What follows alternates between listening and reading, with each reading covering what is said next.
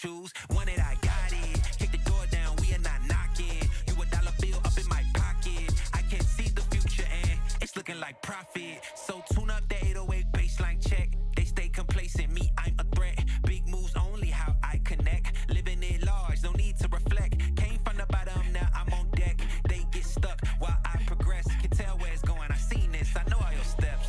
Now we over that, tell me what's next. Come on everybody, follow me, I'll show you what's next. Cause you ain't doing nothing unless you making them sweat. Unless you making them sweat. Watch your step cause we making them sweat. Yeah, you ain't doing nothing unless you making them.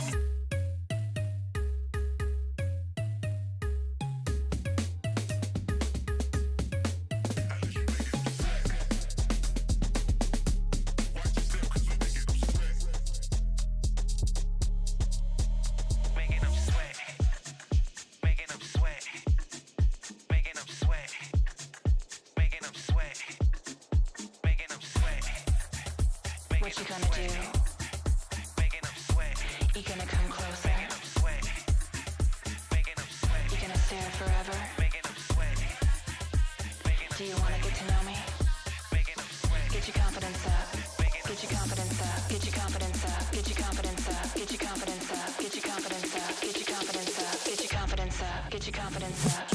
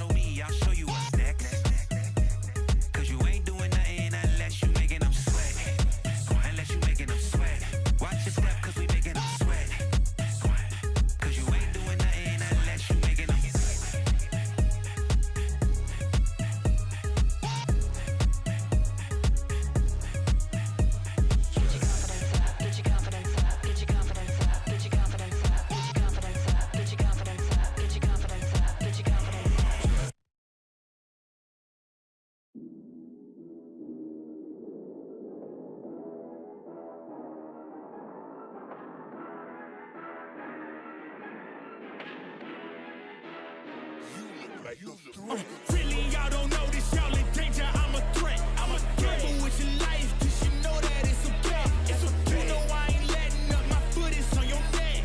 Take my word for it, it's a promise and a threat.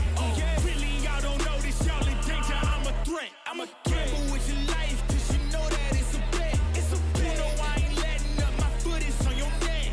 Take my word for it, it's a promise and a threat. I ain't never really wanna flex my gifts, but I think it's my time, let me check my wrist. You can never get my shine, I'ma keep on grinding till I reach the tip top. When it's just in my jeans and I ain't looking back, cause I'm feeling like Chris, bro. They can never slow me down, but they need to hate me, now I'm feeling like Chris. Rock with the team, cause you know that we winning, we with it, we going, we flowing again. I might just go by a Benz, I might just blow my advance, whoa. I did it all for the feeling, alive but I'm making a killing. I'm gonna break every ceiling, cause I need a million, but I don't need your money, you can pay me in respect. Cause once I do it big, what's to follow is a check. I need 100 bags, nothing more, nothing less. And the ops feel away, cause I'm next, I'm a threat. Oh yeah. Really, y'all don't know this, y'all in danger, I'm a threat. I'm a gamble with your life, cause you know that it's a bet. It's a bet. You know I ain't letting up, my foot is on your neck. Take my word for it, it's a promise and a threat.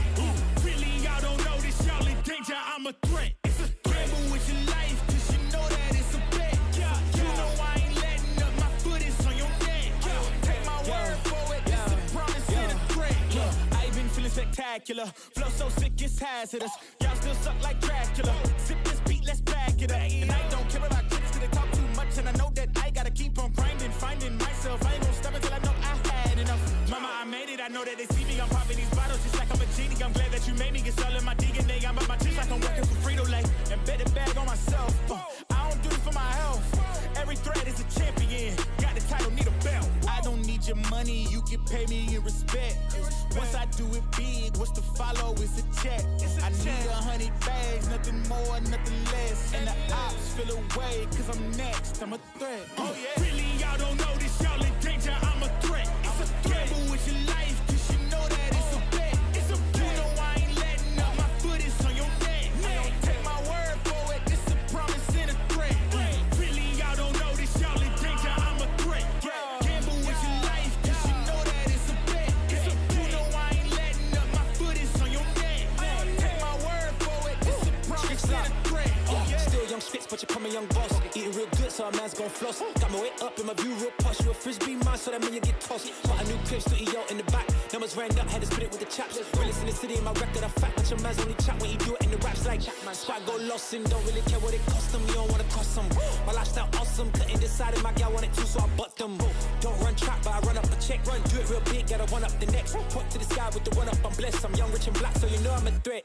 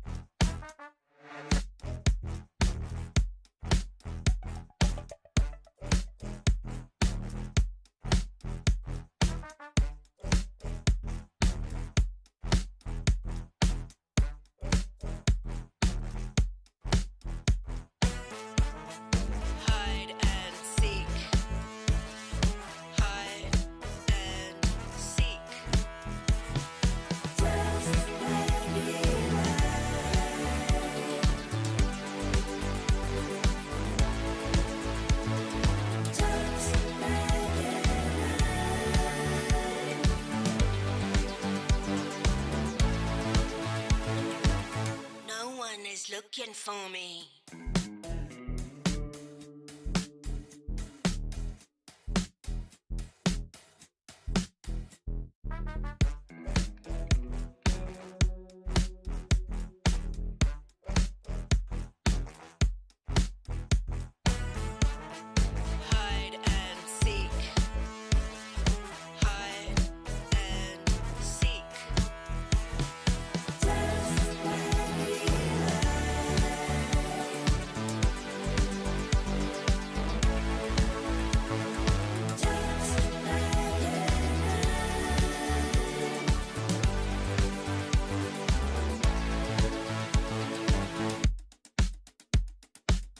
No one is looking for me.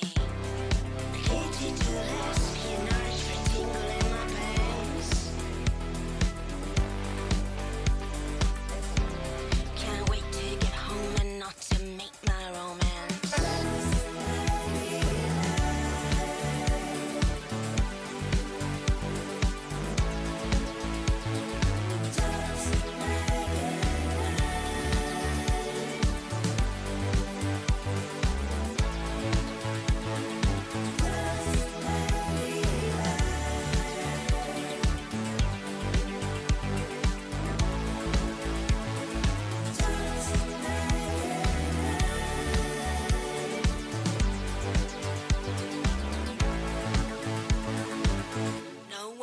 Looking for me. I'm a OD boy. Know that they ride or die. I keep boys by my side. Know that they ride or die. I keep boys by my side. OD boy. Day we hustle, but the night we OD boy. Know that they ride or die. I'm a OD boy. Know that they ride or die. I keep boys by my side. Know that they ride or die. I keep boys by my side. Day we hustle, but the night we Boys by my side. Know that they ride or die. My name came up a lot, it sounds more when I was not around. Certain people that I know, they ain't no longer about. My name came up a lot, it sounds more when I was not around.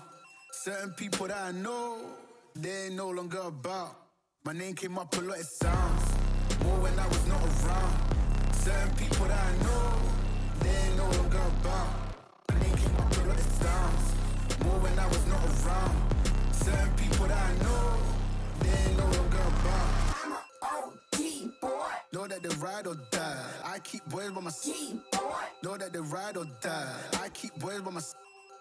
Day we hustle, but the night we Know that they ride or die.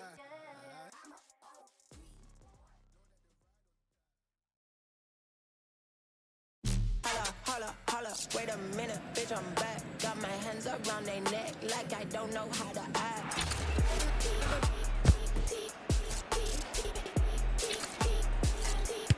Holla, round they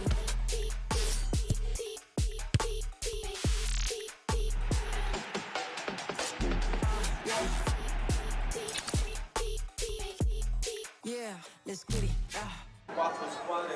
Buongiorno, welcome to the Lega Serie A here in Naples with myself, Brandon Smith, and Matteo Rivera. We're going to be here for the next 2 days guiding you through this year's Italian League coverage. Again, another one of the FC Pro partnered leagues. By tomorrow night, though, we'll find out who's on their way to the Champions League and who's on their way to the FC Pro World Championships. Matteo, how are we feeling? You've been here as part of the Italian broadcast year after year. We had you on the English broadcast last year. You've kindly joined me for today. What are we going to expect? What have we got to look forward to? For me, Brandon, you know, it's an honor, like always, be here with you. I think that we will see a lot of exciting games because we have the final here with the public live on stage during the 25 Comic-Con in Naples, and I think the crowd will go crazy with all the excitement that awaits us. All I'm going to say is I've been to Naples for the first ever time in my life. This city is mental. It doesn't sleep, and Comic-Con, where we are right now, you can only see a little glimpse. It is packed in it is moving, it is busy, and it's going to be incredible across the next 48 hours. All 16 clubs that took part in this year's eSerie will battle out in the knockout stages. This is our bracket and this is our final 16. So to be honest, Matteo, you could have a bad league stage, which some clubs and some players did, and you would still get an invite to the playoffs. You still get an invite for today, which is straight knockout FC. So you could have been terrible for weeks before. If you get your act together and your game right, you come back today, you win a few games, your season changes. Yeah, it's a whole different tournament because if you had a bad regular season, now a new tournament starts. So we will see lots of squads that maybe hasn't showed the best potential during the regular stage, but you know, the games evolves during the months and maybe some players have something in their bag. Absolutely. Well, look, we can jump from there to the groups as well and see how the regular season did play out.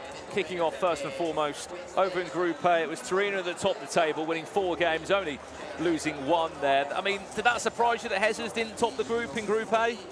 Jesus always says that there is a player that scares him a lot, and is a Samu from Torino. So Samu is one of the youngest players in this competition, one that it's played very offensively, and I think that there is no surprise because last year was the second player, the reserve, with Lucone in Torino. This year is the first player, and he deserved the spot because he had the incredible regular season. Let's jump to Group B if we can. We'll swing through these groups, which there's no surprise. Danny Pitbull, I'm sure you know him. He's won the eSerie A before. He topped Group B. Moving across to Group C.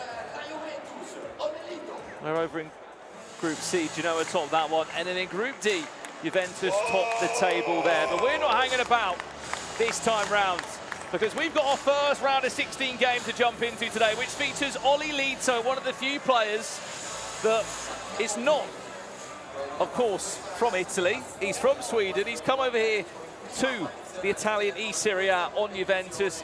How's his season been? Because he topped his table, and by the looks of it, he had a really, really strong campaign. Won 5 out of his 6 games, 15 points on the board. And the player he comes up against, because we are playing group play, he plays Bologna's Lone Wolf, who got 0 points. He didn't win a single game in group play, and he's one of the older competitors here in the competition. There's no doubt about it, he's a legend in the Italian scene. But I just come into this one, and there's only one real clear winner. Yeah, sure. Olli Lito is the second Swedish player that plays in our league, because last year we had Oli Boli that had a good tournament. Olli Lito adapted pretty well, in my opinion. He had a really solid group, and like you said, now he's facing Lone Wolf, for sure one of the legend in the Italian scene, probably one of the most important in build a competitive environment here in Italy. But 0 points earned during the regular stage against the Juventus with Olelito, at least on table, looks like a Britain game. Well, look, we can see you at home as well, watching on Twitch and watching on YouTube. We will speak to you across this weekend.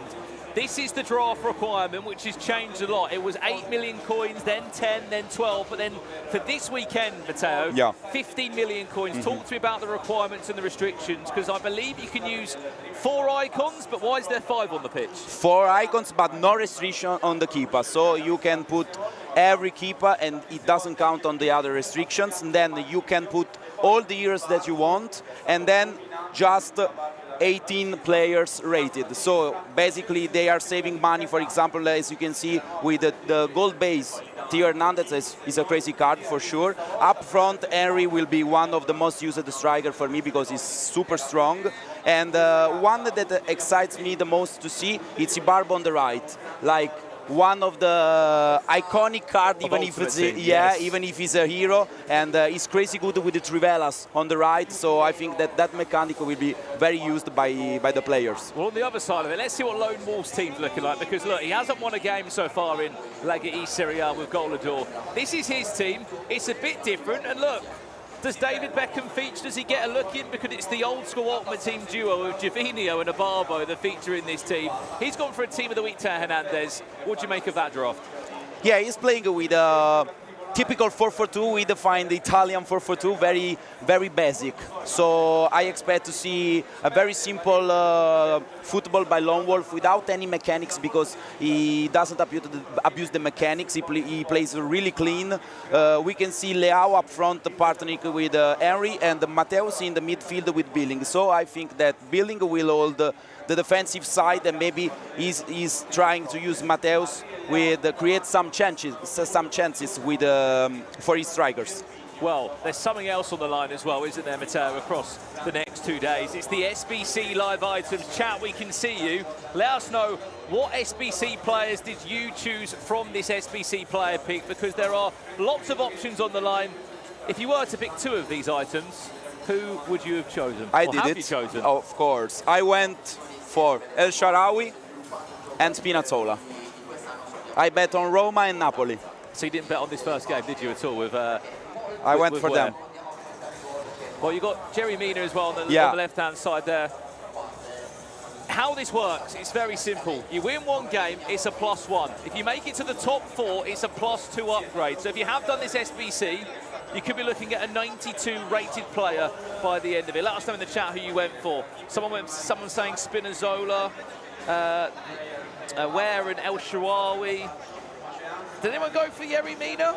I mean, if you did, let us know. Someone did Yerry Mina, yeah, because Cagliari has a good bracket, in my opinion, and Yerry Mina is a good card because in game has a big body type, and in the area is really solid against the strikers. Yeah, it's really solid. He's tall. Yeah. Well, those are your SBC live items. There are also viewership rewards that you can earn from watching across these next 2 days. If you watch for 15 minutes, you'll pick up an 81+ player pick, 1 of 3.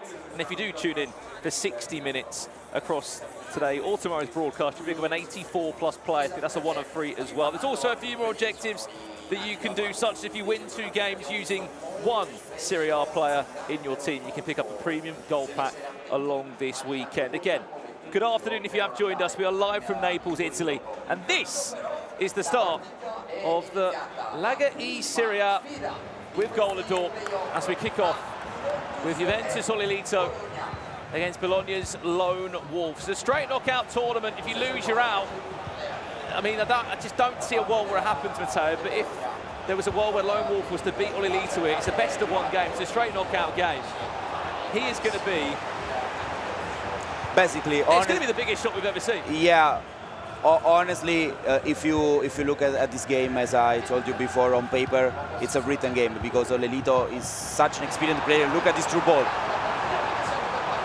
We have seen lots of these through balls for Olelito during the regular stage. He scored like 5 times in a game against Principe with his mechanic, and he was capable of recovering a 4-goal deficit. He's super precise with those through balls. someone was saying that Jesus, I was actually speaking to Benny, the coach of Olelito, he says that Jesus is great, all he does is press triangle. Yeah. It's just through ball, Yeah, through ball. but Eder is doing this thing since FIFA 21, if you remember. Well, it must be said as well, Matteo, because there'll be a lot of viewers that are not aware. There's a patch that came in 24 hours ago coming into this tournament. We weren't sure if it was going to be implemented for today, but it has been. What are some of the differences that these players are going to have to deal with across the next 2 days? Yeah, basically the 91 plus depth has been nerfed, so in the midfield there are less pressure operated by the CPU, and then also the deep team press has been buffed because now it lasts for 45 seconds, but it drains the stamina 2.6 times more than before. So basically you can use it more, but of course at your own risk. What do you make of the whole conversation about depth as Philip Billing comes forward of Napoli? Because what depth would you play? Because I think I was with Nicolas a few weeks ago in La Liga. He plays 78 depth, and then I think just at the weekend gone, Virtual Bundesliga, Levi Finn was playing a 70 depth. It seems like everyone's got their own way that they do it. Here comes Olelito! It didn't take him long, did it? 12 minutes on the clock. And it's the man who topped his group in Group C who finds his opening goal in this one. And it was a super one, because on the right, super easy with Ibarbo inside the area, and then the clean player lock at the center, and was easy money for him to score. Ricardo Kaká, welcome to Laga eSerie A with GOLEADOR. I'm sure it won't be the last goal he's going to score across the next 2 days. But back to the point I was saying about depth. What's your thoughts on it? What do you play at home? And honestly, I was playing with 70 depth. I also saw a video about Levi De Vrij, if I remember correctly, that was explaining why he was playing with 60. Lots were playing with 95, like I told you before. But yes, basically, I think that this year with the new tactics, the important thing is that you feel confident on what you are using. So 78, 95, all works if you feel confident. Hang on a second, because Olelito has just doubled his lead. Rafael Leao, was that an apology of the goal, or was that an apology that you maybe pressed the celebration there? Maybe for the celebration, because Rafa doing the greedy by default. Oh, was it? Yeah, but I think Lone Wolf knows, yeah. You just saw Olelito there, yeah. Just say sorry about that. I didn't mean to gritty you. Yeah. 2-0 into the 16th minute of this one. But as we said, for those that have just joined us, good afternoon, welcome in. This is another one of the FC Pro Partner Leagues. We are live in Naples, Italy. There's a lot on the line this weekend, including 4 more E-Champions League tickets and 2 FC Pro World Championship spots, which are money can't buy tickets, aren't they? They are so important. Look, the Trivela by Ibarbo, like we were talking before.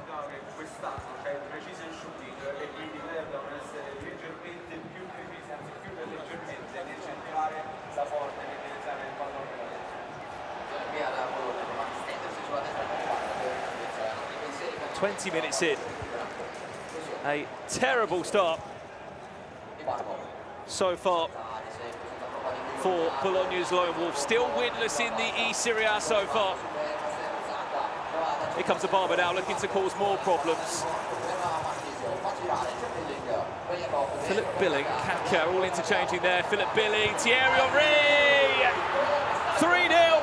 And unfortunately, it's just not going to be a season to remember, is it, Matteo, for Lone Wolf this year? I think that he's struggling with defense. He's speaking also to the admin, because maybe there is something wrong, because it's too easy for Olelito to come inside the Lone Wolf area. Look, 3 easy passes and Henry was open to the goal. And as much as he's feeling like there's something isn't right about Lone Wolf, you can't jump around the facts here. Yeah, he's played 6 games this year in the normal league stage. And he was winless. He's conceded 33 goals. He's got a -20 goal difference. Yeah. I'm just stating out the facts of what's in front of me. Yeah. Coming into playing top of the group, which is what will happen if you finish 4th in the group, you're going to play number 1. We always knew Olelito was going to be a strong favourite. Yeah, also because yesterday we were talking with Olelito, and Olelito was confident not for the result of the group stage, of course, like we were talking before, but because he knows that with this with this simple play style, he's super effective with players against like Lone Wolf. So look, another through balls, but this time he's offside. At the moment, all is working for the Juventus side.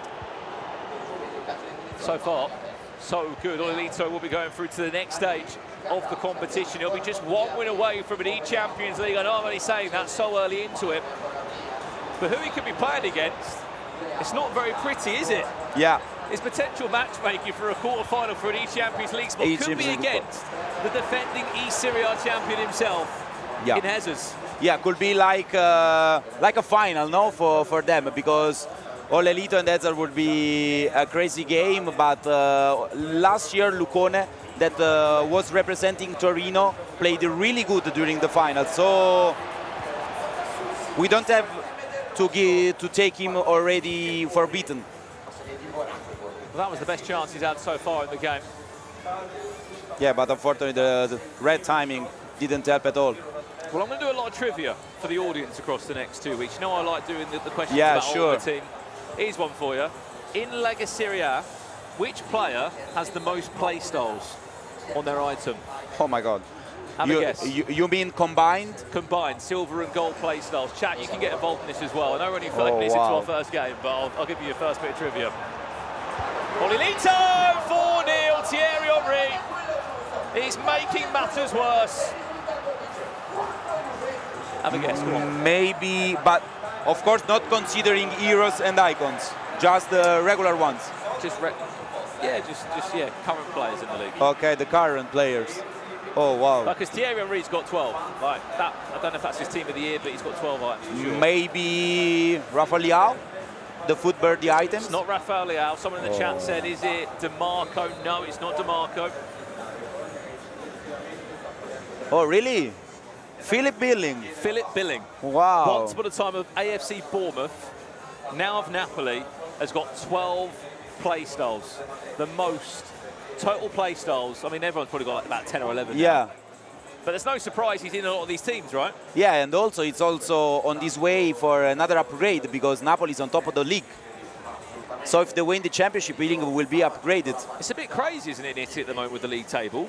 Didn't know like a few. Was it? Who's dropped the points? Has it been Juve? No, Inter. Inter's been dropping points. Yeah, because basically they went like head-to-head for 2 months. But Inter is struggling a bit because they have, of course, also the Champions League.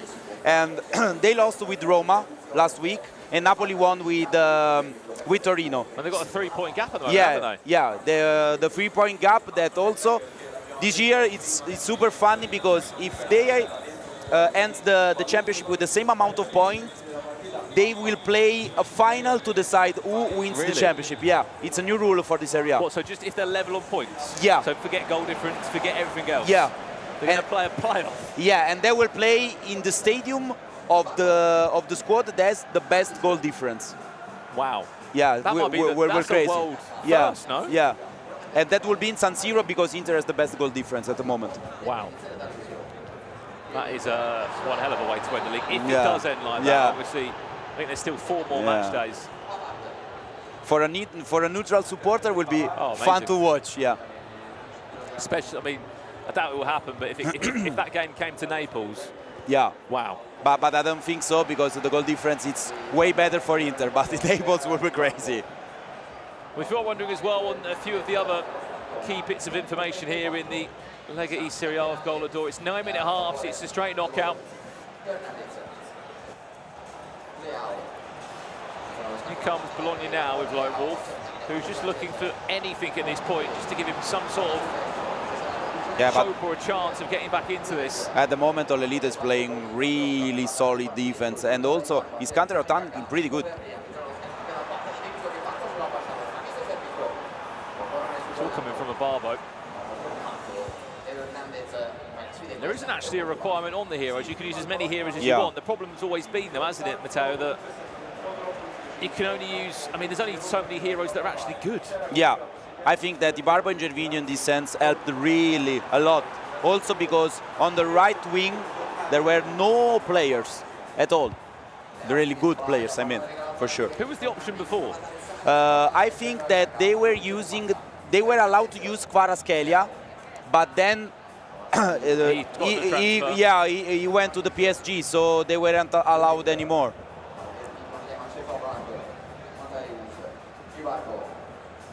As we said, the budget has always changed and increased. Yeah. I mean, that Abarbo is still, what, 800,000 coins? Mm-hmm. So you can't argue he's worth every penny. What, 5-star, 5-star? A good body type. Strong. Good speed boost, trivelas. He has all what he got.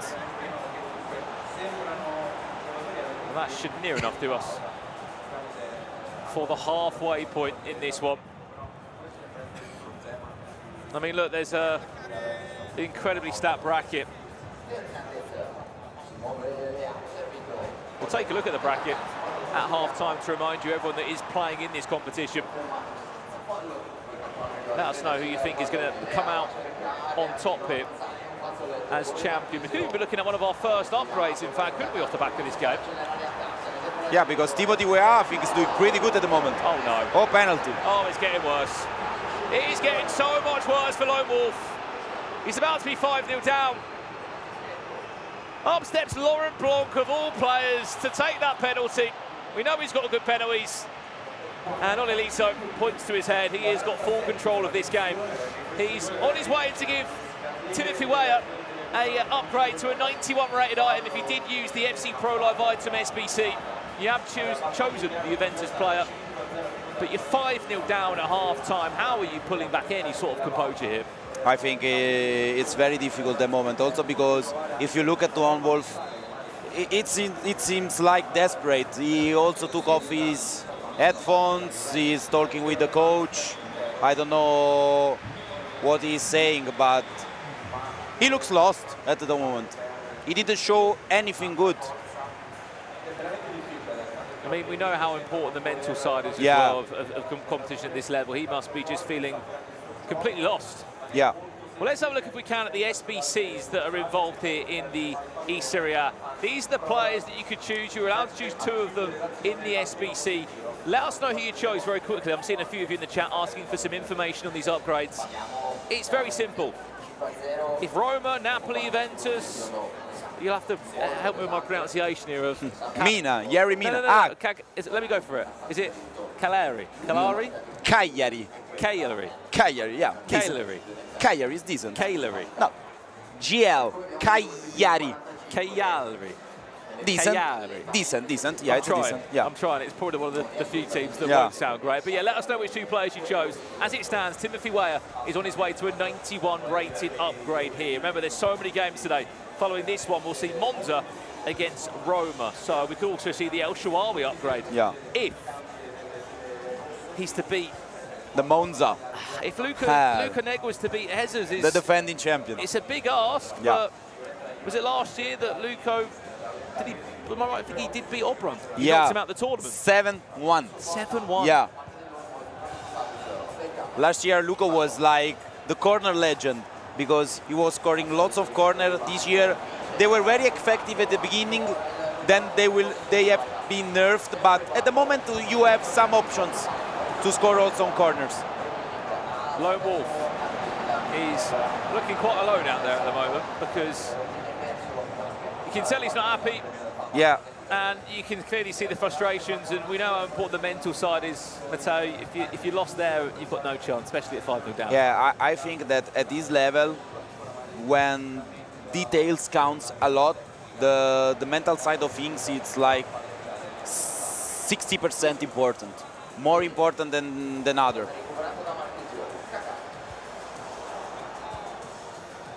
And if I saw correctly, he said like, literally I can't do anything at the moment.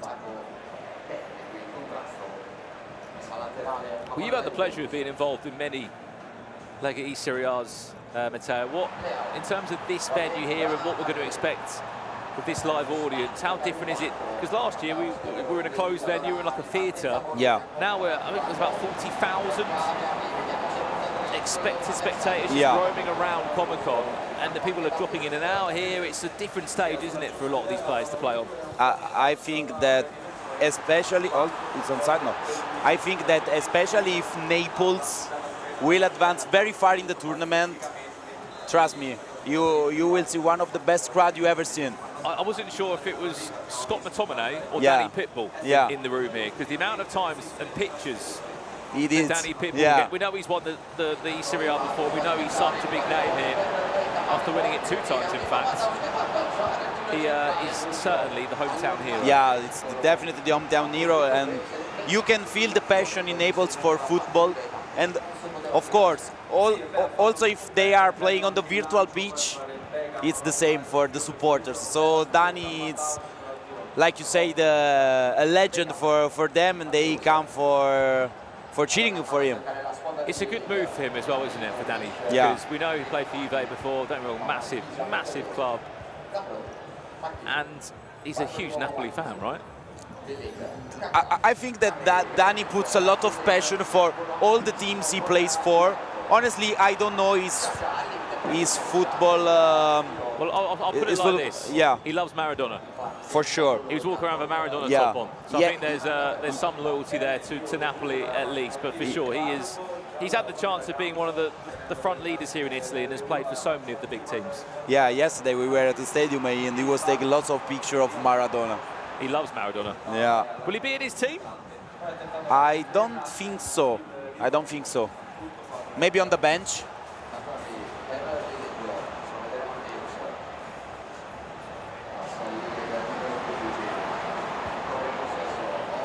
Nil.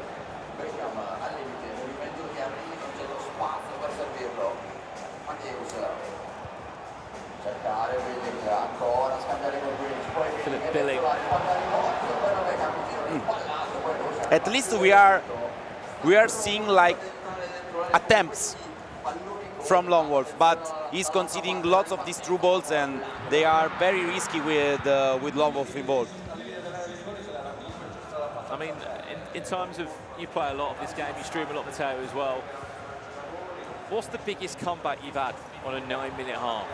Like from a time point of view, because 5 goals in 25 in-game minutes is just not possible, especially against a player of Olelito. Yeah, maybe the biggest that we have seen in the competition was the game that I was talking before with you. Oh my words. What a great goal by Olelito again with Kaka. Just simple passes around the box and 6-0. We were talking about a possible comeback, and I think that Olelito puts definitely the word over on this game. 6-0. Unfortunately for Lone Wolf in this year's Lega eSerie A, he's going to end it without a win. I was telling you, the biggest comeback was a 4-goal deficit in the 60 minutes by Olelito against Principe. Was trailing by 4 goals, and Olelito managed to come back and winning the game 5-4 against Principe. That's one hell of a result, isn't it? Yeah. Well, as it stands, Timothy Weah gets his upgrade for that FC Pro Live SBC. Olelito is 1 win away from an E-Champions League, which is massive for him. And he'll be going through to the next round of the eSerie A, and he'll be playing the winner of Monza or Roma. There is 1 goal back, and something to smile about at least for Lone Wolf. In Italy we say il gol della bandiera when you score for your let me say the right word, for your dignity. Like a, we call it like a consolation. Consolation, yeah, right. But at least he's got 1.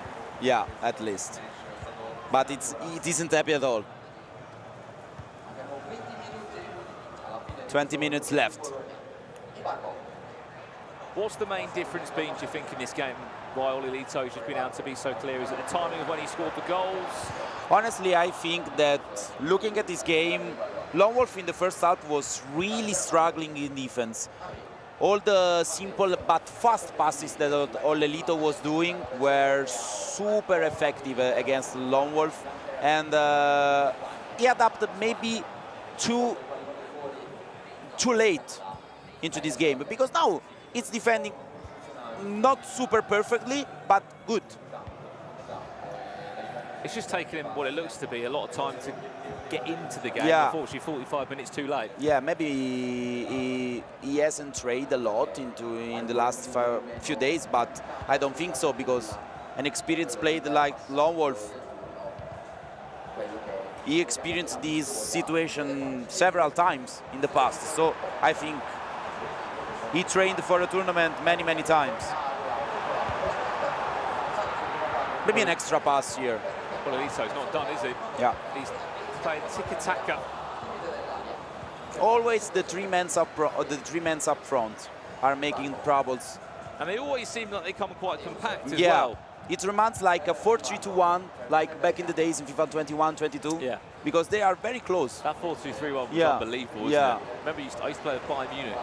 Really? Play head-to-head tournaments, Yeah. and that was it. Ribery, Robben, Lewandowski up top, and then the number 10. Yeah. I can't think he played in the number 10 back then. The number 10 Who by was in 10? the number 10 back then, chap? Bayern Munich team. Robben on one side, Ribery. No, Robben was number 10. No, I played him on the wide because he was a bit faster. Would it Okay. maybe been Müller? I don't know if Müller would Yeah, have maybe, better yeah. stats then. I Yeah, don't know. maybe Müller, Thomas Müller, yeah.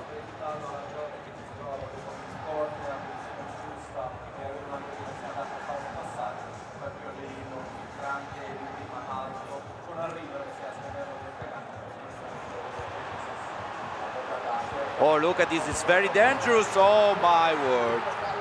Another one for Elito with Thierry Henry. And now you understand why Olelito puts the Frenchman up front, because he's super cynical when he has to score. And he takes another one to finish the game. Game over. If it wasn't already. Olelito is on his way through to the quarter-final stages.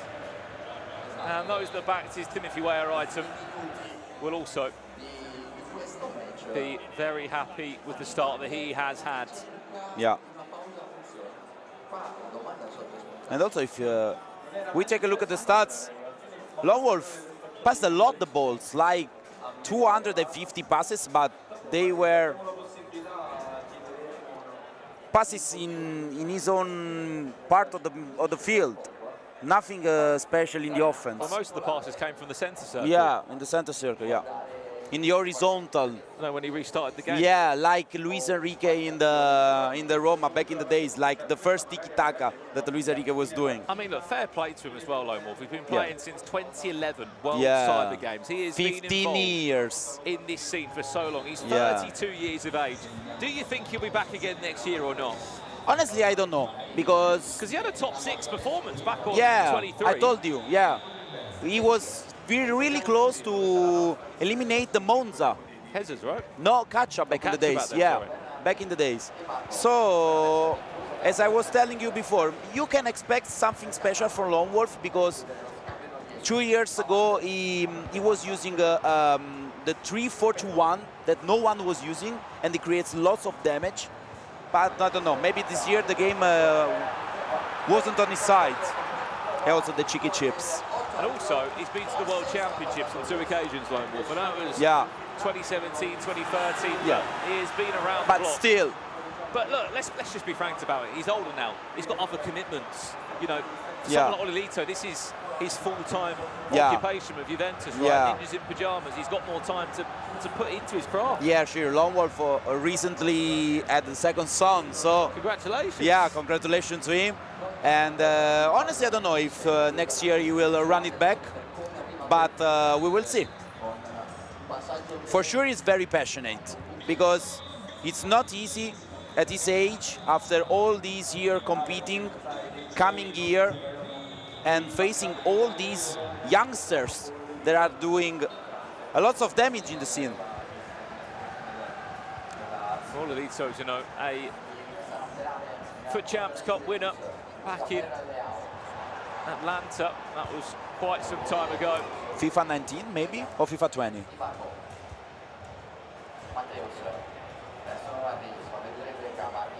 19 it was against Umit in the grand final. Yeah. maybe, yeah. One thing that he's never done, though, is play in any Champions League. Really? This could be the year to change that for him.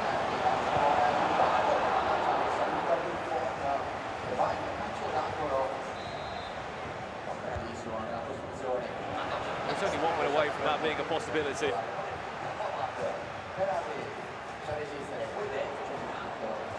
As we wait for the final few minutes to close out here. Ooh. Oh! And that's one of the ways that I was telling you before, to score from a corner. Those bicycle kicks are super effective and very dangerous to defend. They're unbelievable, but I didn't expect Philip Billing to be the player to bicycle kick it in. Oh. He hasn't done yet. Well, I've just written down 8-1 to Juventus, so I hope he doesn't score another one. Yeah, he tried it Riella with Theo. He was very close. So what we're going to do is, for this next game, is because Oli Lito is one of the few people who are in Italy that will be answering in English in the interview. Oh, one sec. No, 8-1. We're going to listen into his interview, Matteo, and see how he's feeling and what he's saying, all right? Yeah. So we'll debrief this game. And collectively together we can hear how Oli Lito is feeling as he heads into the next round of the Lega eSerie with GOLEADOR. 8 goals to 1. Lone Wolf crashes out the tournament. Bologna's run in eSerie comes to an end in the first round. It was always expected to a degree that this is what was going to happen. He's top of the table. He's won 5 out of 6. And there was never really a world that Lone Wolf was going to win that game, in my opinion. I'm sorry, Lone Wolf. Yeah. Honestly, like we said, lots of respect for Lone Wolf, but this game was written by the beginning because Oli Lito was the clear winner, and then we will also hear from him what he has to say for us. Let's jump over there now and have a listen to Oli Lito of how he is feeling off the back of that win. If you can translate the question. Sure. Oh. No, he's asking in English. Here at Comic-Con, I bet something new for you. I think it's amazing. Seeing fans out here is always special, you know. So I'm very happy being here. Very happy to see everyone coming out and watch FIFA at highest level, you know. So super happy to be here. Ok, traduco, faccio una breve traduzione. Ok, lui ha giocato altri campionati anche all'estero, però questa esperienza in Italia è felicissimo di viverla, anche per il livello ovviamente dei giocatori, e quindi go. Monza Roma is coming up next. Do you want to make a prediction about? I think it's going to be a very even game. Jesus obviously I played in the cup in the final, so I played him before. But I think Luca Negua for Roma is a fantastic player as well, so I think it will be a very close game. Ok, thank you so much.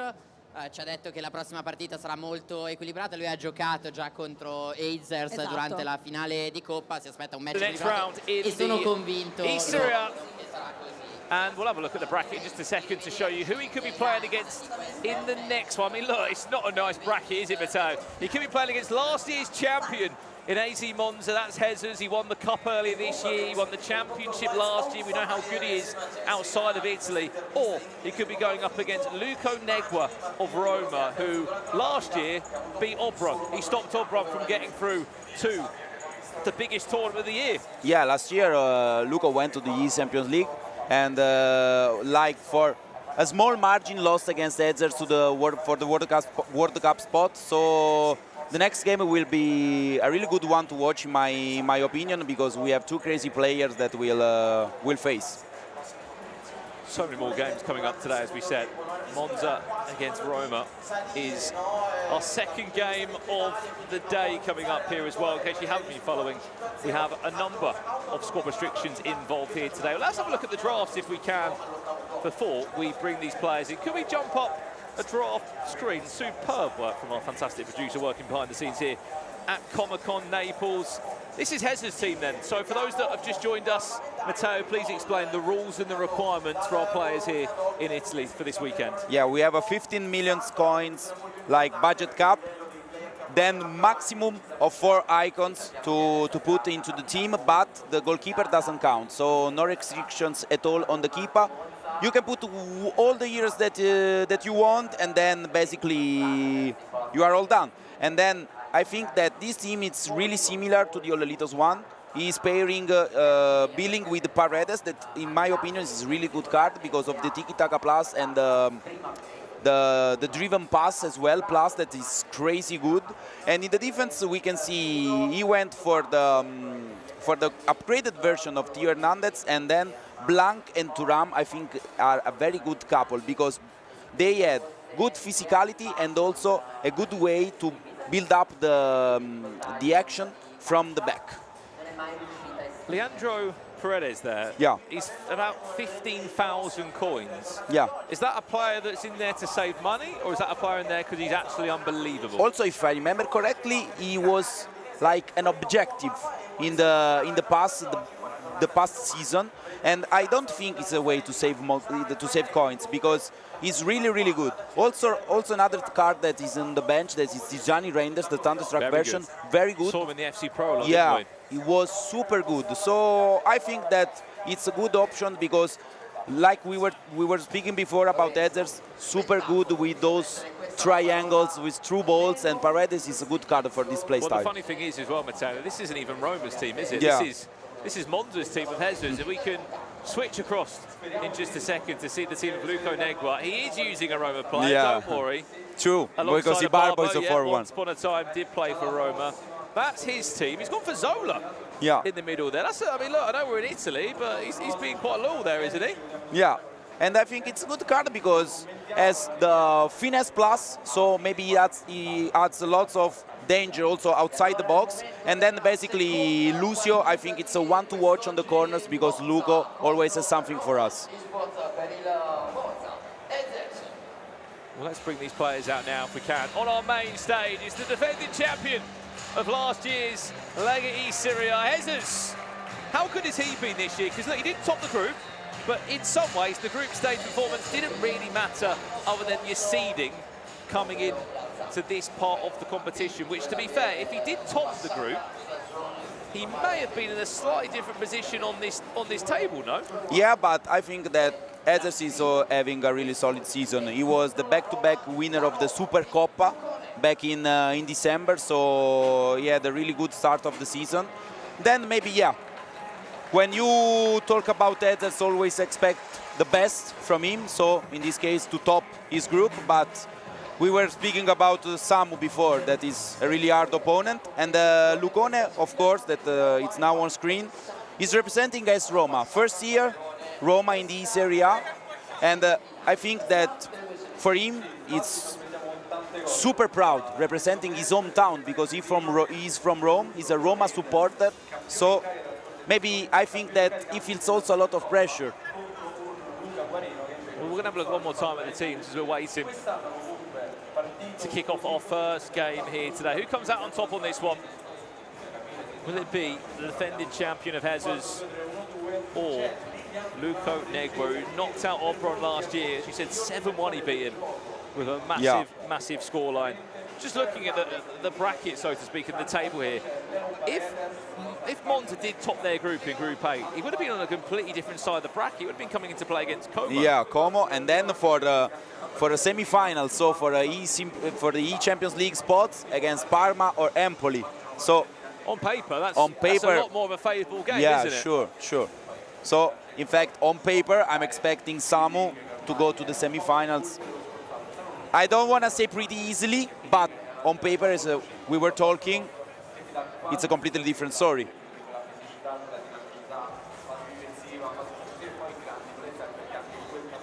Of course, we are here in Napoli for Comic-Con 2025 with Lega eSerie with GOLEADOR. It's our second game of the day here, as we can see. It's quite the impressive setup we've got around us. Fans are filling in, players are watching on. I think a front row seat down there for Danny Pitbull, I can see on the main stage. Also on the sides in front of us, because there are too many people. There's a lot of people, isn't there? If we had to do some predictions then for this next game. I mean, Juventus, Bologna, we kind of knew where that one was going. This game here, Matteo, where are you leaning towards? Honestly, if I have to make a guess, I will go with Jesus at the moment. I'm going to go with Jesus as well. You too? I think we'll do a double prediction for Jesus. Chat, let us know who you think is going to come out on top on this one too. We can see you. Any questions you got about SBC upgrades? Of course, I've got Matteo Ribera with me as well, a very famous face here in Italy who knows a lot about this game. Have you got to go home and play your champs after this as well, your weekend league? Honestly, I think I'll play on Tuesday because I'll stay here until Sunday. How many accounts do you play? No, just mine and a Road to Glory, because in this way I can test many players. 30 games.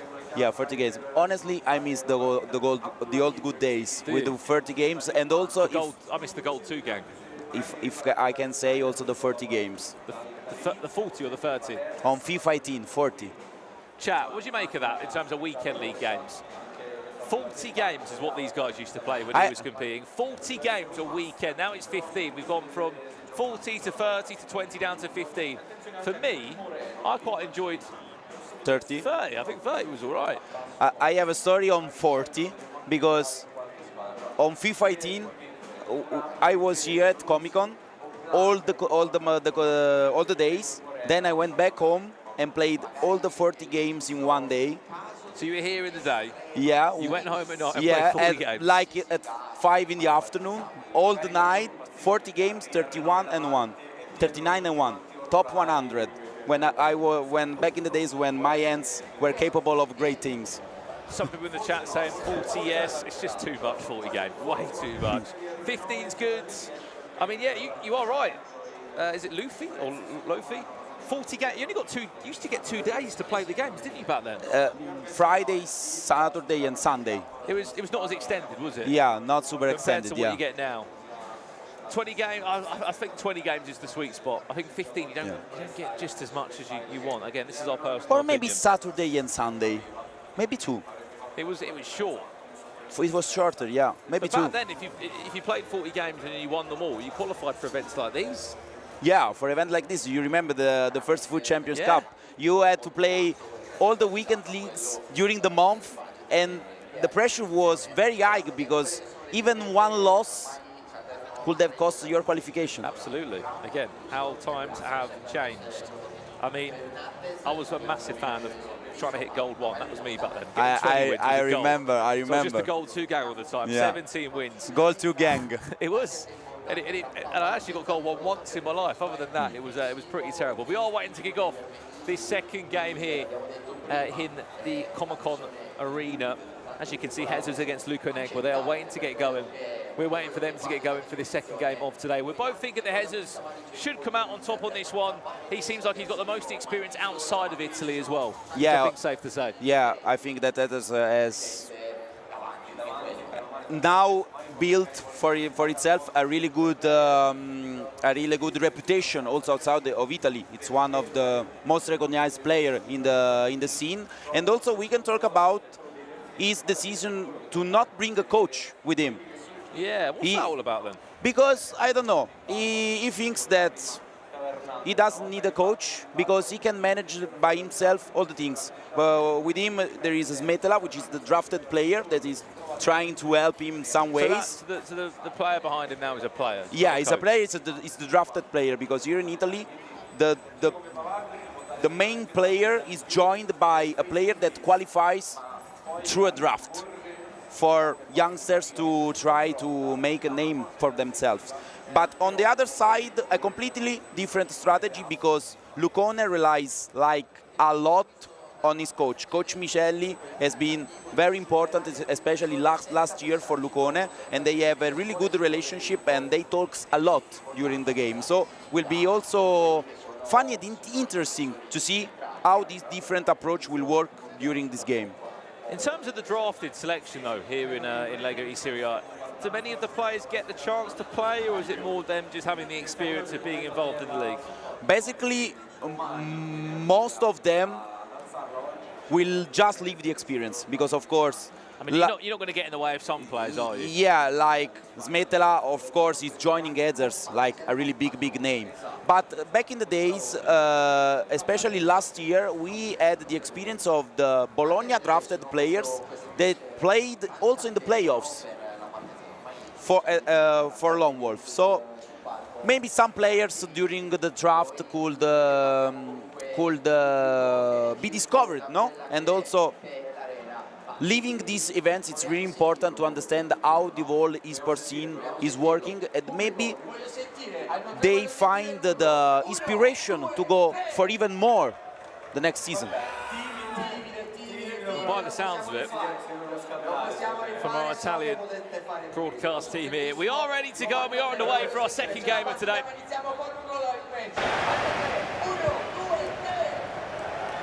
Monza against Roma. Where do you lot think this game's going to go? Which way is it going to go? Let us know. We believe that AC Monza will come out on top. If you have just joined us, good afternoon. Welcome to Naples for this year's Lega eSerie with GOLEADOR's grand finals. Today we have our playoffs. Tomorrow we're back for our final 8, where we'll be finding out who will be champion here in Italy alongside qualifying for the World Championships. Myself, Brandon Smith, and Matteo Rivera. Guiding you through this one as Philip Billing, of all players, nearly actually scores the opening goal in this game. I mean, that Philip Billing item, Matteo, is already good, but you said that he's potentially going to get another upgrade. Yeah, if Napoli, as we were talking before, wins the championship, he will get an upgrade because he will have another playstyle plus. So look, he would actually potentially have the most playstyles of any player on the game. At the moment, yes. He's only about 20,000 coins. If you're watching home and you've got like a Serie A build or you fancy trying out a Serie A team, as we slowly get towards the timing and the period of that on Ultimate Team, you know, two of those midfielders there, which linking back to Gianni Reinders, the conversation we said there, he was massively involved in the FC Pro Open. You've got Paredes and Billing. They're both 20k each, and they're both really, really usable. Yeah, because they are super cheap also. Hang on a second, it's not a massive save, and not on the second occasion. It's the first breakthrough, and it is the defending champion here in Italy, Jesus, who just about squeezes that one in past the Russian goalkeeper. Yeah, but here Leao was too open on the in the middle of the box, and also was a good goalkeeper movement by Lucone, but Jesus was very lucky with the rebounds.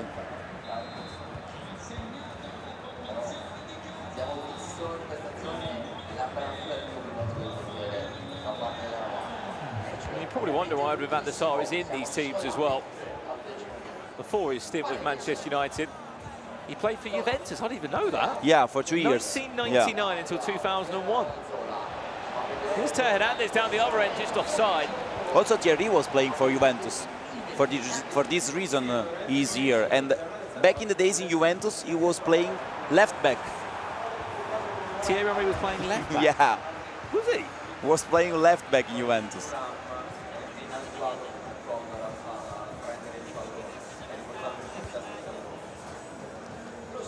I mean, you sit there and you think how young he was at the time. What, 1999 he was at the time. Played 16 games for Juventus. And 3 goals. All from a left-back position, or was that tricking towards the end of it? Hang on a second. The Barber makes it 1-1. With the driven shot. The old good days. And this type of shot is super effective at the moment.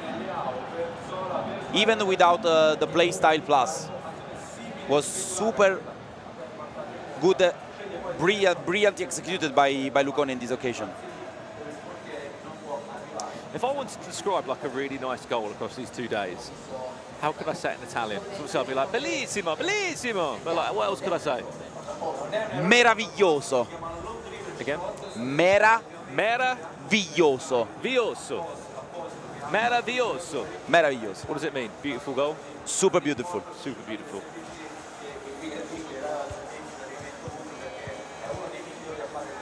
Straight down the other end, back to Jesus now. There's the player lot, Philip Billing! Blink and you'll miss it. Jesus might have just conceded about 30 seconds ago. Straight down the other end, he's back in front.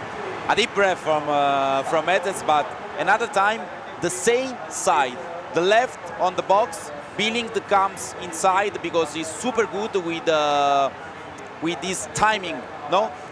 Arriving also on the potential offensive side of things, and was super easy to score because Luca moved the keeper in the other way, and Edzers is back on front in 2 minutes.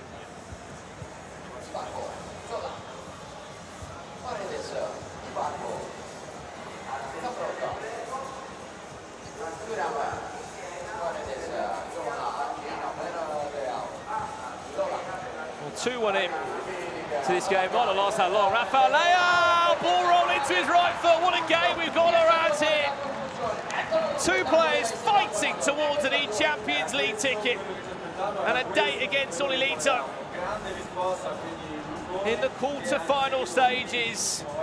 Talk to me about it, Matteo. What are we seeing here? Just 2 players just proper going for it. It's only 20 minutes into the game. Yeah. We've seen 4 goals. I told you, crazy game. I was expecting a crazy game between these two, and this one is super good executed as well, because the through ball with the perfect timing, avoiding the offside, and then also the green timing on the finesse with Rafa Leao was perfect.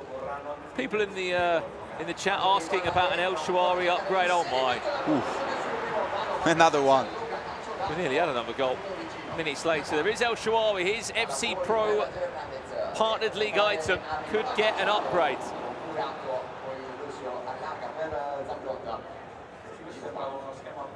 Someone in the chat saying this will be a water polo match. I looked at that same comment. Hang on, you might be right. Oof. And that's why you use Theo. Well, Anders Vergang always says, are we playing tennis? When he starts winning 6-2 or 7-3. Yeah, I remember back in the days in Riyadh, during warm-up games, he was having fun with Obrun, and he told to him, Obrun, we are playing tennis, why this game is 7-5 at the half? It was a bit of a surprise that last weekend in Germany, Anders Vergang didn't win the Virtual Bundesliga, did he? It was his teammate Levi Finn that beat him. Yeah. Also last year, if I remember correctly, not in the final, but it was Levi Finn that beat Anders. The difference is this year, Matteo, he was able to qualify for the Champions League. So, I mean, look, he's already got a World Championship spot. As much as it would have hurt him in maybe he was final. more relaxed, but we know really well Anders, and he was to win every game, every single tournament. So I think that even if he was already qualified, he was really disappointed to not bring the whole tournament at home.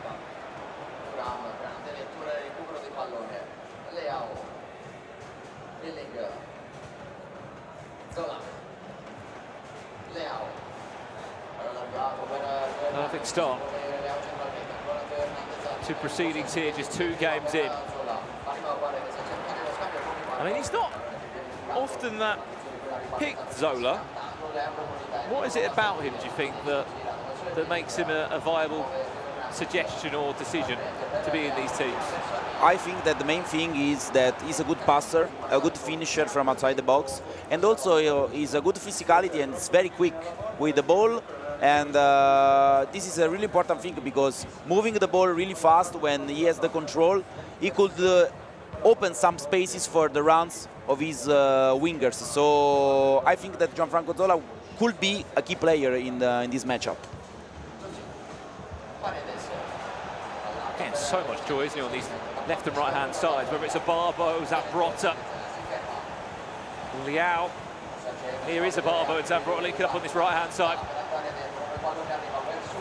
The idea was there to get it into Thierry Henry so he could turn.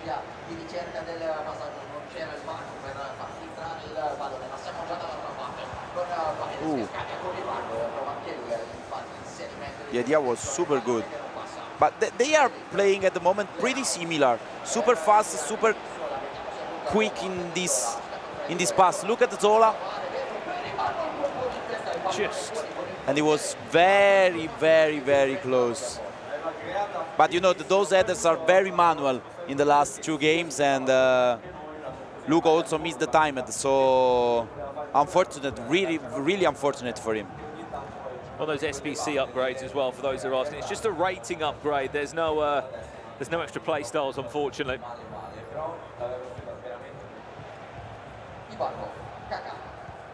What would be great is if you won the event and you had an SBC item, you could choose A bit like what Anders did when he won the FC Pro Open. He got his own icon in the game. He went for Schweinsteiger, who was used so heavily last weekend in Germany. What a pass that is! Oh, just offside. Yeah.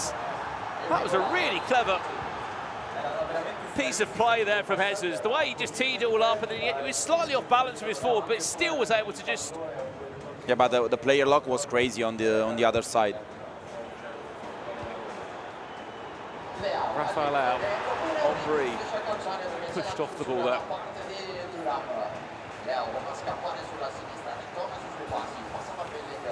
Lots of runs. The first things that Luco does when he controls the balls is triggering the runs with his players. Because he wants to put all the players of Edges in his box to open some space. Look how many Roma shirts, Matteo, just making these runs. There's another one. How easy is that to do for those at home that are looking at what's happening from both these two? Because we saw Jesus score goals with his centre midfielders, Billing especially, who was able just to keep running. What are they pressing on the controller? It's super easy because to trigger a run, you have to press L1, looking at the players that you want to put up front. So, for example, if you are controlling the ball with Leao, you want to trigger the runs with left back, just put Leao in the direction of Theo, press L1 and you trigger the run.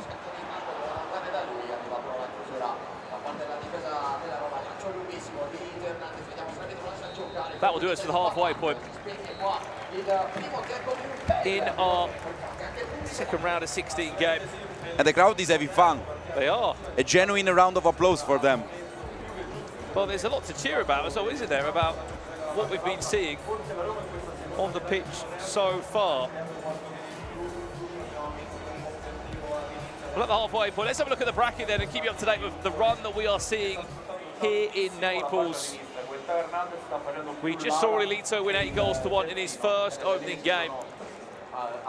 And this is the game that we are currently looking at as it stands. They've already kicked off the second half. They weren't hanging about at all. I wanted to show you the SBC live upgrades, but... They're greedy to play. They're desperate to get going again, aren't they?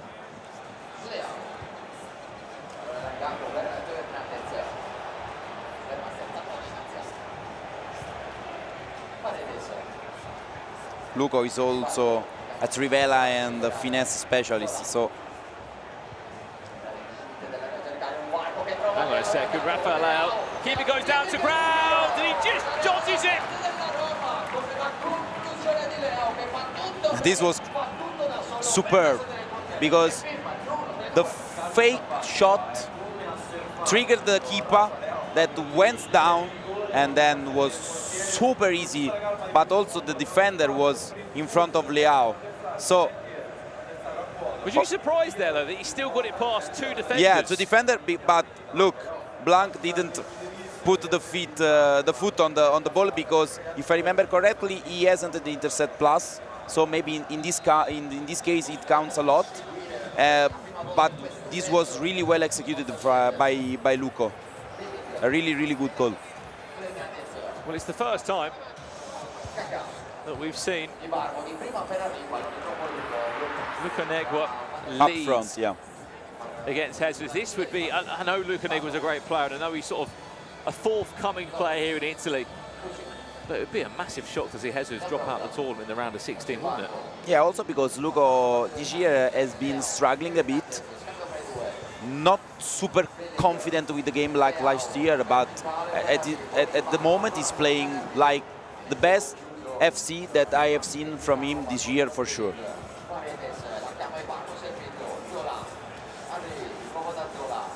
It's crazy for you to say that as well, because last year we saw him, he was, for him to be still good last year and have the results he had, that's a finesse. Been causing too many problems there for Van der Sar.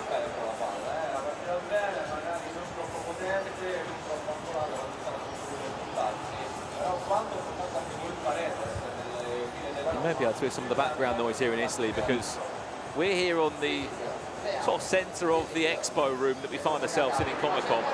But there is so much going on around us, Matteo. It's a bit mental, isn't it? Yeah. And I think that it's, if I remember correctly, the second time that Comic-Con hosts a FIFA tournament. Back in the days, we had the first Italian tournament on FIFA 17 here at the Comic-Con, and the final was between Principe and Crazy Fat Gamer, Diego Campagnani, and Diego won in that occasion, and Principe qualifies for the playoffs in Amsterdam through the E-Club World Cup when he was partnering with another player on Xbox. Well, Principe is here, isn't yeah. he?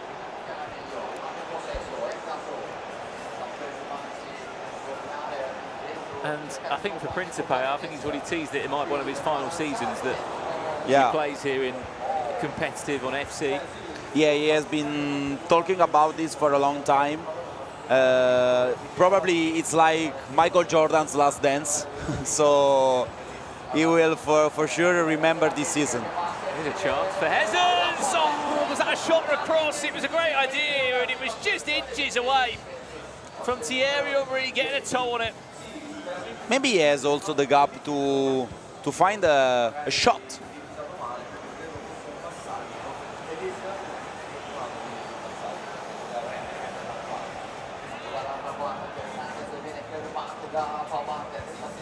I wasn't sure if that was a shot. It was a great idea with the pass, though.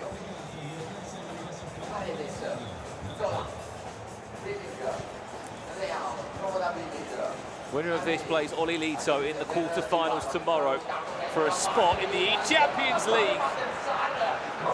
And this is a miracle from Van der Sar with his leg.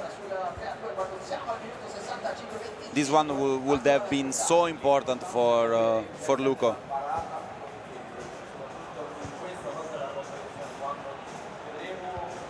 He's using a lot of player lock to bring Thierry Henry to support the build-up. Speaking of Thierry Henry, he was just trying to get round the Russian player.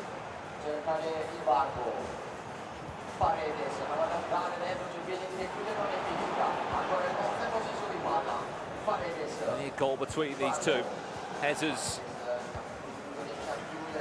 20 minutes away from being eliminated here. Could be a massive shock to the rest of the competition, but they'd also be looking around them, Matteo, and thinking, God, this is an unbelievable opportunity now. The champion of last year is fallen out in the round of 16. Yeah, for the other competitors will be a really big one.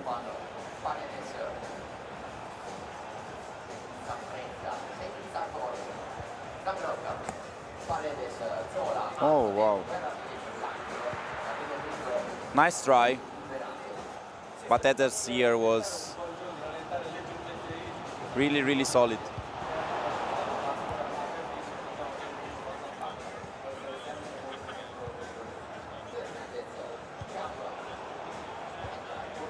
"20 minutes on the clock, Brandon, and a pause requested by Eders, because I think that he knows that he needs more. If you're on the other side of this and you see a pause come in like that, if you're Luca Negua, what rush you in? You want the ball to stay in play as long as possible. Yeah, sure. Unless you're scoring a goal, but maybe this is like promising. That would be a bad way to fall into a pause with another goal.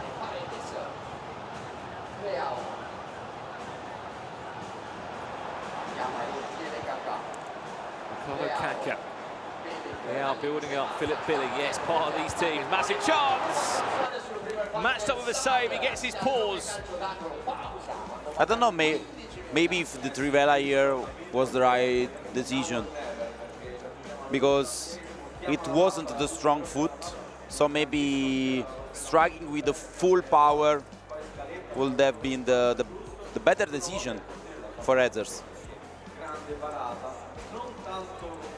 When is Oli Lito playing? He has already just played. He won 8-1 in his first game. He's back tomorrow to play his quarter-final matchup. It is just the round of 16 games, so the first round, the playoff round. That's what we are. The crowd is packed looking behind us. Well, there isn't really a spare seat, because what I can see at the moment.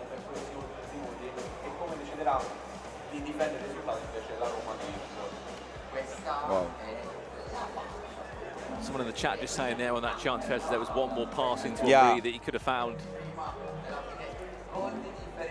He had a similar chance also in the first half with the extra pass on Thierry Henry that was open, but he went for the shot. We're back underway. We are 15 minutes left.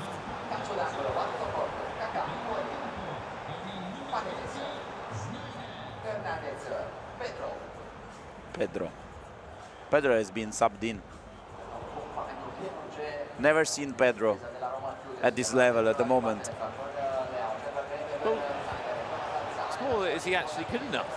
What is it, his dream chasers iron? Yeah, I think so. He's got 91 pace, don't get me wrong. Finesse, cross play style on Yeah, him, tiki-taka plus. which Jesus believes is a player that he can fall upon. He might only be about 18,000 coins to buy. Yeah, 15 million coin budget. Yeah. I mean, most of the benches don't really get touched, do they? Yeah, You're just there to basically fill them they are using these fillers, but as we were talking before, they are also good players like Paredes, Renders, and maybe this Pedro has something magic for us.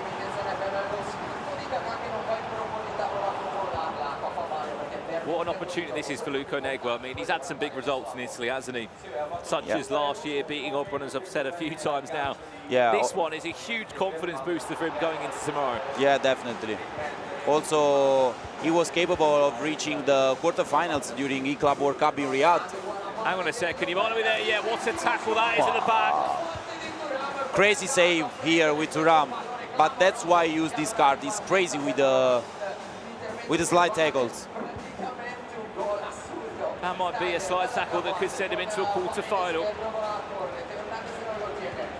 I mean, you're in this situation now. Just take time out of the game. If you're in this situation now, you've got 5 minutes on the clock. Are you trying to take time out of the game, or are you trying to find that extra goal and take the risk of losing possession like he did do there? I know he's back under possession now. Honestly, I would try to hold the possession, but in the opponent midfield, because Ethers is really good to put pressure on. Also, we were talking about that the D-pad team press has been buffed, so it lasts a lot more. At this moment, you don't really care about the stamina drains. As you can hear, there's someone playing the drums in the background in Napoli. It's getting louder and louder here in Coma Cup, which is this year's host to eSerie final 8. He is 1 minute away plus additional time from knocking out Jesus, the defending champion of last year, someone who made it to the World Championships last year. This is a massive talking point in the competition, and one that not many would have expected coming into it. Oh. Just has to look off the possession. He's just wasted that one. And this could be potentially Has he just given him one more chance? one of the worst mistakes I ever seen. Is he going to make the most of this now? Massive chance for Jesus. What a tackle again. Once and twice from Thuram. Luca Negua What does it mean for him? Look. knocks out the defending champion of Jesus. Last year they played in a semi-final in this exact tournament, and he was the player to stop him getting to the World Championships. This year, the roles are reversed. Jesus won't be in the World Championships, and he won't be in the E-Champions League.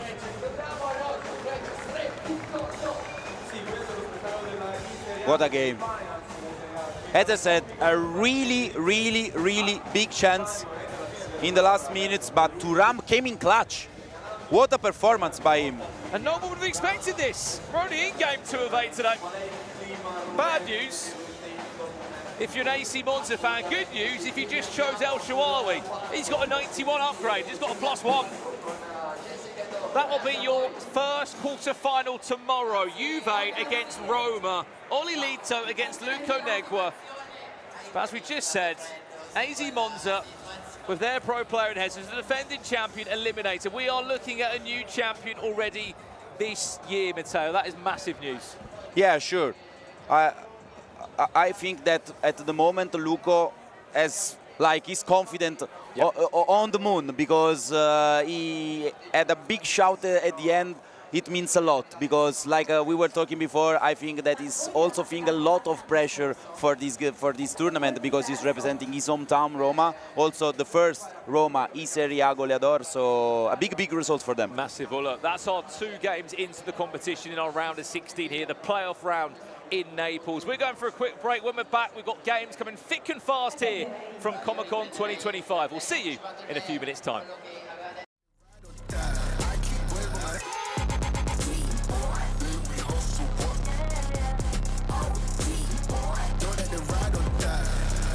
These brothers, my guys, know that they fly. Know that they fly. Know that they ride or die. Cold, these brothers, my guys, know that they fly. Know that they fly. Know that they ride or die. CJ Ike, they ain't no longer about. They ain't no longer about. They ain't no longer about. CJ Ike. Ain't no longer about.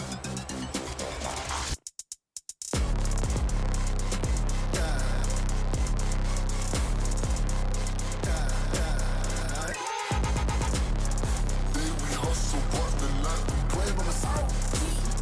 Know that they ride or die. Know that they ride or die. I keep waving my seat. Know that they ride or die. I keep waving my seat. Hustle, but the night we play by myself. Know that they ride or die.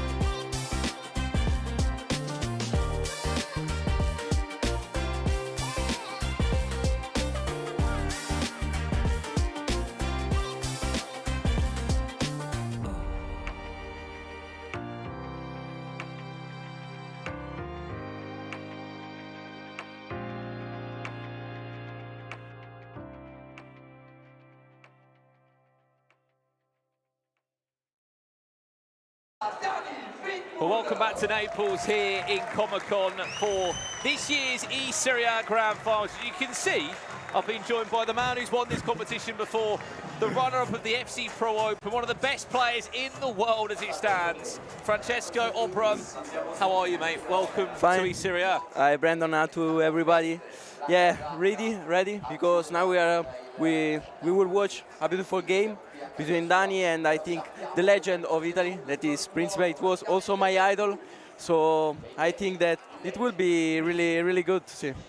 What's it like this year, being on the different side of the stage? Because obviously you played in La Liga FC Pro this year, you were one game away from a very different outcome. You have got World Championship done, but you would have wanted to be the Champions League as well. Of course, like the Champions League, I think is the second most beautiful tournament to play for a pro player. So of course, but I think I love to play different experience, and I think of course like the La Liga, it was a big league. I wanted to join, and but yeah, on this side is just more chill. No, I'm chilling. I want to watch every single game, and I want to analyze with you these beautiful games. Well, so far, you're understanding me, okay? Yeah. Now it's good. If you don't understand me at any point, just say it. It's never a problem. Right, if we can jump in to the drafts now for both these two players. It's a 15 million coin draft. We'll look at Danny Pitbull first and foremost. He comes into this one as a stronger player and more of a favourite. We know that Principe is a legend. We know he's been in Madrid, and back in 17 he was superb, and he's been to World Championships. But he's just at a different stage of his career now. Yeah. He really is, isn't he? Yeah, but you have to think that it's just a best of one. It is a best of one. Yeah, so but to beat Danny Pitbull, two-time Serie A champion, topped his group. Yeah, but I think that also Principe is calm. He has nothing to lose, I think. True. He just wants to play at his best. Maybe it will be the last game of his legacy. So honestly, we have to watch, because honestly, I think it will be when you have a best of one, everything can happen. So Principe will play, I think, with a lot of sprint boost, a lot of pass, like an old style game, and I think maybe he will do something dangerous to Danny Pitbull, honestly. I mean, you are right in saying that as well. Principe's teased that this might be his final year competing. Maybe, in maybe. Lega eSerie. So why not go out of a bang? Why not go out with something quite special? I'm surprised he sort of came back, because he was with Team Makers for a period of time. Yeah. Then sort of fell out of love, I think, with competing a bit. Then sort of made a comeback in the last 2 years to get involved. This could be his last hurrah. He plays against Danny Pitbull, as you said, who was superb in the group tables. If anyone knows eSerie, it's Danny Pitbull. He's been there, here, there, and everywhere. But for him, it feels like it's been a little while since we've seen him back at the big stage outside of Italy. It's been about a season or so, no? Yeah, but you have to think also that, like, Danny is in his home, and of course, like, eSerie is his tournament, because I think every time he qualifies for playoff from eSerie. So I think nothing changed for him, for the competitive for him. So I think he has, of course, like, more pressure than Principe. So I saw him a little bit tense, and also because he is now representing Napoli, and we are in Naples, so we have to see. Honestly, I want to watch him. I want to see if he will be calm in the game, like also in Milan during the group stage, or will be a little bit tense, because I think it's really important to start well this game, because I think that if Principe starts good, so it can be dangerous. Honestly, it's just a best of one, so you have to start good. Cool. So I've got the pleasure of being joined by Obrun, former champion of this tournament. You would have remembered him in that final against Anders Vergang back in February, the FC Pro Open final. He knows this e-sport inside and out. I mean, for you, Obrun, well, we've got about 20 seconds here. What's your months looking like now? Because no E-Champions League, but you've got a World Championship to get ready for, which is going to happen at some point later this year. You're looking at what, May, June, July? You've got about 3 months or so to prepare. Yeah, 3 months of training, but also to, I think, understand something, because the game every time's changed. So yeah, we have to train every day, maybe some days off. Hang on a second, is he onside? He is! Danny Pitbull! He starts really good. How about that for a start in the competition? What was that? Was that under a minute? Was that the quickest goal I think we may have ever seen? The exact timing of it, I can see just to the side of me now, was 1 minute, 27 seconds. Ricardo Kaká has just got Napoli up by a goal to nil, which if you have done the FC Pro SBC for this league, there is a certain Napoli player in there, isn't there? Yep. Spinazzola. Spinazzola. I think Danny Pitbull will know that as well. He probably will have a few people messaging him. I think this was literally the worst start for Principe. Now it's hard, honestly. All that hype we gave him as well, Francesco. Also because now I think he has to do everything. Everything right on top of that. And you're sort of hoping on that Danny Pitbull's going to make a lot of mistakes, which probably isn't going to happen. Yeah, of course. I think everyone make mistakes in a best of 1 of 9 minutes. Well, looking at his league form that he had, Principe, I don't want to be the bearer of bad news here, but he didn't win a single game. He hasn't won a single game this year in Lega eSerie A. It was the same last year for Danny Pitbull against Sales Andrea, and he won just 3-2 against Sales Andrea. Yeah. So I think is like I said, when you're like Principe and you are facing one of the best players in the world for me, and so I think you have nothing to lose. You will play just your game. We're on the side of Danny Pitbull. Unbeaten. He was the only player that went unbeaten in this whole competition so far. What, 5 wins and a draw, 16 points in his group. On paper, he's coming to this as probably one of the strongest players there is. Yeah, I think also because in the side of his bracket, also the best player already loses. So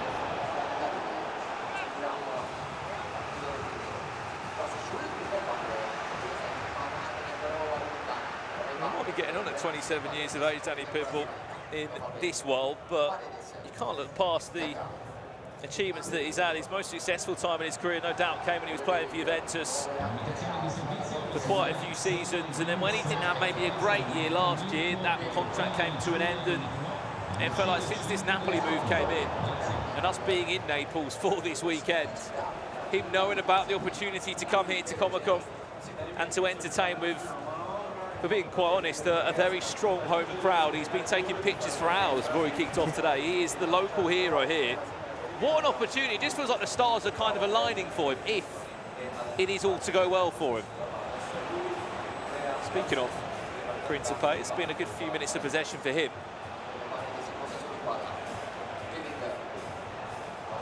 Danny is defending very well because he's taking all the strikers behind the ball. So I think he's defending really good. Also because Principe is taking the ball too slow. He has to move the ball faster because, and also to try maybe some passes from the Zola to Henry.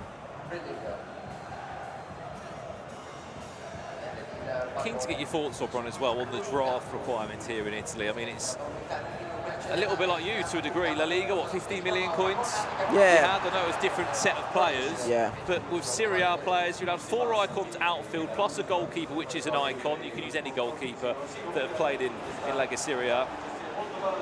What would be your icons of choice? Because I've seen Zola being used. This team's got Rivaldo in it.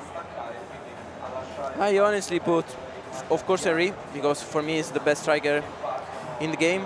Maybe also the new card R9, but he's like practically is unavailable. So I think Henry for sure. And I like a lot Rivaldo because I like to have like a left foot on the left side to Trivelas and do everything.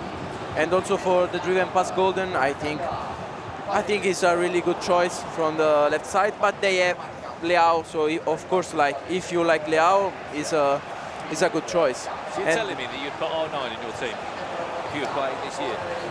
No, I think the new R9 is really good because I think the R9 with tiki-taka, of course, like this R9 is. And you can afford him in the budget, can you? No, I can't. I think I can, but yeah, just because I think that the new R9 is special just because you can use something different from R9. Because I think the problem of R9 was the passing, and with the tiki-taka, of course, like you try to pass every time the ball on first touch, and so he is good, of course, like with passing. But it's a shame that Ruud Gullit got the SBC and it wasn't actually a tradable player, because you're not allowed to use SBCs here in a lot of the FC Pro partner leagues, because obviously they're not transfer market value players. If he was available and they could afford him, he would be in every team, wouldn't he? Yeah, in every team, because Gullit is amazing, especially for his body type. Good defense here for Principe. I think also both they are defending really good, but they have to try, I think, something special in attack. I think they have to be a little bit more creative, especially because I haven't seen a single pass on the first touch, and I think that it could be dangerous, especially from Zola to Henry. Hang on a second. Thuram was just giving that to Zola on a play. Zola for Principe off the post. Just like that, the game can switch, and Danny Pitbull's been given a lifeline. This is... Or has he been given a lifeline? Might be an absolute gift. Philip Billing down the other end. Gives Danny Pitbull a 2-0 lead. You can hear the roars from him here in Naples too. It is quite clear to see who they want to win this weekend. And that, speak from yourself here as a pro player in this scenario, bro. That is just the unfortunate of FC sometimes. You hit the post down one end, you're on the back of a counter-attack, you're 2-0 down. You know that you have to defend better, because in this kind of situation, and of course Billing is amazing for these forward runs. I think this could be a key, because when your opponent defense is too high, maybe like a run of your midfielder could be a key, especially with the body type of Billing. And also because when you have like the cam like Kaká or Zola, it could be really dangerous. This is big for Principe. Can he get the angle? He's hit the other post.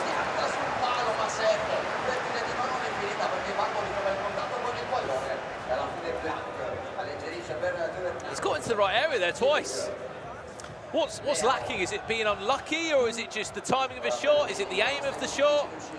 Maybe in this situation was, I think, maybe conditioned by the choice of before, because with the post with Zola, it was honestly just unlucky.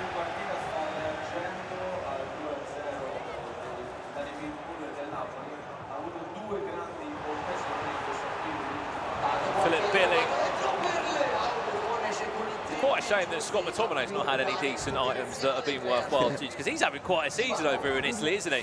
Maybe. That whole Napoli side, Philip Billing and Scott McTominay, Billy Gilmore, all just coming into their own world out here, aren't they? They are full of midfielders, and I think that with the team of the season, we will have a good card of McTominay. He definitely deserves it, doesn't he? With how he's been playing at the moment. Principe, 2-0 down against Danny Pitbull here. He's hit the post twice in this first 40 minutes.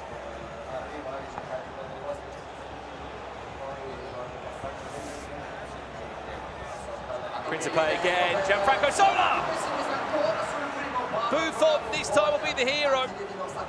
Now it's really difficult, because I think when you start to fail the finishing in front of your opponent's goalkeeper, it's difficult, because every time you try to do something different, but when you have just to forget everything, just to forget the finishing before and to start a new thinking. It's not just that as well, but Danny Pitbull's only going to give you so many chances, isn't he? Yeah. Before he gets one himself, just like this. I think his players are too concentrated on the middle of the pitch. He has to play a little bit on the wing, because like Principe is doing. I think it's the key. Also Lucone before in the match against Edzers was playing on the wing, and then just some passes to try like the shoot. And I think this is the key, especially in these moments when the 95 depth was patched. So I think now you have to play a lot on the wing, and then to play on the middle, just to try some passes on the first touch. Half time in this game. which sees Danny Pitbull, two-time eSerie A champion, representing Napoli for his first time in his career, leading at the halfway point. Let's jump over and show you what is also on the line this weekend here in Napoli. It's the SBCs. If you had to choose two of these, if you haven't already, Obron, who would be your two players of choice? I'm guessing Spinazzola's probably going to be in there. Honestly, I think Mina for sure, because for me, Mina. yeah, because he's so good, especially with the body type, and also because the anticipate plus for the center back is special. And honestly, maybe I put El Shaarawy. Just for the culture. He's been an Ultima Team nation. I'm more impressed. Where's his mohawk gone? Where's the old El Shaarawy gone there on his with his hairstyle? He's been a massive part of Ultima Team, hasn't he, for quite a long time. Trickster, Finesse Plus in there as well. Chat, we can see you wherever you're watching from. Let us know your two players you have also chosen. And also because El Shaarawy was already good with the SBC that he has. I think also because he has a good body type. I think in this game you have to choose the players also from his body type.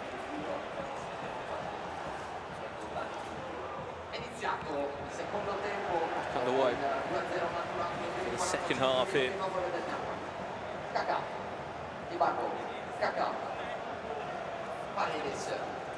That's a quick pass. Is he in for three? Buffon, was there a chip? Was that the better idea there, Obron?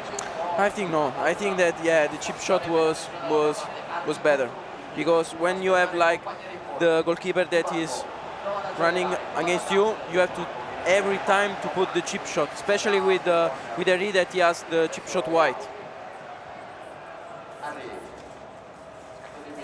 Timothy Weir getting a lot of love in the chat. Good news, by the way, he's winning an upgrade. Juventus won their game 8-1 early. Ricardo Kaká! 3-0, Danny Pitbull leads. And the difficult part is we sit here and we look at the scoreline, and for those that have just joined, you're going to come into this and think, right, Danny Pitbull's dominated this game.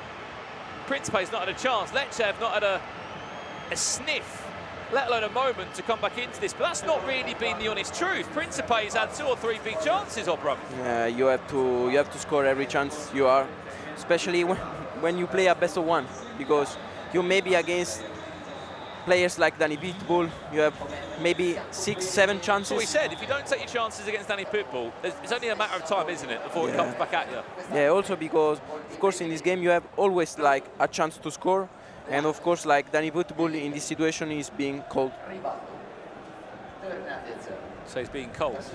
Yeah. Nice. Yeah, good.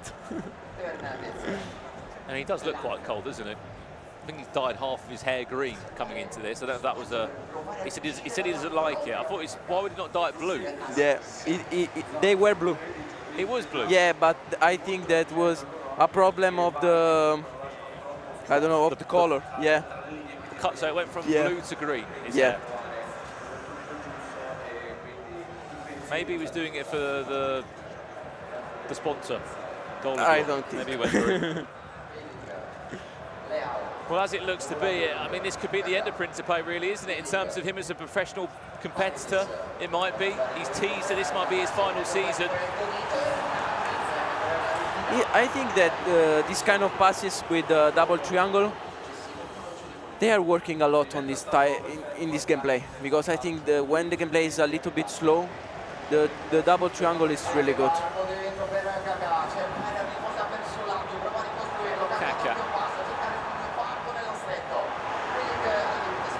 Himself, Philip Billing.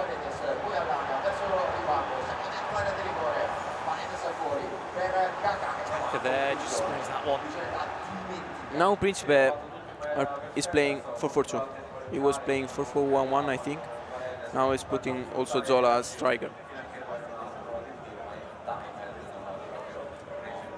I think, especially for the game style of Principe, is better 4-4-2, because I think with the 4-4-1-1 you have to try something different, especially with the cam. And honestly, Principe, he was not trying. He was just trying to do some passes and like the old game style, no? In terms of formations of you, Obron, how often are you changing? And what's making you change? Are you looking around you, what other players are doing that are on form? I think you have to have some formation during the training. for the situation, and you have to, of course, like you have to change for your opponent, because like if your opponent, for example, is playing 4-5-1, maybe a formation with Cam is important also to press him, like for example did Olelito against Lone Wolf in the first match. So of course, like you have to do something, or just you have to change some roles, because this year when you change some roles, it changes everything, like inside forward, like wing. So I think you can change also that. What do you make as well of the recent patch that came in? 24 hours ago, there's been a few changes to the depth we're hearing. Like for these players here as well, how hard is that for them, for those that use depth in that way, to adapt and get straight into it? I think it's difficult, especially because when you are playing, you have to play the most important tournament of the year, and maybe you are training with 95 depth, because honestly it was really good. I think also in La Liga everyone plays with 95 of depth, and of course like if it was nerfed like the day before the tournament, of course like you struggle a little bit, but you have to adapt yourself every time, because this game changed a lot during the year, so you have to do something, you have to do everything to go through, and I think that's what they are doing.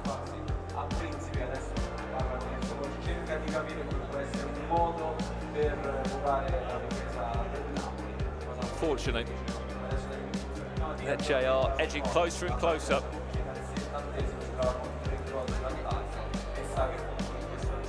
It's being eliminated here.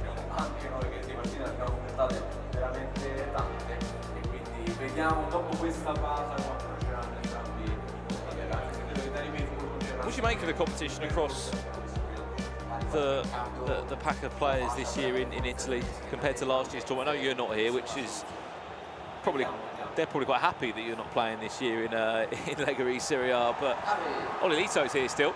Yeah. Oli Bolli was here last year, obviously not involved this year. There's been replacements, there's been a few moving parts to it, but do you think this is a stronger set of players than last year? I don't know, honestly, but I don't think. Because last year there was also Virgil, that for me is one of the best. Also Darkley, it is really good. I love him, his game style. And of course, like, yeah, maybe we can put on the same floor Olelito and Oli Bolli. So I think it was, and of course also me, I was playing. So honestly, I think that last year was a little bit harder, but also this year is the level is important, especially because also Karim is back. Honestly, for me, it's the best. Maybe it's the best in this league. I mean, he is really back, isn't he? Yeah, and I think that he has something with this area, because he lost 2 finals. I think he has something open, so he has to close some doors in Naples here, Karim. Well, last year he was playing in France, wasn't he? Yeah. In E-League One with Bordeaux. Yeah. Now he's back here in Italy to compete. This is our round of 16, our playoff day here in Italy. If you have just joined us, as it stands, Danny Pitbull is heading into a quarter-final. He'll be 1 game away from an E-Champions League. And Spinazzola is also on his way to a 91+ rated upgrade.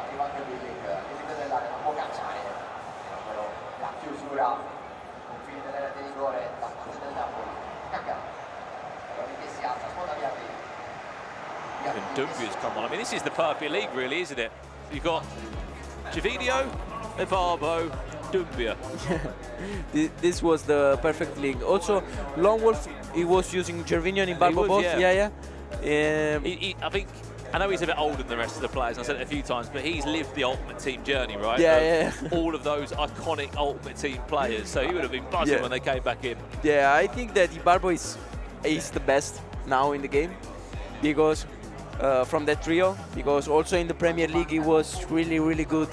And I think that the specialty of Barbo is like his Trivela, his body type, his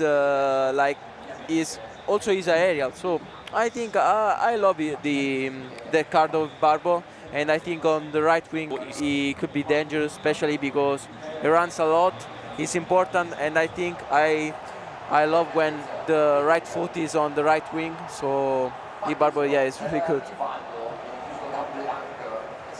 People in the chat asking, yes, they are playing with a new patch that came in not long ago at all. It's been a huge change for a lot of these players to grasp quickly. Now it's also more difficult to do a comeback like this, no? Because you can put pressing, because it's more difficult. Also the stamina of your players, it will last less. So yeah, it's difficult to come back these kind of matches.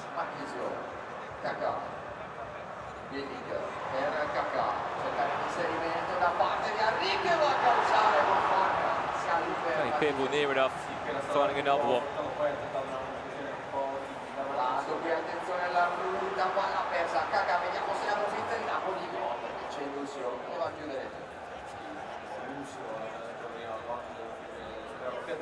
Six minutes away, Danny Pitbull last year.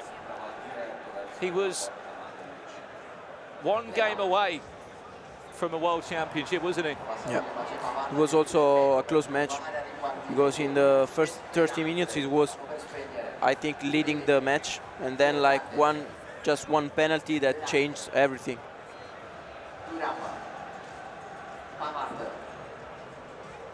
So he lost to Virgil, who went on to play in the World Championship. This year he played in the virtual Bundesliga for Borussia Dortmund. Fortunately, wasn't able to get any Champions League ticket that time round, or a World Championship spot.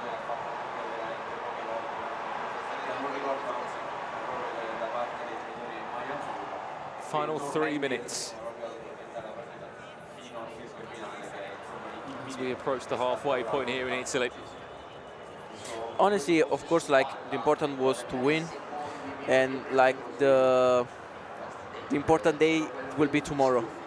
Now for Danny Pitbull, but I expected to see more from Danny Pitbull, because it was, I think it was a good match.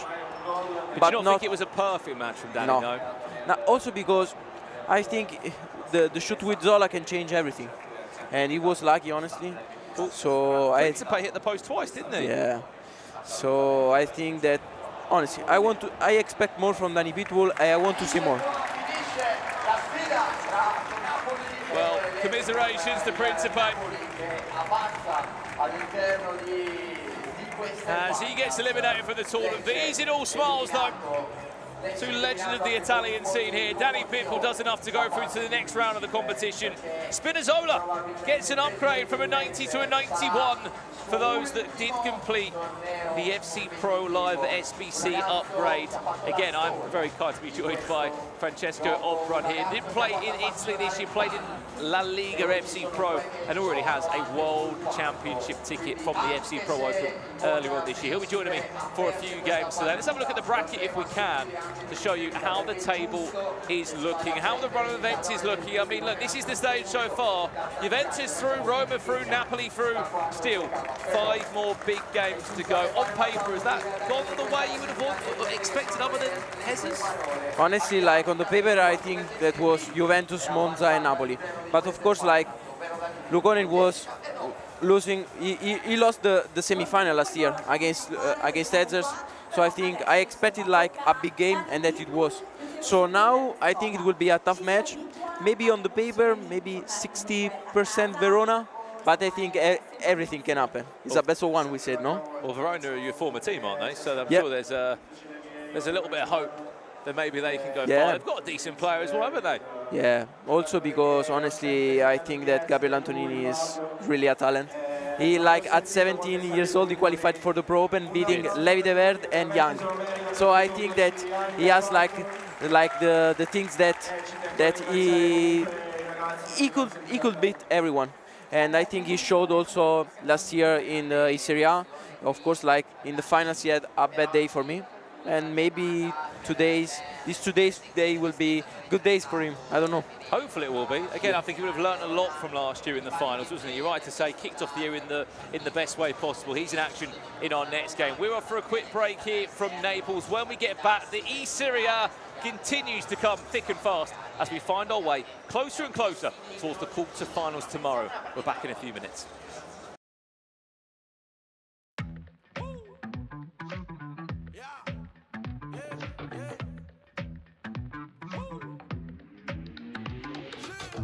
The day is ours and we seize it.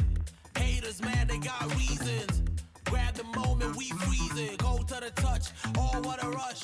Follow your heart, homie, go where the love. Let it rain, let it flow, let it flood. Swimming in good vibrations, it's a celebration. It's the liberation of everything we are. Every time you in the clouds, they gon' try to bring you down. Do not let them just go ahead and get it, get it, get it, get it. Every time you in the clouds, they gon' try to bring you down. Do not let them just go ahead and get it, get it, get it, get it. I'm all in, I'm here to receive it. No limits, got to believe it. Amen, I know that you feel it. From the ashes, rise like a phoenix. I'm all in, I'm here to receive it. No limits, got to believe it. Amen, I know that you feel it. From the ashes, rise like a phoenix. Loving you is so easy. You caked up and not squeezing. We picking up all the pieces. Oh, my broken heart and we fix it. Make it better when you kiss it. We got to get it, yeah, we tips it. We getting drunk of our loving. They talk a big game, but they bluffing. Every time you in the clouds, they gon' try to bring you down. Do not let them just go ahead and get it, get it, get it, get it. Every time you in the clouds, they gon' try to bring you down. Do not let them just go ahead and get it, get it, get it, get it. I'm all in, I'm here to receive it. No limits, got to believe it. Amen, I know that you feel it. From the ashes, rise like a phoenix. I'm all in, I'm here to receive it. No limits, got to believe it. Amen, I know that you feel it. From the ashes, rise like a phoenix. This is how it needs to be. It comes so easily to me. I need to be with you. This is how it needs to be. It comes so easily to me. I need to be with you. I'm all in, I'm here to receive it. No limits, got to believe it. Amen, I know that you feel it. From the ashes, rise like a phoenix. I'm all in, I'm here to receive it. No limits, got to believe it. Amen, I know that you feel it. From the ashes, rise like a phoenix.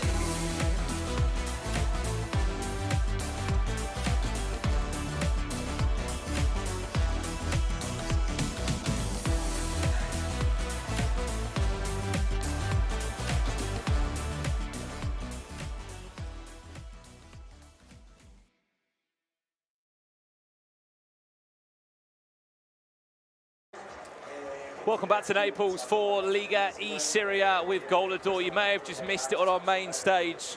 Principe has just come out and said that this is his last competition as a pro player. I mean, Danny Pitbull was in tears, he was in tears, we were nearly in tears as well. What an absolute legend that man has been inside Italy, outside of Italy, from 2017 back in Madrid when he was playing in those competitions to World Championships he's been in. Yeah, honestly, it starts playing for him, honestly. So yeah, he's a legend here. I think every Italian pro player starts to love this and to care about competition, about Italian competitive, just for him, because of his win at Madrid.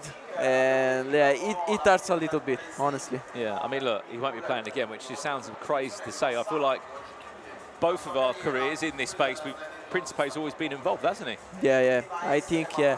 And also because I think he was dominating the scene, especially in Italy, maybe since 2017, for 6 years.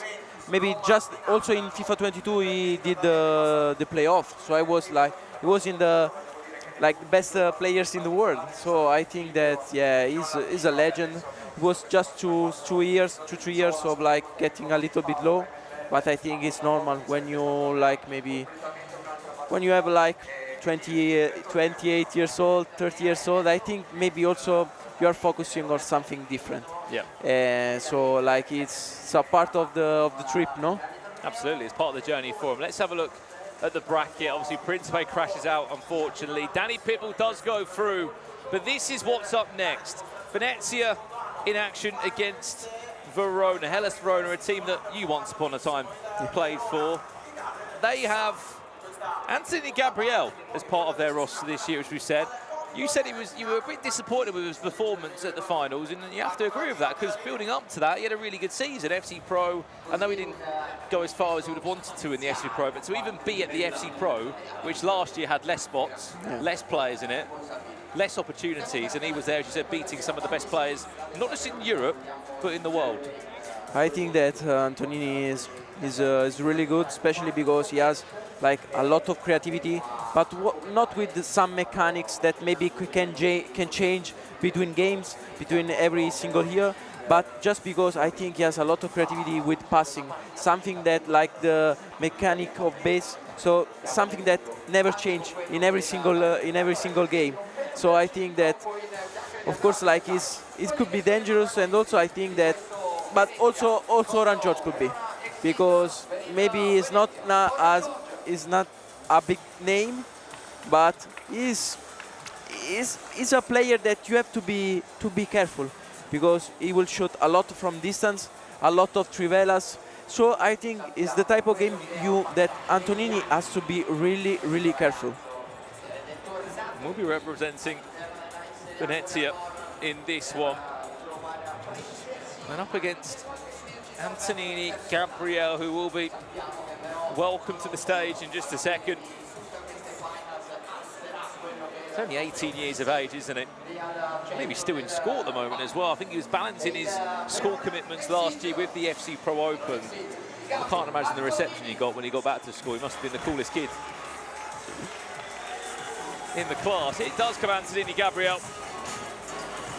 Top 8 last year in the competition. He was 1 win away from an E-Champions League spot, losing to Virgil, obviously, of Florentina at the time. I mean, you both made it to the same stage, really, didn't you? Yeah.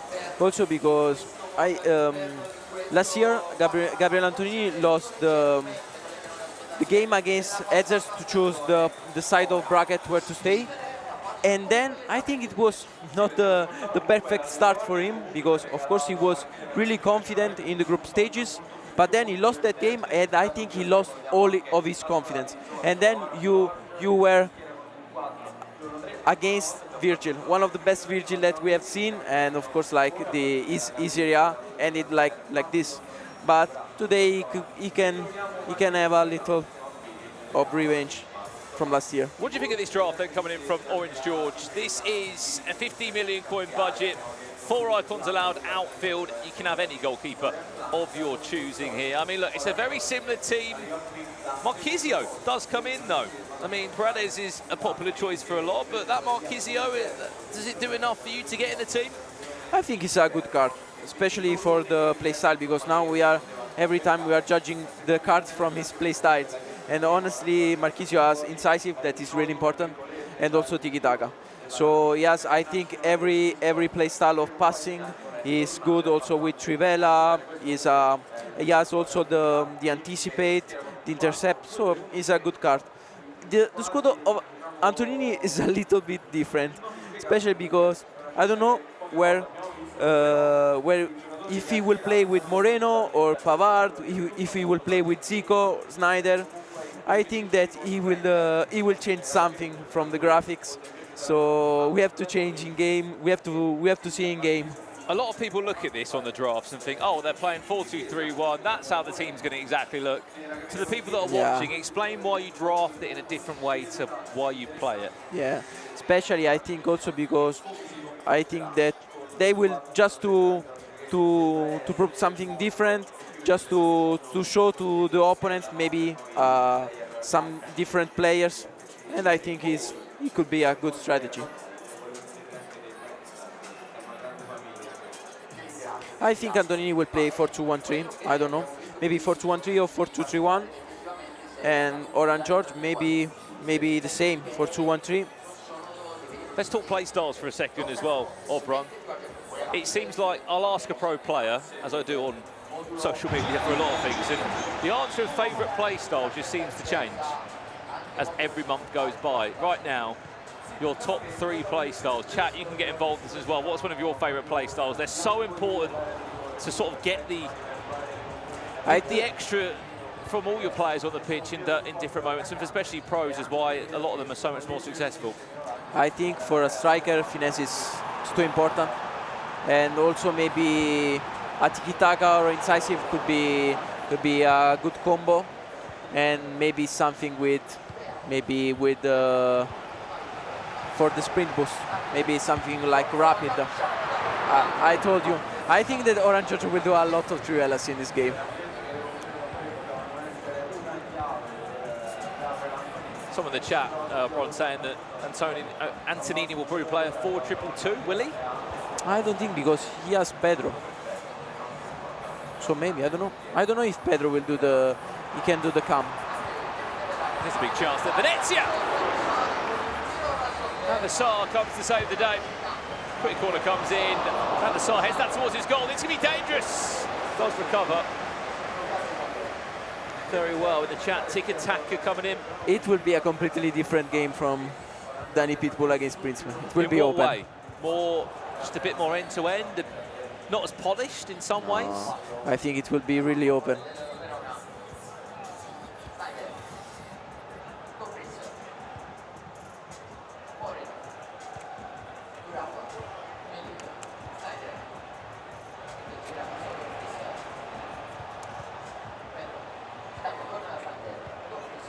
Just behind us as well, as Principe is walking around the room, getting hugs and handshakes as he announces retirement on stage after being eliminated against Danny Pitbull here at the eSerie finals.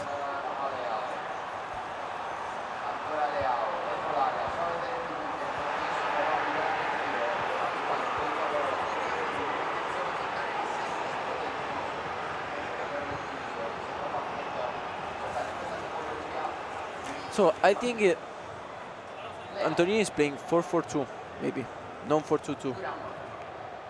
And I think Orange Georgia, I don't know if it's 4-2-1-3 or 4-4-1-1, but with one cam, one striker. What is your go-to formation at the moment? 4-4-1-1, for sure.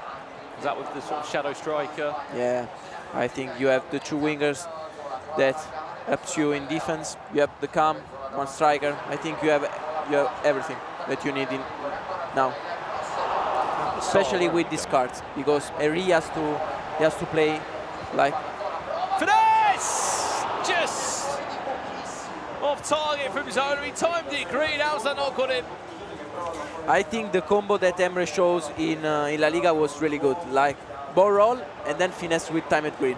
I think it was like that mechanic is the perfect combo, because every time that you do ball roll and timed finishing with finesse, I think is every time goal. Just like that, down the other end, Ellis Verona will take their first proper chance at goal. And Thierry Henry, Antonini, Gabriel will open up his account in this round of 16. It came from a huge chance down one end. And as we saw before, and as we keep on seeing, Obron, if you don't take your chances, especially at this level in the final 8 of the eSerie, you're going to be punished every single time. It will not be the last goal of this match, honestly. Just give it, I don't want a winner, just how many goals are we going to see in this game? Give us a scoreline. I would say 8-9 goals. Not 8-9. 8-9 would be great. Yeah, in total. No, I don't think. Now, how many games have been played from the one and only Diogo Mendes? Good afternoon to you, sir. Today it's just a round of 16, so by the end of play today we'll lose half the competition, and tomorrow it'll be quarter-finals, semi-finals, grand final, so E-Champions League spots, all of that jazz will be confirmed tomorrow. Abarbo straight down the other end. I mean, it could be an 8-9. He's playing really good. I didn't expect the nutmeg, honestly. It was really good. Maybe Gabriel Antoni also moves correctly the goalkeeper, but it was not enough. Sometimes it's not. Yeah, he moved the goalkeeper, but it was maybe too slow.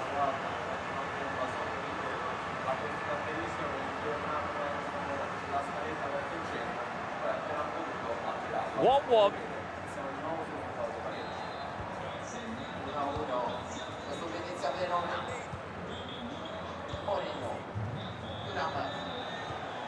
And we are very much underway here. No FC Pro Love item upgrades from this game in particular.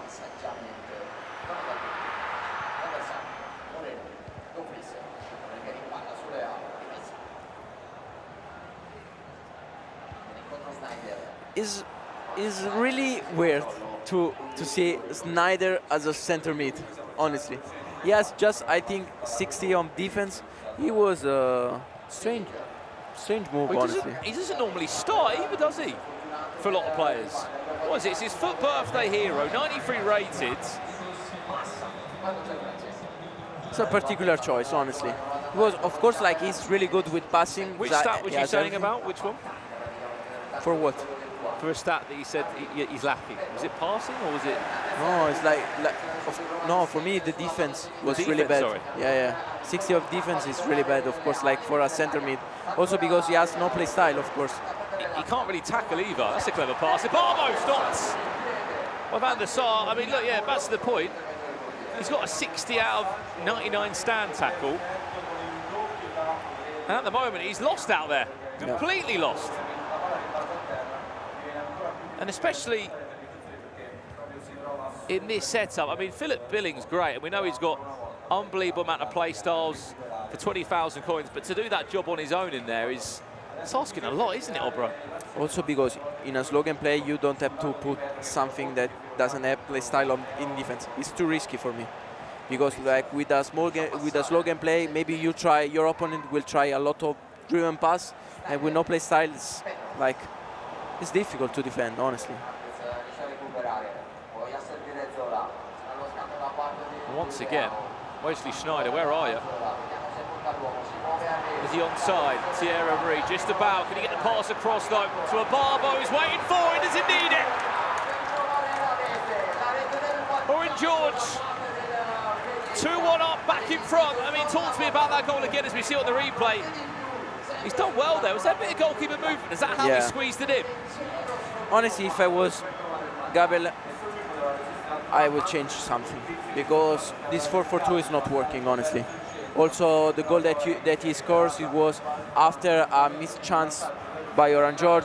You have to change something. This 4-4-2 for me is not working because Oran George is pressing very, very well. So maybe you have to put something different. Maybe a cam, maybe a 4-3-2-1, just to change.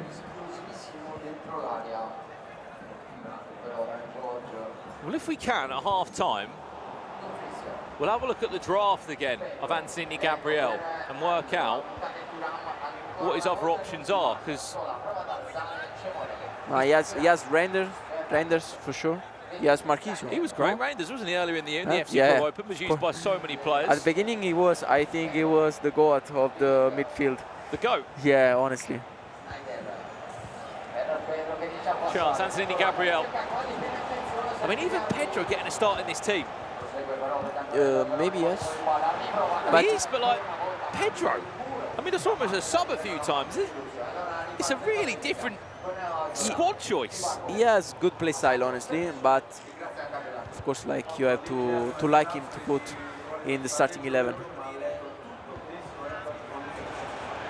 Yes, tiki-taka, yes, incisive.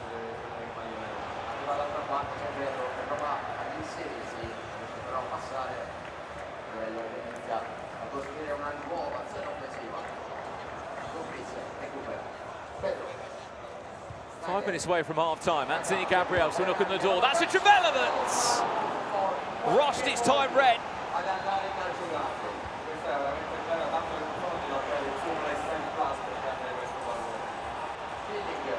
Been a better last few minutes from Antonini Gabriel. Pedro cuts it back, can't get a clean finish there. Nice offside. Was offside.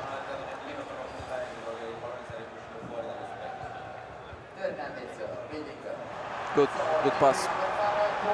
Look at the time. Thierry Henry, has he got too much time on the rebounds? He is a very, very lucky man. We know we always say it, Obra, when you get into those areas, you can have too much time to think about it. Yeah.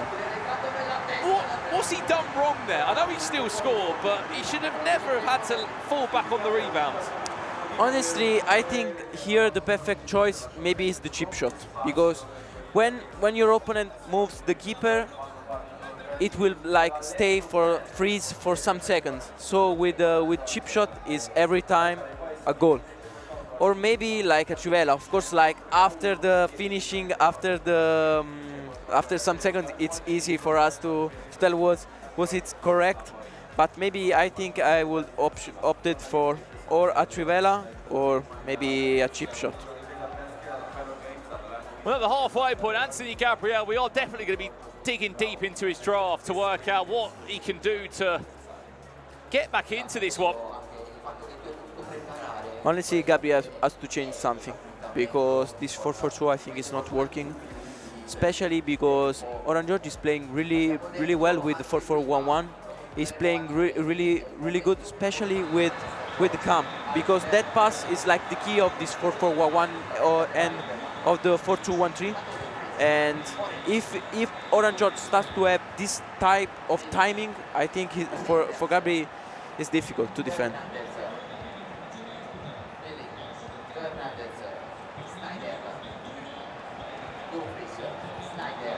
I'm trying to understand, where's he spent more coins on this team, Anthony Gabriel, because there's no Victor Abarbo in it. Spends, I think, a lot also for Zico, that is in sub, maybe. We'll have a little look. We've got 1 minute of added time here. Chance for Anthony Gabriel, he needed that one. Wesley Sneijder, we apologise. He's just scored a big goal for him. Before that, he's been completely lost out there.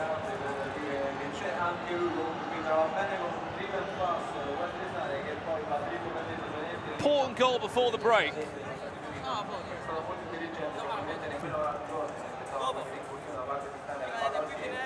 Va bene. Yeah.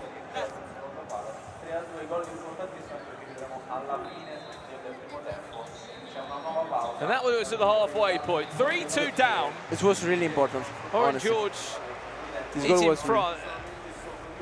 Could have been a lot worse going into the break, couldn't it? This goal was really important also for everything for Gabriel. But I think he has to change something. Also because he has Zico on subs, so maybe also for that.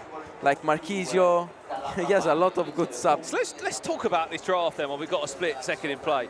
You've got Hamsik there. I mean, let's not be focused on Hamsik too much, but you've got Marquisio there and Zico.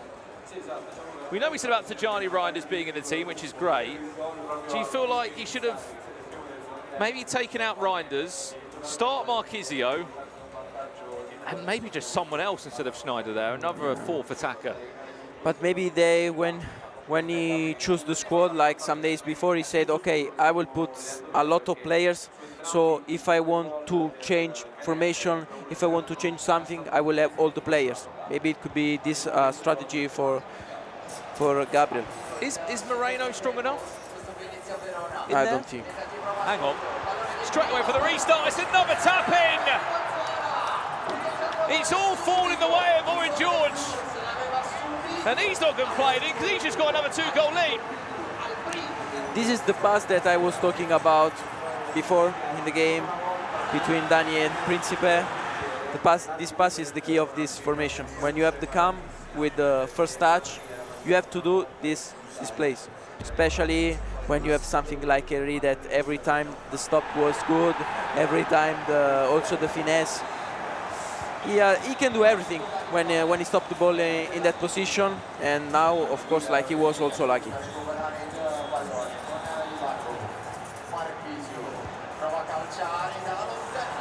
Too far, right?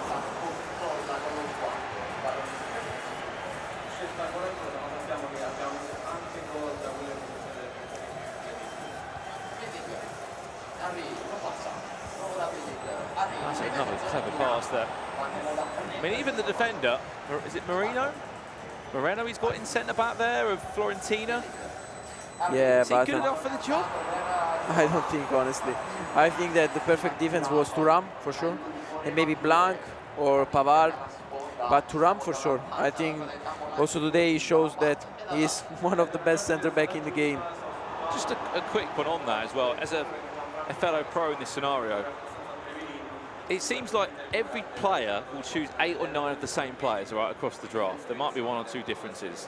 But for Antonini, there's about four differences there. Is that him wanting to be a bit different? Is that him trusting these players that clearly he's played hours with? Maybe. Because it's just very, very odd. I think especially in eSerie that you don't have a lot of players. I think every time in this moment of the game you have the same players. Maybe with the team of the season something changed, but now you have all the same players. Like in the right wing you have to choose, honestly, Ibarbo. For me, Ibarbo is the best. I don't know why he's playing with Pedro. But of course, like, if you have some strategy, some kind of things that you want to play, of course, like, maybe Pedro was important to him, I don't know. But of course, like, Ibarbo for me is really important on the right wing. To Hernandez. Tap in, Aubry, that's due. That's most definitely due for Antonini Gabriel. 3 goals like this in this match. Shoot, rebound, and then goal.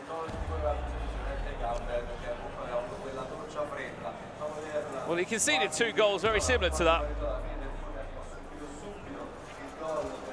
You said this would be a goal fest. That's exactly what it's been, Obra.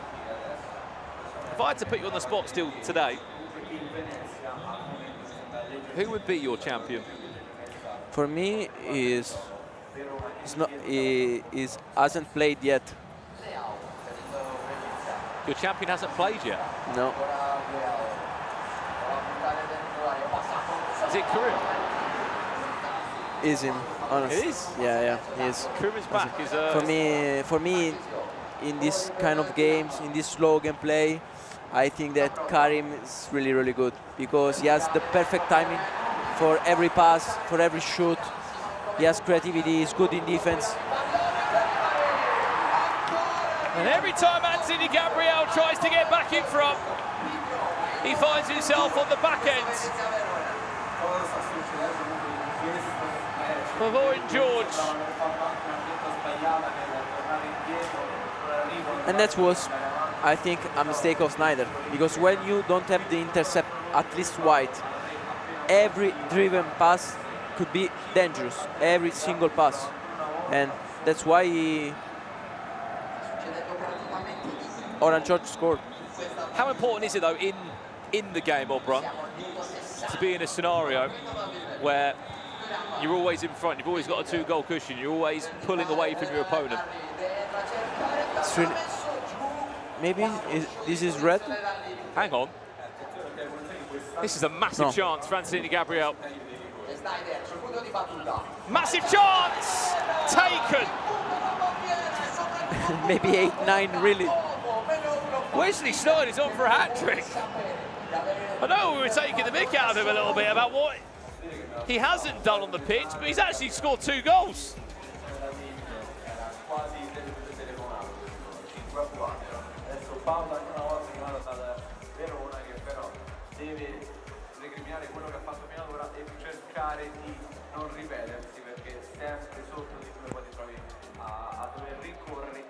Well, that is the crowd that have joined us here today in just day 1 of Comicom.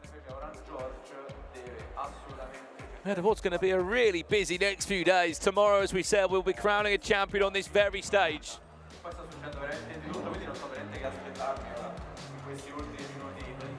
We're just on free kicks, O'Brien. Have you mastered them? Yeah. You scored one against Vergang, didn't you, in the final, I remember? I think that was the first free kick that I scored in this year, honestly, against Anders. But of course, like, just it's because you don't get them, or because you missed them all?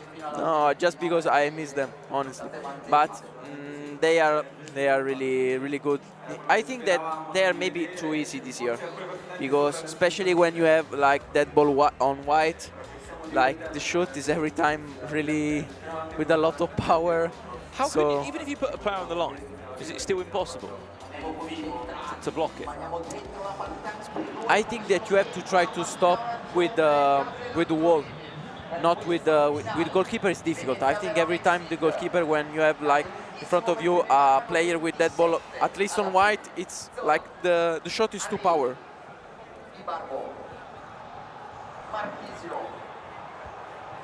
Well, here we are then. 5-4 to Venezia. Venezia! An unbelievable effort there from Zola. Timed that one green and it was bending in.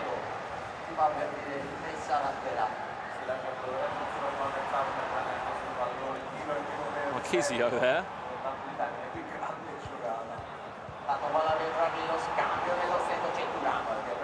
Clever idea with Rafael out, trying to interchange. I mean, it's the obvious pass, isn't it, for those first time through balls, or Brum, which if you get them right, as we saw a lot of players do across all the other partner leagues, whether it's Virtual Bundesliga, E-League One, La Liga FC Pro, Eredivisie, how easy or how hard is it to get the timing of those passes right? Because surely you've got to trigger the run. I think it's not hard, honestly. Hang on, because Thierry Henry has just given Orange George another 2-goal cushion. That one wasn't a rebound for sure. That was actually an unbelievable effort. I think Orange George in this moment, he has just to play easy, because Gabriel is forcing a lot, he's trying a lot of hard passes. So I think that now for Orange George, he has just to be calm and shoot like finesse, like in this time, or like with Zola. I think now for Orange George, it could be easy. It has to defend this kickoff.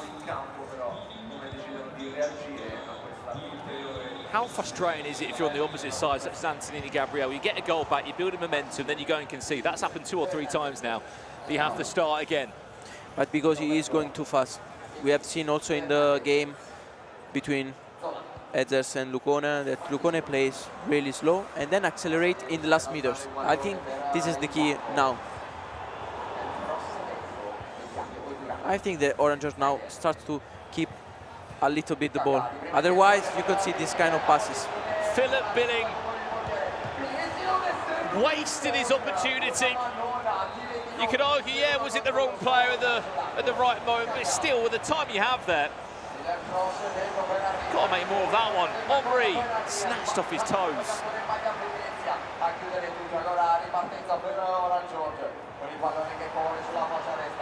And into the final 15 minutes we go now. On 9-minute halves, that's still a long time. It'll be even longer if he concedes. He has to play slow, honestly. I don't know why he's playing so fast now. If you're in this scenario, you know what's on the line. You're quarter-final spot tomorrow, 1 game away from each Champions League. What do you directly do here? Do you just keep the ball a bit more and you slow it down?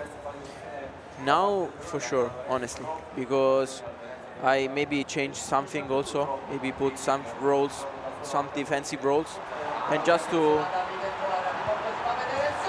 Perfect. Game, set, match. Venezia are on their way to a quarter-final. And Antonini Gabriel is on his way back to the drawing boards for next season. Well, we said about how to take time out of the game. Why not just go and score another one? I think, yeah, it's I think easy now for Orange George just to keep the ball, because Antonini Gabriel is trying to force too much. I think it's just have to shoot, to not lose the ball in the offensive phase, and just to defend a little bit.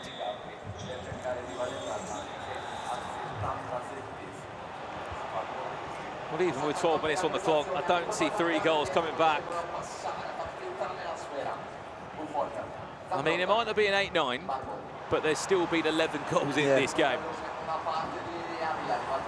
And that will set up quite a nice game, won't it? Danny Pitbull tomorrow will play in a quarter-final against Orange George. The winner of that gets an E-Champions League spot.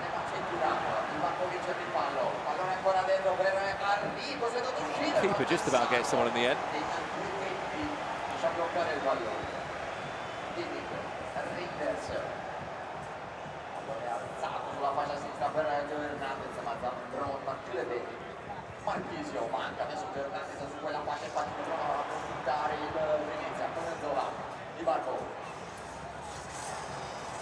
Final 7 minutes as we approach the halfway point. Following this one will be Genoa against Fiorentina. The grand finalists of last year's competition, Fiorentina were, weren't they? Who is Genoa against Fiorentina? What? Genoa. What? Genoa. Genoa. Bro, no, is no. Genoa. Didn't say Genoa. Genoa. Genoa. Genoa? No. Genoa. Perfect. Genoa. Perfect. You wait until I have to try and pronounce that one. Yeah. Wait a sec. Calari. No. Cagliari. No. No? No. Am I getting any closer? No. No? Okay. It's like a year. This is like year. It's like Cagliari. Cagliari. Cagliari. Cagliari. Cagliari. Yeah. Simple. It's probably never going to sound right, is it, from me, unfortunately. They take on Udinese. And Torino will take on Como, and Parma, the Empoli to end it here. Final thoughts from this game then, Aubron. Do you think the team selection that Anthony Gabriel down, do you think it was moments in the game they didn't take better chances of, such as that Philip Billing chance when he was one-on-one? I think he didn't play at his best, honestly, because of course, like, the squad is important for sure, but of course, Snyder was his choice. Also, Snyder scores like 2-3 goals, so I think like you have to choose your players, but I think you have to recriminate something on your performance, not on your squad. Well, that's a clever pass. Buffon. What's that all about?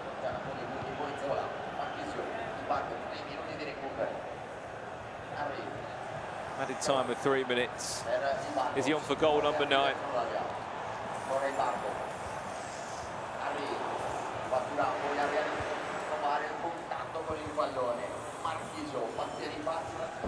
Well, the player that you said you think is going to go the full way, Aubron, he's in action in the next game today against Fiorentina, against Kekova, who bottom of his group in the regular season, which surprised me a little bit. Yeah, I think it would be a really good match, especially the next one, because I love to watch the Karim game play, so I really want to watch him, and also because I think Kekova is the player that maybe he could have discovered some mechanics. So honestly, I want to see also for my World Cup, I want to see this game. Well, obviously you're part of the elite that have already qualified for the FC Pro World Championships. I've had the pleasure of commentating those last 2 knockout rounds with the main man himself, Francesco A.K. Aubron. He's already there. How did that feel, by the way, getting it done that early? February, you're at the World Championships. Yeah. It probably felt a bit weird, didn't it? Yeah, but it's always like you want always more, no?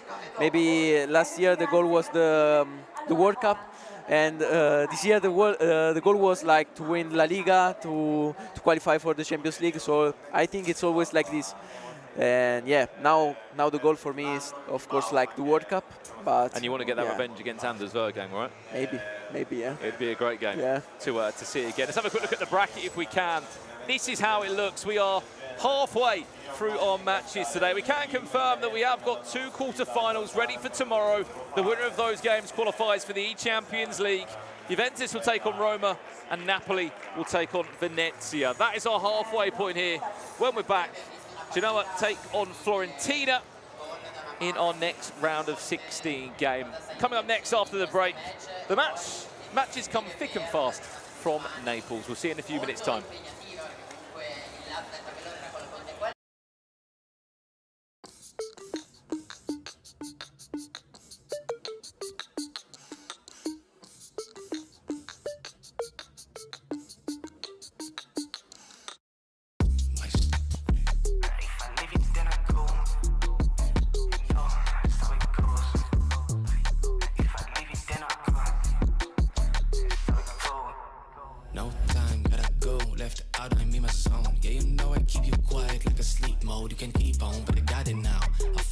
out now. I might just deep, y'all can catch me when I leave out. If I leave it, then I go. You just think it, but I know. Make it low as I go. Cause yeah. If I leave it, then I go. You just think it, but I know. Make it low as I go. Cause yeah. That's how I roll. Yeah. That's how I go. Yeah. That's how I roll. Yeah. I just thought about it twice and it don't make sense. How you living it like that? You just gotta poke this. Is it snowing outside? Just tryna be a flake. Damn. Yeah. Okay, let's go. Said you need a little help. Yeah, I think that is evident. If you think that's easy, then it says a lot about you. When you feel a little slumpy, that's a part of reality. You better gotta let it go before you do something. If I leave it, then I go. You just think it, but I know. Make it low as I go. Cause yeah. If I leave it, then I go. You just think it, but I know. Make it low as I go. Cause yeah.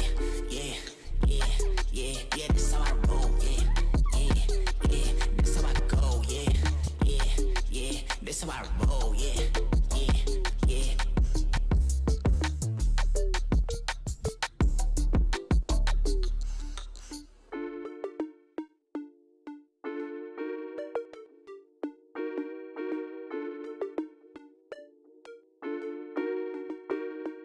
If I leave it, then I go.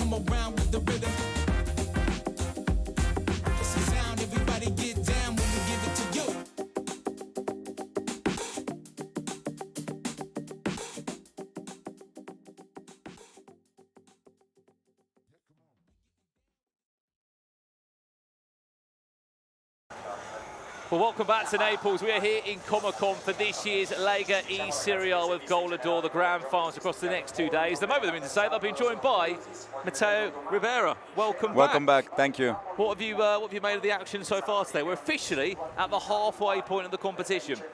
Honestly, I was getting a bit emotional earlier with Principe's farewell, because I was his teammate. Now I'm lucky enough to say that I am his friend. So it was a very emotional moment because Principe is one of the reasons I started playing, and now maybe one of the reasons of why I'm here in this moment. And yes, Dani, Pitbull played a really good game. Maybe Principe was a little bit unlucky in the first half, but I think that in the end Pitbull deserved to win. And then after a really good game against Venezia against Gabriel Antonini with Verona. Honestly, I wasn't expecting such a big margin between them, but I don't know why Gabriel made a lot of mistakes, especially in defense when he was building his potential offensive action. But I think that Oranjor did a really good job. His team was quite interesting. Yeah, a lot. Anthony Gabriel as well. Some of the decisions in there were a bit different. I mean, Wesley Sneijder played. He did score a few, but there was moments where he was lacking a few extra bodies there. We can have a quick look at the bracket to let you know where we are at this tournament so far. We're at the halfway point. Up next, we have got Genoa against Fiorentina, who were finalists last year, weren't they? With Virgil, they made it to the grand finals against AC Monza, which you can probably say has been our biggest shock so far. If you look at the second game down on the playoffs, Hezer's not going to be at the World Championships this year. And not even in the Champions League. The Champions League. That's a massive shock, I think, in a lot of people's opinions, no?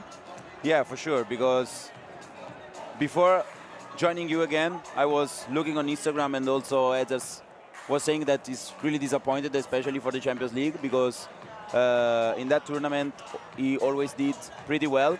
So maybe lots to reflect for him, because also AC Monza at the moment is going to the Serie B. So he needs to find a new team, I think, for next year, for a league. but he has a really strong mentality, so I think that he will recover pretty well from this defeat. Well, let's preview these two opponents coming up next then, because we've got Karim, who is back in eSerie. He was in E-League One last year playing for Bordeaux.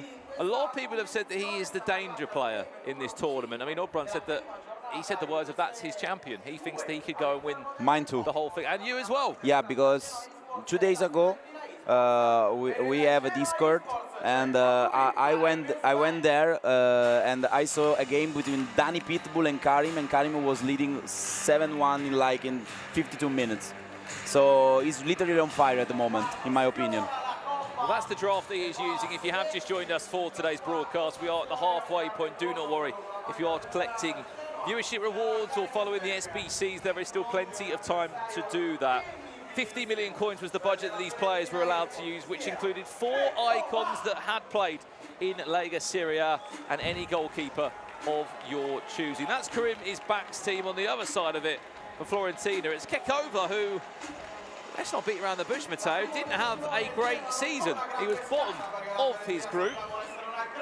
He does get the opportunity to come in to try and make things right. He was bottom of Group A, picked up 6 points from the available 18, losing 4 of his games, but this is an opportunity for him to put things right. And by the looks of it, David Beckham will start, and he only starts the game potentially with only 3 outfield icons.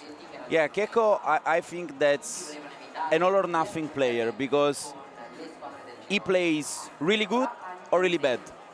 So in the regular stage, things didn't go for his side, but honestly, when things matter, he is always capable of stepping up. Yeah. So at the moment, I think that even if the opponent is Karim, that, like you said, also for Auburn, it's a potential winner, I think that Keko could prove us wrong in this matchup.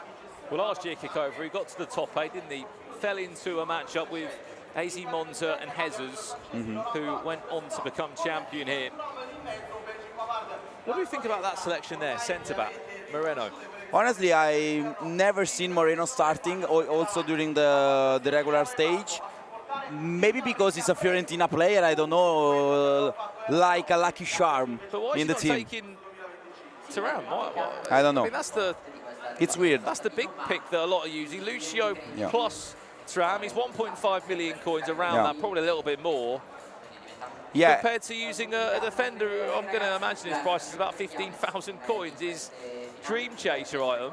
Yeah, also because we have seen before that Thuram item has been so important in Lucone's win against Edzers with 2 massive blocks in the box. So I don't know, maybe for the aerial plus, but this year it's not about cross or stuff like that. So we'll see. I guess I don't need to ask you this question either, Matteo, but surely everyone, more coins in the attack, less in defence, and then we've all got the same issue really, haven't we? Everyone's putting big coins in the attack. There's not going to be the perfect defenders. Sure. You've still got Lucio in there. You've still got Teo Hernandez, who is the MVP probably for most people's ultimate teams that are watching this. Probably because at the moment, if I have to think about the state of the game, it's more about the attack than the defense. Maybe we see games ending like 7-4, 8-4, 8-5, 7-6. So I think that they care more about scoring than defending. So for this reason, they are putting more coins for the upfront, but you were saying it correctly, because we can say Teo Hernandez, the 89 version, 94 Lucio is a crazy card, but also Benji Pavard in the Dream Chaser item is a really cool right back. We can see you at home as well for those that are tuning. If you've got any questions about the Lega eSerie A with GOLEADOR this year, SBC upgrades, viewership rewards, or anything about play styles or Ultimate Team itself, we've of course got Matteo Ribeiro with us as well that can guide you through any of those important questions. We're waiting to kick off our 5th game of the day here. Let's talk a little bit more about Karim though. Back this year in Italy, played last year in E-League One. We know how dominant FC Lorient are. They just won again for a 5th time with Fuma and Leandro Peixoto playing as a duo there. It seems like if you're going into France, you're not getting past them. He had a great season with Marwan, his teammate. Last year. What do you think made him come back here to Italy?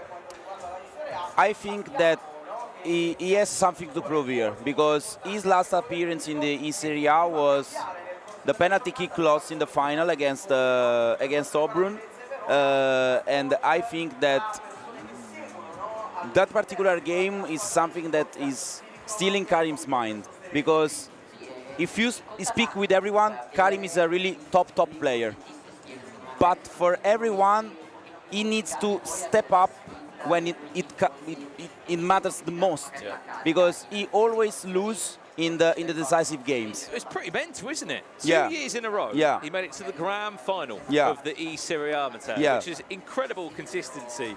As you said, he plays against Auburn one In year, the- yeah. he plays against Danny Pitbull Danny the Pitbull, next. yeah. The last one was Danny Pitbull, Like- yeah. The previous one was the loss in penalty kick versus Auburn.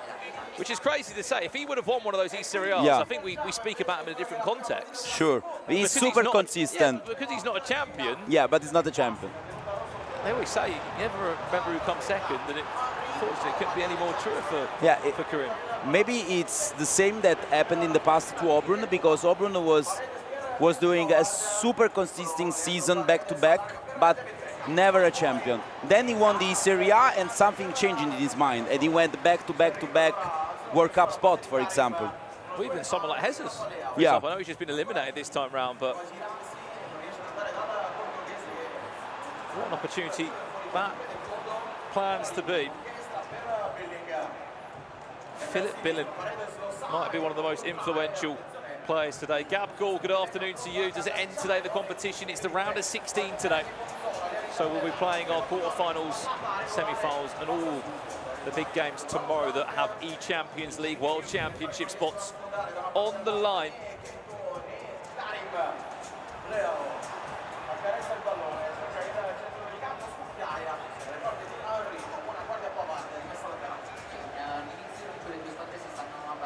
And it's safe to say that it's getting very busy here in Comic-Con, as expected. It is, you said it right, what? Technically 8 years since this competition, or EAFC competition, has been back here in Comic-Con. And Yeah. it's getting a lot of attention here. Loads of people are stopping by and dropping in. And when Danny Pitbull's on stage, they're making a lot of noise. Yeah, the first and only one was back in FIFA 17. Gazzetta Esports Challenge was the name. Ooh, unfortunate with the timing, but great build-up for Karim. You look at the season that he has had this year, Karim. He only lost one game in the group standings. Top of his Group C. And maybe if I remember correctly, the game that Genoa lost, Karim was not playing, but was the substitute player. So Karim at the moment is undefeated in the competition. It was probably a good example of being able to use that drafted player, wasn't it? Because he was that clear forward already. But going back to it, the game that he did lose was against Roma, which, I mean, Luca Negua. Yeah. We already know he's already knocked out Jesus. Yeah. I'm 100% sure that was playing the drafted player, because was Genoa last game, already first, and he wanted the drafted player to play and experience the moment. Finesse comes in, that one stopped by Buffon. I mean, while we've got a moment in play as well today, I mean, we can get the chat involved in this. One former Serie A player, Matteo, that should be an icon on FC25, or a hero. I mean, we can debate this with the chat as well. I'm going to kick it off first and foremost with quite an easy one. Francesco Totti. Okay, you... But this is the point. He gets an icon. I'm going to say these words, and I'm probably going to get cooked by the chat. Okay. Is he going to be usable? I hope so. Because that's the problem, isn't it? I There's hope so many so. good icons in the game. Yeah. There's 109, maybe 120 icons in the game now. But how many of them are actually usable to a tournament like this? Honestly, if I think about a Totti icon item, I hope that it's not another Baggio or another Del Piero, because maybe Del Piero you play him in the beginning, but then even if gets special item during the year, it's it's not something that you see really often. And Totti, for me, as a Roma fan, would be a shock not be able to use him properly. And I'll come back with another one, which is probably going to shock the chat as well. Chiellini, icon, screams icon, but I don't see a world where he's any faster than 80 pace, Now, which would make him usable. Honestly, Chiellini will be a great hero in my opinion, and for sure not as far. Yeah, no, not a legend, honestly. You don't think Chiellini will be an icon? No, not an icon. From an Italian himself? No. Not an icon. I thought Bonucci would be the hero, but I thought Chiellini would be the icon. For me, Chiellini and Bonucci and Barzagli, which was the trio in the Juve back in the days in the prime Juventus, are on the same level. If I think about an Italian defender icon, for me it's Maldini, Cannavaro, and Chiellini. It's a step behind them. He did help you win the Euros. Chiellini, yeah, you remember I remember the fall on Saka. Yeah, honestly, for me, it's an hero. I don't know for the chat. Chat, Chiellini, icon or hero? Let us know. I've got a few more up my sleeve as well. Okay, here's our last one before we get back onto the action here. Arturo Vidal. Arturo Vidal, yeah. What do you reckon? I think he screams hero. Hero, yeah, like Tevez. But a good hero. Yeah, a good one. Like Raja Nainggolan. Yes. Nainggolan, it's an hero. It'd have to be a hero, yeah. Right? Here's a chance now. Here's Rivaldo, one of the icons who is an icon on the game. Interchange with Kaká, Rivaldo. That was a good one. This is enough to save it. Quick corner comes in. David Beckham has a shot from... Yeah, Keko is really good in taking long shots. Trivelas, first time, finesses.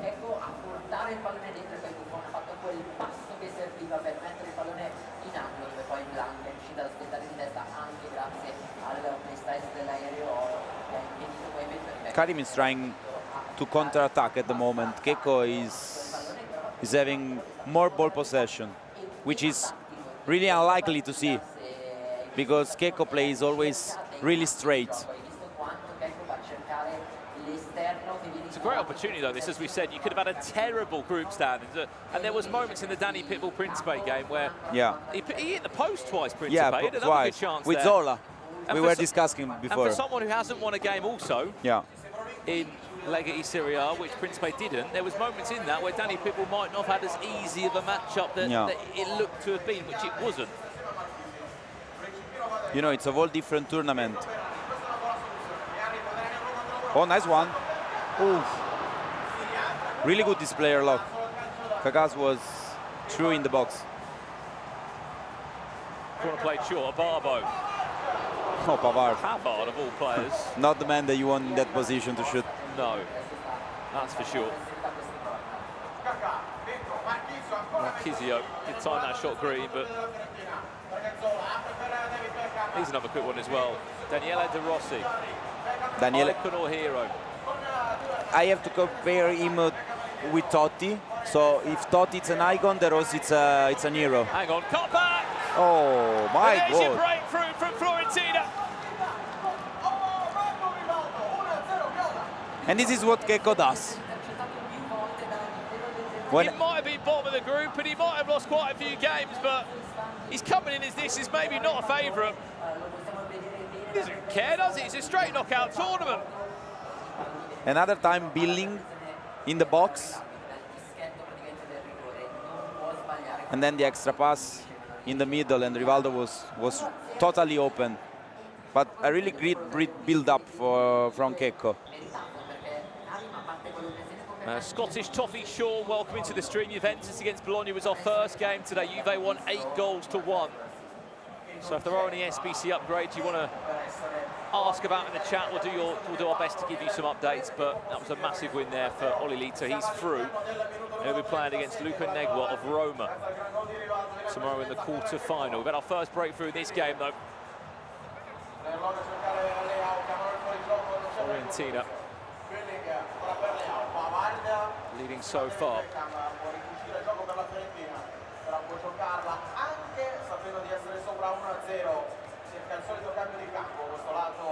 The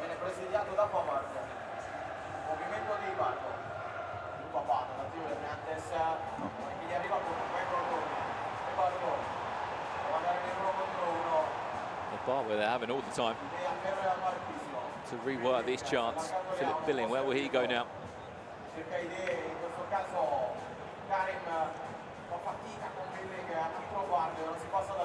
Keiko is rock solid at the moment. How hard is this, though, not to dive into a tackle, Matteo? Yeah. Just take your time, as he has done there, and it's worked out really well for him. Yeah, maybe because if you spam the tackle, you lose the time of the right time to retrieve the ball possession. So Keiko is being very patient in defense. Hang on! Philip Billing, of all goal scorers. And this is what happens if you see too much in the back against Karim. Trivella, sorry, not a finesse. Karim is back in this time. And Billing is the man, even from the outside, a specialist. How is he so good on this game? I mean, it backs up the season he's out for Napoli at the moment.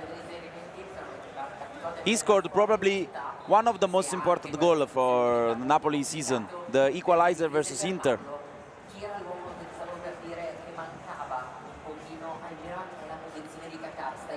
And there was periods when he was playing in the Premier League, he could get a look in. Yeah. He didn't play a lot, but that particular game he played really good, and he scored as well.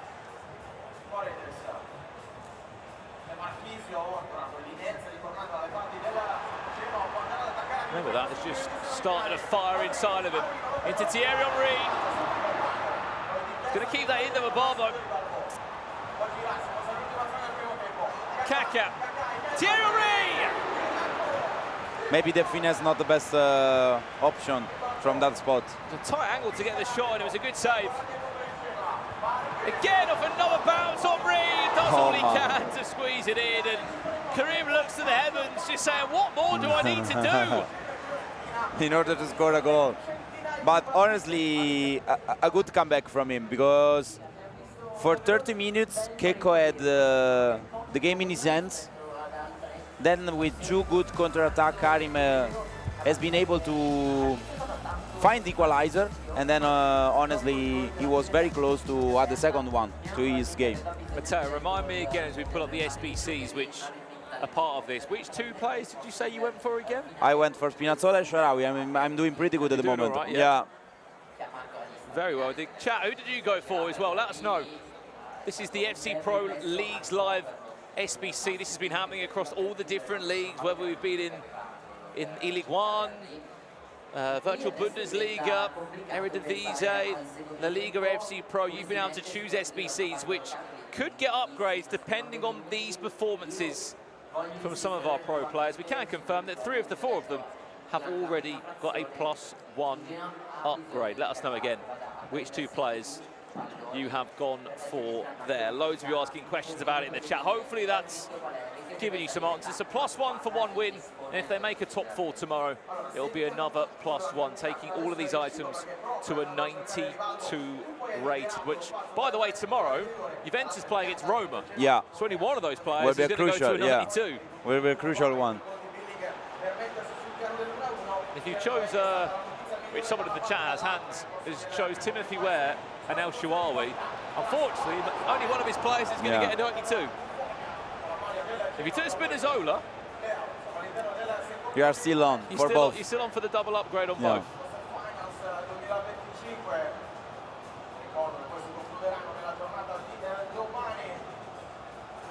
Back underway now.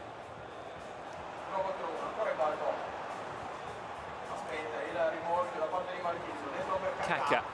I mean, it's lucky the pause came when it did, Matteo, because Karim was getting a bit frustrated there, wasn't he? Yeah, a lot, really.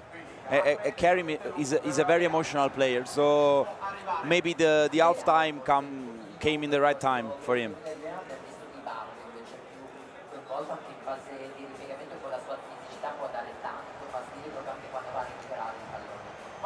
Here he comes now, Thierry Henry, there's that time green.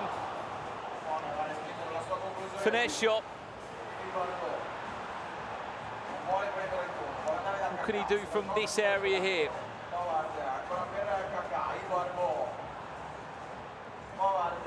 Still does so well to keep possession though, doesn't he, for this length of time. Pavard, Marchisio, working it all the way around. Philip Billing, who scored the first one. A Barbo deflection.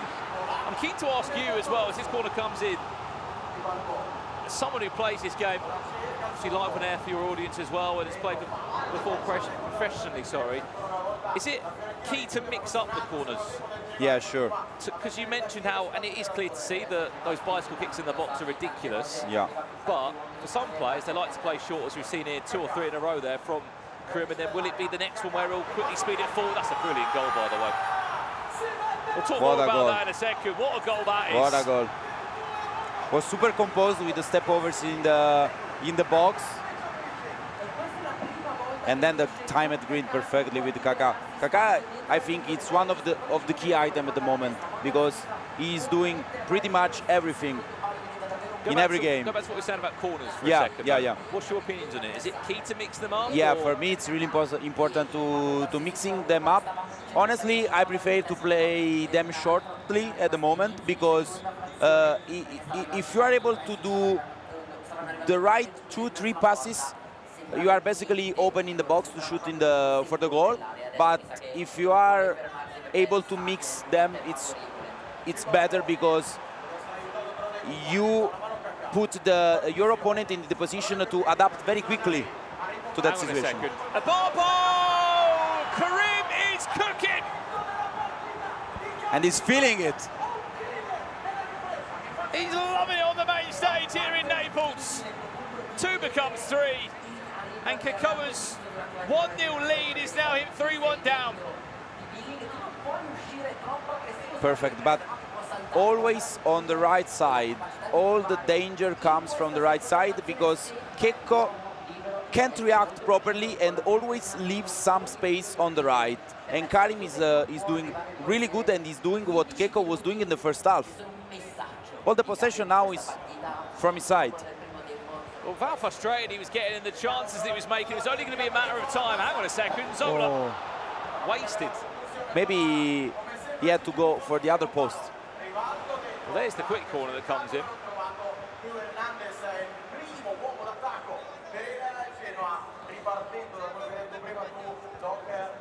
Remember, it's 2 wins you need to qualify for the Champions League. Top 4 will get the spots this weekend.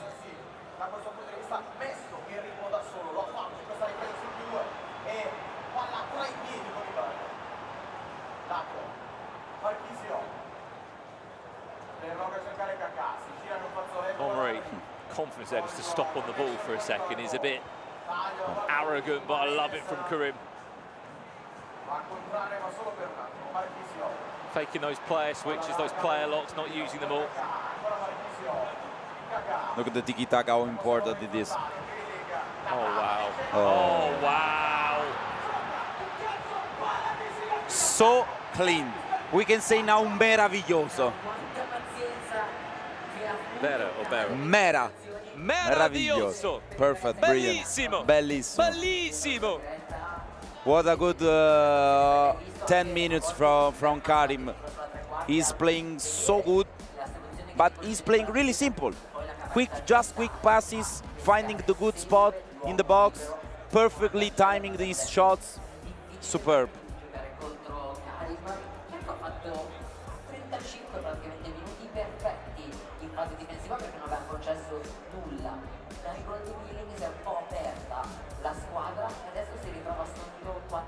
He leads, and as it currently stands, he is running away with it, heading towards a quarter-final.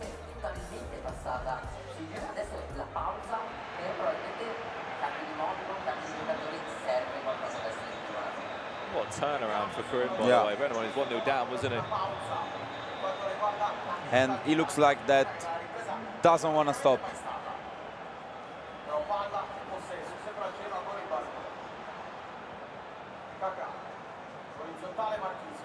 Look at the build-up. Look at. It's just So confident in the final third, isn't he? He went for the fall. Don't want to risk anything in this moment because Karim knows how important now it's to control every single possession. Because we have 25 minutes left, 3-goal margin, which is for sure something big at the moment for Keiko, because in the second half we haven't seen much from him at the moment. Maybe now.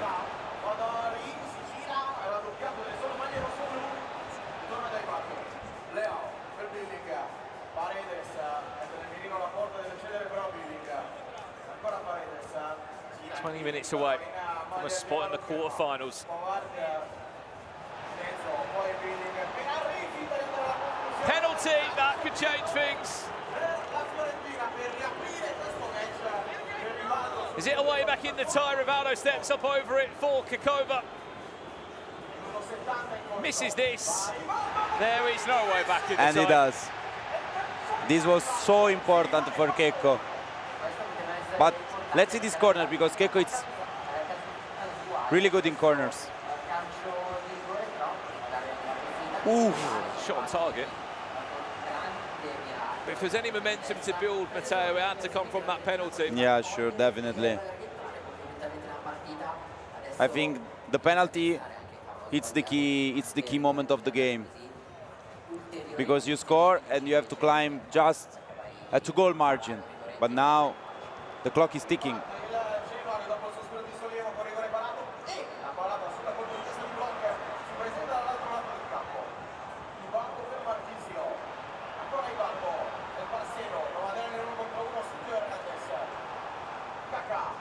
Here comes Krum again. Omri. Oh, Kaká! I mean, I saw him in moments in snippets last week in Spain for the La Liga FC Pro. But how he's been utilised in these teams, Always. his impact, his involvement, Matteo, he has been so influential. Yeah, so important in every team. Another time, Karim on the right side. Look how much space Keiko leaves there. And I think that this goal is what makes this game done and dusted, because Keiko missed that key penalty and Karim was a serial killer in the box.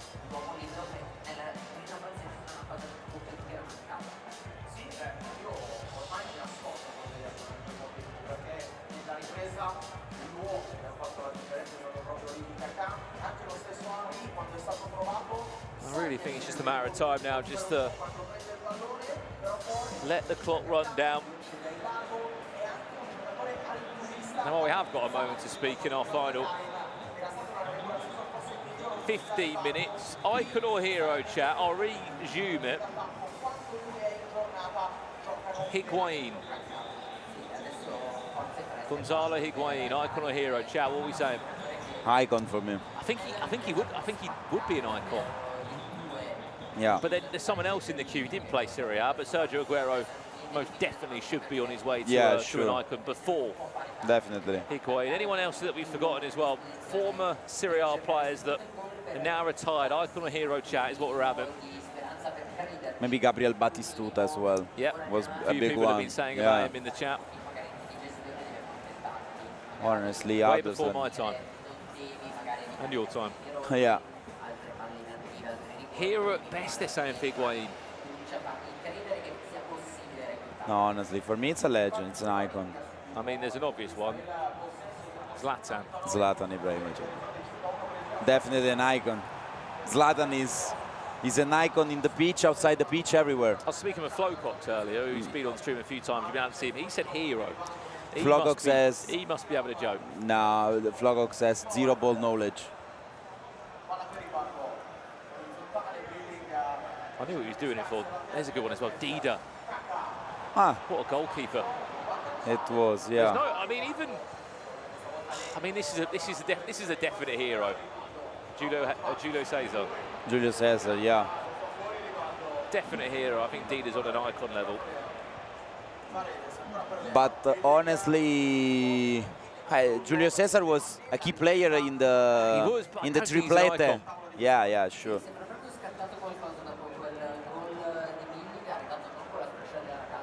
Dida was at his prime until the incident. Do you remember when he was hit by a supporter? He was hit during a game with like a big lighter, like, you know, the one with flares, the flares. And until that moment, it changed. Yeah, he was a super keeper, and then he started to struggle. Here's another one for you in the chat as well to get involved in. Zabarbo looks to come forward. Omri makes it 6-1. Which player right now in Lega Serie A has the most in-game stats? Total stats on FC25. Who's going to guess it first? Most in-game stats. And it's probably someone you wouldn't expect it to be. Like, you'd think it's a centre midfielder. It's not. It's not? It's a defender. It is a defender, yeah. Di Marco, maybe? Correct. I'm too good, bro. Foot birthday DeMarco, I believe it's his foot birthday. Yeah, the foot birthday. Most in-game stats. Wow, crazy. I know he's had a good season. Yeah, really good season.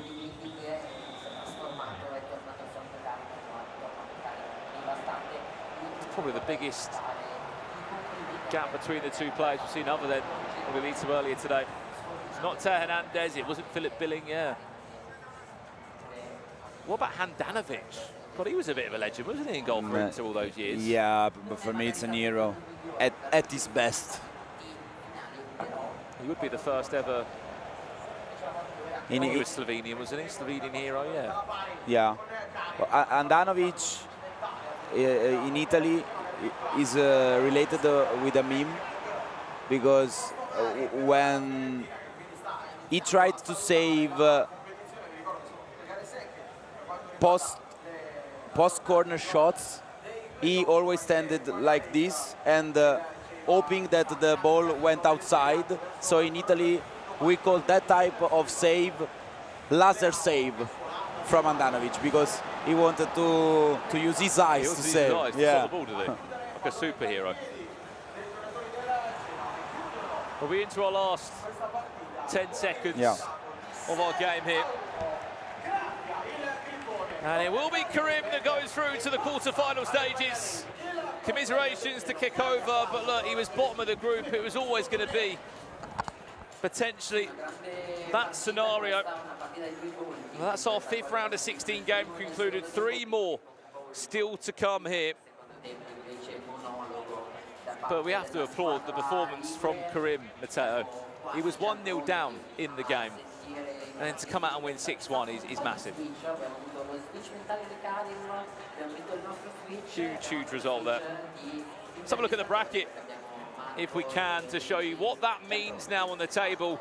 We're getting there, Matteo. We're getting through the games. We're losing teams as it goes, and our top 8 bracket is getting there for tomorrow.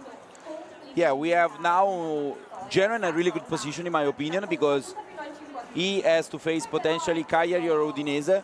And I know that if I have to think about potentially the play style that both Cagliari and Udinese has at the moment, are in a big trouble if they have to face Karim, because Karim holds a lot of possession, but he's a really composed player, really quick passes. But both Udinese with Smolk and Cagliari with Pepe Ferraro are really straight players. So it's 2 completely different build-up for them, and it's a really hard matchup for whoever comes in Karim's way at the moment. I mean, that bottom side of the bracket, there's going to be some players that make each Champions League there that you might, well, at least one, that you wouldn't have expected to maybe have got that spot. Sure. I think that one of the most exciting games that we will see tomorrow is Napoli against Venezia, because you were mentioning before that Oran George has been outside the esports scene for a year due to some reason that weren't his fault. And last year he came from nowhere in DreamHack in Jönköping, and he was close to qualify for the Cup in Riyadh. So I think that he's one to watch for tomorrow for sure. Absolutely, as we said, still 3 more round of 16 games to come in our playoff round here. Live from Naples, here at Comic-Con, myself, Brandon Smith, and Mateo Rivera, guiding you through the action here on the EA Sports FC stream. Still more upgrades, there's still that one more FC Pro upgrade to come in the next game. Tomorrow there'll be potentially even more upgrades, alongside those viewership rewards you can get by watching the stream. We're going to go for a quick break. When we get back, it's time for more action live here from Naples. We'll see you in a few minutes. Everybody know we gon' do it like this. Come on, everybody don't stop. Come on.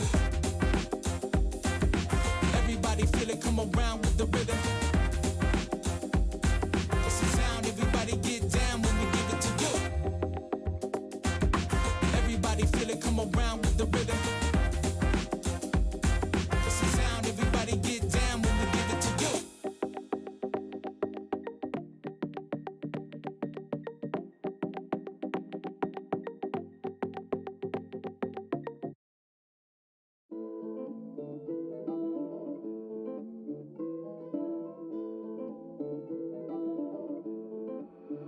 I tell her get low, gon' rock with me. You gon' mess around now and get a shopping spree. I'm now in your possession like apostrophe. Oh, enough with all the talking, I just told her say less and do more, do more, do more, do more. Oh, I tell her do more, do more, do more, do more. Go ahead, set the mood right, dirty like a food fight. You been working all day, load it off in 2 nights. Do more, do more, do more, do more. Oh, I tell her, yeah. And she gon' work that round. I'ma mess around and drown when she drop that down. No more phone me blowing up, I like not right now. Oh, I swear that she in next the way she work that mouth. Whoa, automatic cause she move, she be cousin static. I be straight up like an addict, might become an addict. Now I gotta have it, had enough with all the moves, yeah, move here. Ooh, let me grab it now, I'm on 1 year. Now I'm not done yet, told her wait right here. I'll be back 1 sec, this is just time out. This is not no way, go and grab that friend. And you know what's next, stay. You been rockin' with an all-star, baby, and I know you coming early like a five-star, baby. Packing out the seat, this ain't no hostile, baby, and they know me in the city like a mob star. Oh, I tell her get low, gon' rock with me. You gon' mess around now and get a shopping spree. I'm now in your possession like apostrophe. Oh, enough with all the talking, I just told her say less and do more, do more, do more, do more. Oh, I tell her do more, do more, do more, do more. Go ahead, set the mood right, dirty like a food fight. You been working all day, load it off in 2 nights. Do more, do more, do more, do more. Oh, I tell her, yeah.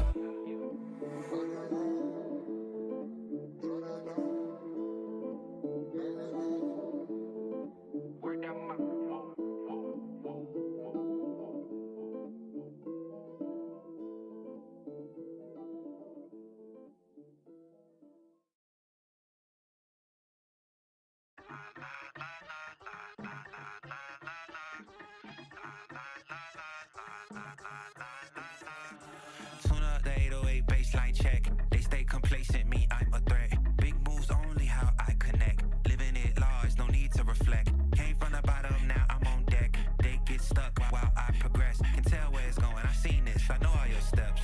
And we over that, tell me what's next. Follow me, I'll show you what's next. Cause you ain't doing nothing unless you making them sweat. Unless you making them sweat. Watch your step cause we making them sweat. Cause you ain't doing nothing unless you making them move. Turn up the beat and blow out the fuse. We too wild for somebody to snooze. Me or you, look who they gon' choose. You know who they choose. Want it, I got it. Kick the door down, we are not knocking. You a dollar bill up in my pocket. I can see the future and it's looking like profit. So tune up the 808 baseline check. They stay complacent, me, I'm a threat. Big moves only how I connect. Living it large, no need to reflect. Came from the bottom, now I'm on deck. They get stuck while I progress. Can tell where it's going, I seen this, I know all your steps. Now we over that, tell me what's next.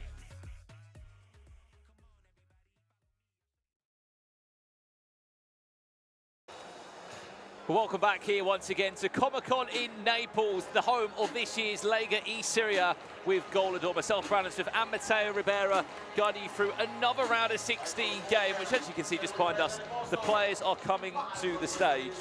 Excuse my pronunciation on this one. Chiari? Perfect. Is it all right? Perfect. Maybe it's not. They're up against Udinese in our next round of the knockout stages. Let's quickly have a look at the SBCs because there's a big upgrade potentially happening here for Chiari with Yerry Mina. I mean, so far, every item other than Yerry Mina has gone to a 91 rated. So in a few days' time, El Shaarawy, Spinazzola, Timothy Ware, they're all going to be a 91 rated item. Do you think, coming into this game, and looking at the head-to-head between the two players, that Ferraro Pepe will get an upgrade? Do you think he'll win this game? I think he definitely could, because this is, I think, a 50-50 matchup, because they are two really good players. Pepe has been really solid in the past. He had a brilliant season when he started competing back in the days, qualifying it immediately for the Champions League in London in FIFA 22. Then 2 years that he has been struggling a little bit with the game. But this year is coming back really strong, had, I think, a decent group stage phase in which he never lost against Danny Pitbull, for example, which pretty solid from him. Smolk, it's his rookie season. Never about him, but as well, he comes really strong in the Supercoppa back in November. He was eliminated by Olelito, but he played really good also in the online cups. He was so close to qualify for the play-in. Let's have a look at the drafts then as well, Matteo. 50 million coins is what these players are allowed to use here in Italy, and it looks like Schneider is going to get another start for Pepe in his team. David Beckham also gets a start. Two defenders along the back. Overall, what do you make of that team? Yeah, what surprises me the most in Pepe's draft is for sure Beckham, that plays up front as a right winger, because we have seen Beckham before in Keko's team, but in the midfield, which is maybe the most comfortable position for Beckham, even if at the start of his career he was playing like a winger. But if I have to think at the different options, for me, Ibarbo is a starter everywhere and in every team. So what I'm curious. Do you think he's going to start in as well? Maybe he could play also 4-3, because yes, I know that he was trying to play with 4-3, and if you see how the players are in the pitch with this 4-3, which is the basic one, it's like a 4-3-1. And we were discussing before that in the past was one of the most used and the most used formations, definitely. And we'll see, because Pepe is in someone that could surprise you in every moment, especially with skills. He's really good using the skills in the box. So I think that we will see some magic from him. On the opposite side of things, on the other draft, let's have a look at how this one is currently looking as it stands. Diego Maradona, welcome. Finally. To Lega eSerie A. I mean, look, finally. Firstly, I'll ask you the question, why does he not play more? Is it a price point? Is it that people don't think he's worthwhile? He's, what, 3.5 million coin rough player? Yeah, maybe because I think it costs a little bit too much, because in the CM position you want someone that I think it's better at passing than shooting, and Maradona hasn't the best play style in terms of passing, but he's a really good card also because he has the finesse plus, so he can shoot. We'll see. And look, we're here in Napoli, aren't we? For sure.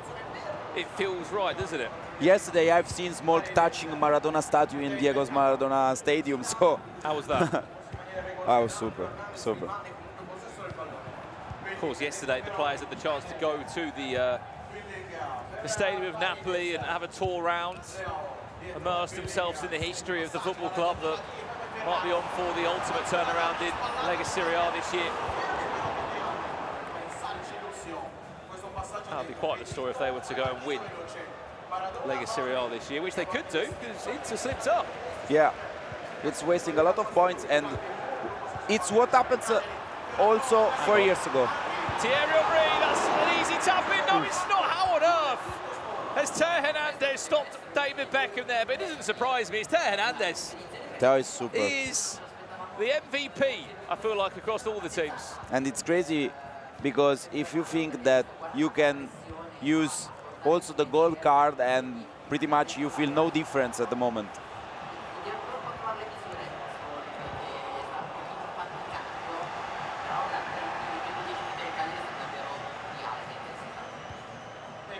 We're just 10 minutes in, you've already had a little snippet of Chiari and how good their pro is. Ferraro Pepe did play in the Champions League actually back in 2023. Yeah. Might have had a year gap, but if he can win 2 games on this side of the bracket, he could be on his way to the $280,000 plus tournament the Champions League is, which happens next month, by the way, in Manchester. 36 players will be there, all from different leagues, all from different pathways into the competition. Slightly different format as well this year at the Champions League will be. It will sort of follow the suit of how this year's Champions League went, but more sort of the league. Yeah. The league look. Marchisio. There's the play style and the overall attributes of Van der Sar coming out on top. It was too easy for Marchisio to find himself open in that way. Uh-oh. Ooh. Maybe I would have gone for a finesse on the other post. Also, the yellow timer didn't help at all.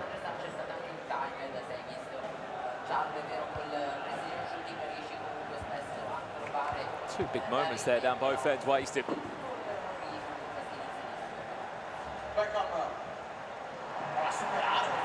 Chiari coming forward again. Remember, they've got Yerry Mina as a potential upgrade. David Beckham still hanging on to it, finds Philip Billing! Trivella. This was a good shot. Maybe with the green timed would have been for sure better, but honestly, again, not his strong foot.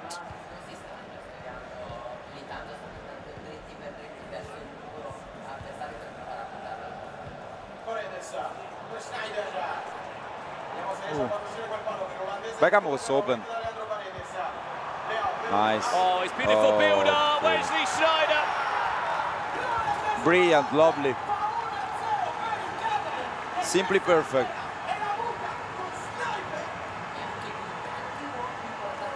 Sneijder is another key player, because we were talking before about using players that can pass the ball, and Sneijder is one of them. In this foot birthday item as well, 5 skills, 5-star weak foot as well. So it's a real danger for everyone. Well, good news to those that are watching. It looks like every single FC Pro SBC item is on their way to a 91 rated late here tonight in Napoli.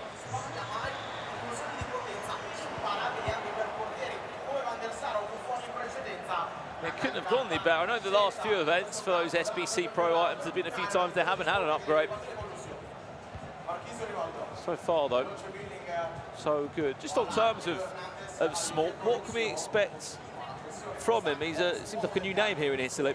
Yeah, honestly, Smolk is someone that plays better when he is able to go 1-2 goal up, because he's really good in holding possession and taking the ball where he wants. When he trails, he'll lose a little bit of composure. So we have to see if he can react correctly, because this is his first LAD tournament with such a big crowd as well. Absolutely, they got picked up by an esports team at the start of January here in Italy, and I mean, looking at the performance that he's had, did win 2 games in his group. I mean, he's better than Principe, who was in the same group as Olilito. That's a really dangerous tackle all the way through there. He's got away with that one. Quick corner comes in. Black was so close. Goes all the way through. It's then dangerous.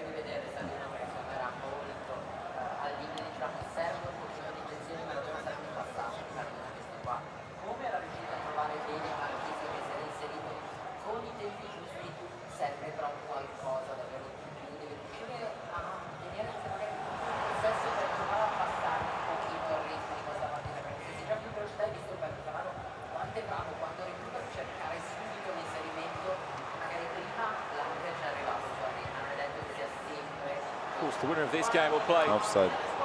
Karim tomorrow. For the UCL spot. Yeah. I think the bottom quarter-final, Matteo, is probably the best place to be. Yeah, Because definitely. in the nicest way possible, you could be looking at players there that aren't as known outside of Italy. Might have had the best of seasons. And one of those are going to snatch the Champions League spot. Honestly, even if maybe this year we don't have the biggest names possible, because we are missing Montaxer, Ercaccia. Philip Oh Billing. my God. Play like a centre forwards. What a goal. Ferraro Pepe doubles his lead. But look at the composure that must be appreciated, Matteo, here from Philip Billing. Perfectly executed here again with a fake shot, and Billing is unbelievable because he can defend, he can attack, he can score, he can recover the ball. It's a all-rounded player.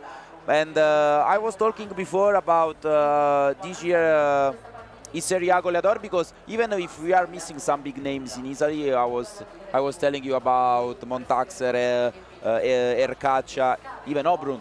We have seen him playing in the La Liga. This year the level is very high, because all these new players, if we can call them new players, are really good and they are making a name for themselves.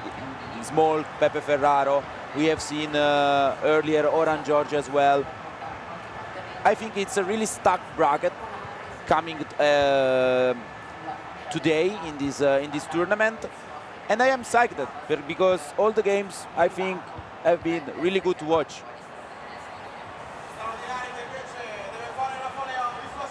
Oh, hello, Rafael Leao. Pepe Ferraro is getting quite confident, isn't he, on main stage? That one nearly was an incredible finish. Another time the yellow timed. Oi, oi. What an opportunity this is. He has got Schmolk in a really difficult position here. He could be 3-0 down early on. Yeah, but he's shaking his head because at the moment we have seen nothing from him.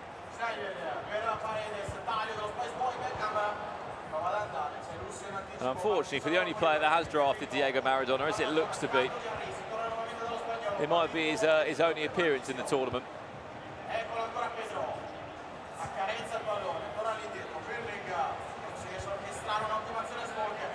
Pedro into Marquisio, goalkeeper. Oh my, you've been given an absolute lifeline there, Pepe.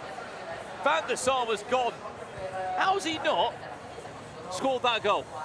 Maybe even if moved the keeper too far, it helped, because Marquisio was aiming at the far post. So technically he might have had the angle. Yeah, the angle.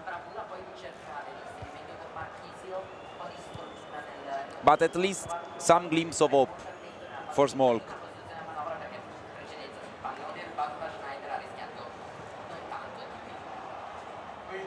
Added time of 1 minute, that'll do us. And at the halfway point, Ferraro Pepe, Tayari is leading this tie. It could be an upgrade for Yerry Mina. Well, we're speaking a lot about players. Let's speak about team of the season for a split second. Coming to Syria, I believe, is it the 16th of May? I think that might be the date. 16th of May is it for when we're going to be seeing Syria team of the season come out.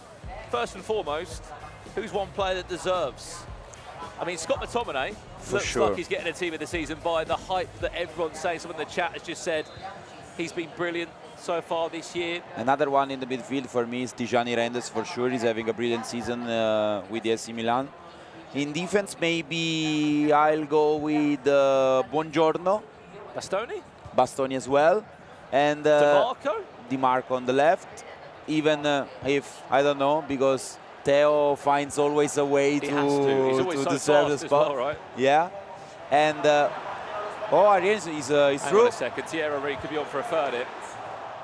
I'm really curious to see who will get the the spot in the goalkeeper position, because Sommer had a wonderful season. Meret with Napoli as well, but for me, one of the best in Italy at the moment is Villar as Roma goalkeeper. I was going to ask you, actually, I've got a bit of a head-to-head here on who deserves the team of the season, okay? Okay, let's go. Chat, let's get do involved this. in this as well if you can. David De Gea or Jan Sommer? Who deserves the team of the season out of those two? Because everyone I've asked has said De Gea. I'll go with De Gea because I think that he had better personal performances than Sommer. Sommer performed well because Inter performed well. De Gea saved Fiorentina many times. And there's a world as well that they're both going to have good runs in Europe. Yeah. Fiorentina was Yeah, having a deep run there. Okay, Teo Hernandez against Di Marco. Di Marco. The team of the season, yeah? Yeah, Di Marco's a better season. But if you were voting based on Ultimate Team, you'd say Teo Hernandez, right? For sure. Barella or Scott McTominay? Scott McTominay. Yeah? Yeah. He's had a great year, hasn't he? Yeah, he scored like 11 goals. Yeah, for a centre mid, now a centre yeah. forward. Also in Italy, 14 is the best that a Scottish player scored, like overall, and he's doing the overall record in one season. But isn't he also want to beat like a top goal scorer record in Napoli? Yeah, because Lukaku scored 10, the striker. Here's a bit more of a tough one. As Udinese are looking to try and build his Schmalk. Needs to get his players back on side. Dybala or Leao? Dybala for sure. Leao for me potentially is one of the best, but I don't know, he has to change his attitude.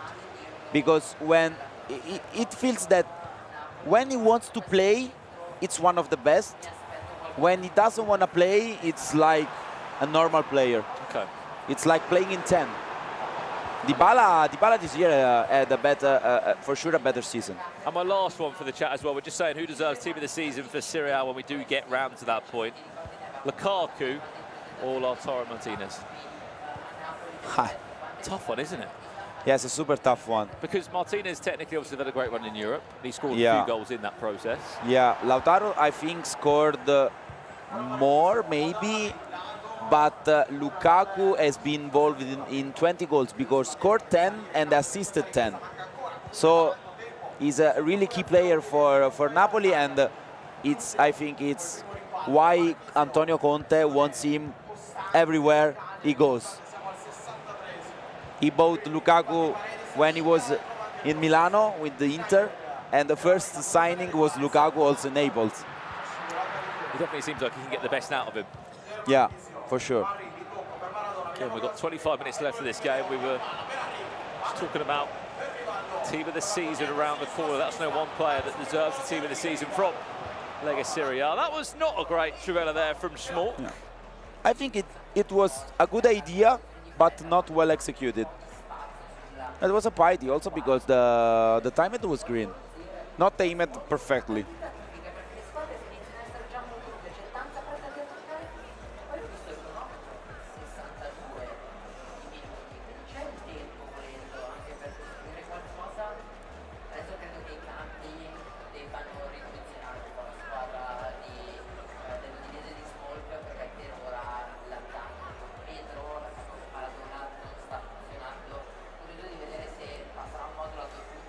Where do you think it's gone wrong, Matteo, for Schmalk in this game? He just hasn't ever looked in the game, has he? Yeah, no, not at all at the moment, because he's not playing his normal game. He's rushing too much, in my opinion, and Pepe is defending really good at the moment because he sits in his box, but he's doing a really good pressure with the midfielders.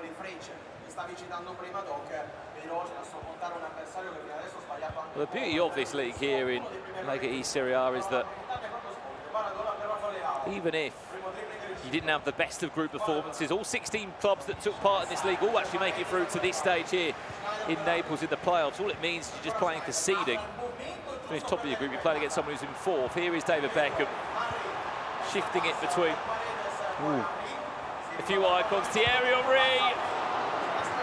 Bit of a guessing game at the end there, wasn't it? maybe the step over wasn't required. He lost the timing, the tempo.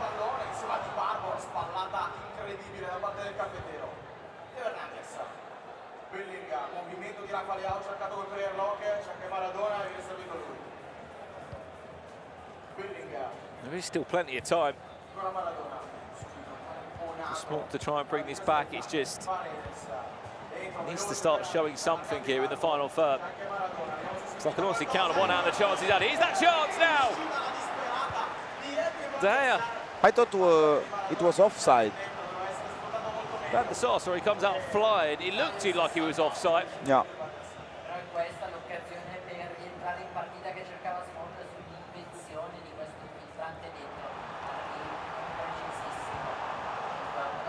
Oh, it looks dangerous. Finds the third. Game, set, and match. David Beckham. It was all perfect, just blocked.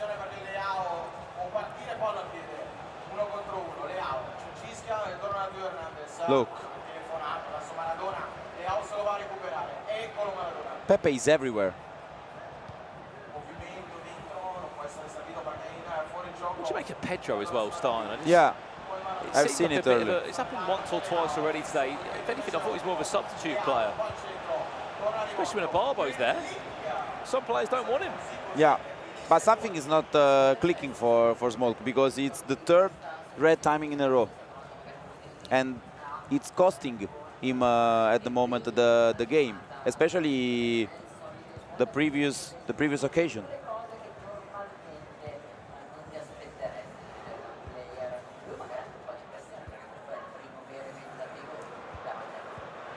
Offside. Further offside trap play there.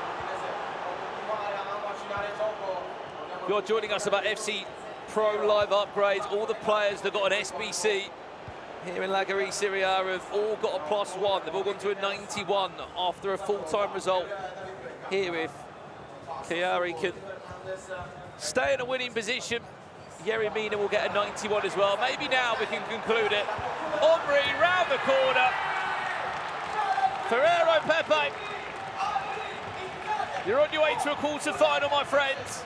But you'll be taking on Karim. Is back tomorrow for a spot in the Champions League.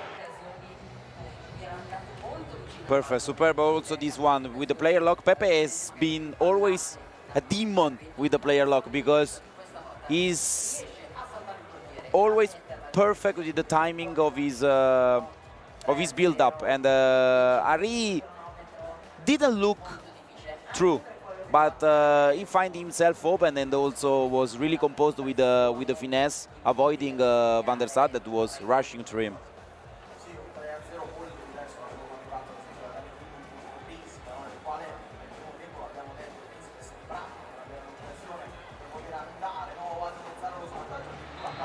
Unfortunately, it'll be the end of the road for Smolk, yeah. Smolk in this one.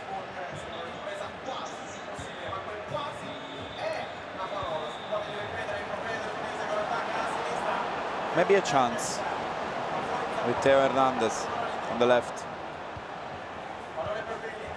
Good one. You need this. No way. Perfect defense.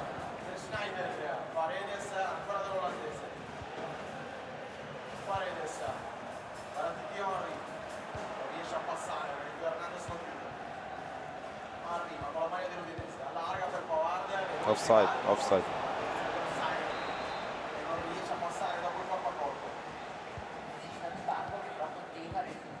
I think just getting here and being on this stage is a massive experience in itself, isn't it? Yeah, but playing in this atmosphere. You can see the frustration in Smolk eyes. He's shaking his head. Pepe is also having fun at the moment. I was telling you about his skills. He knows he's on main stage, isn't he? And everyone is watching him in action. Final 3 or 4 minutes of this one, then we're into our bottom part of the bracket here from Italy.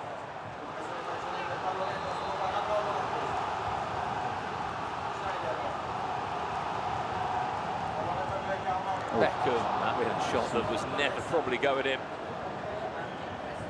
Was too much.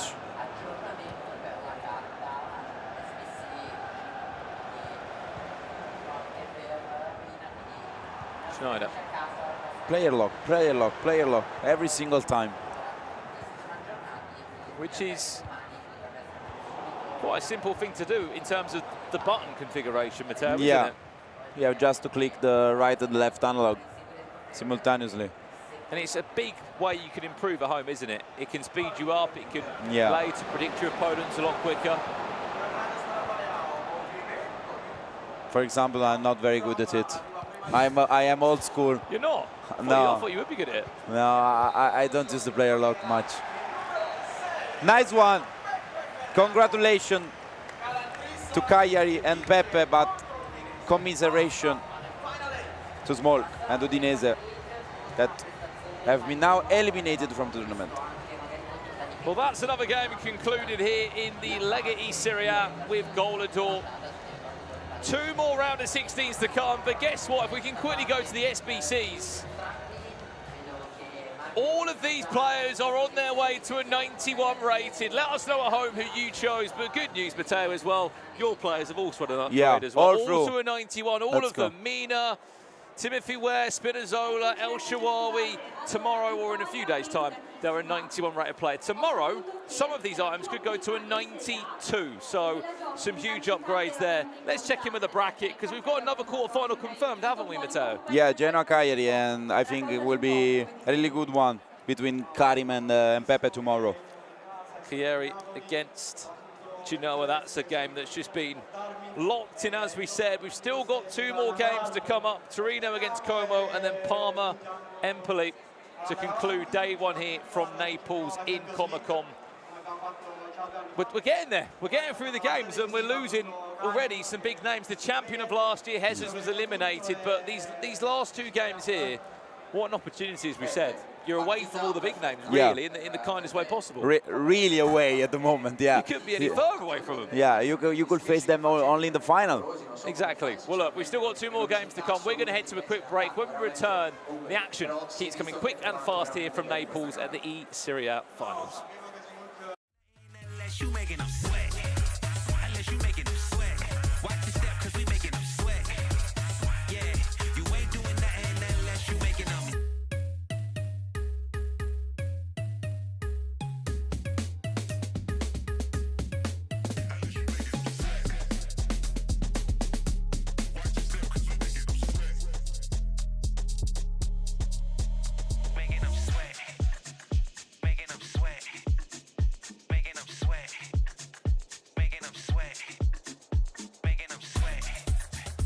What you gonna do? You gonna come closer? You gonna stare forever?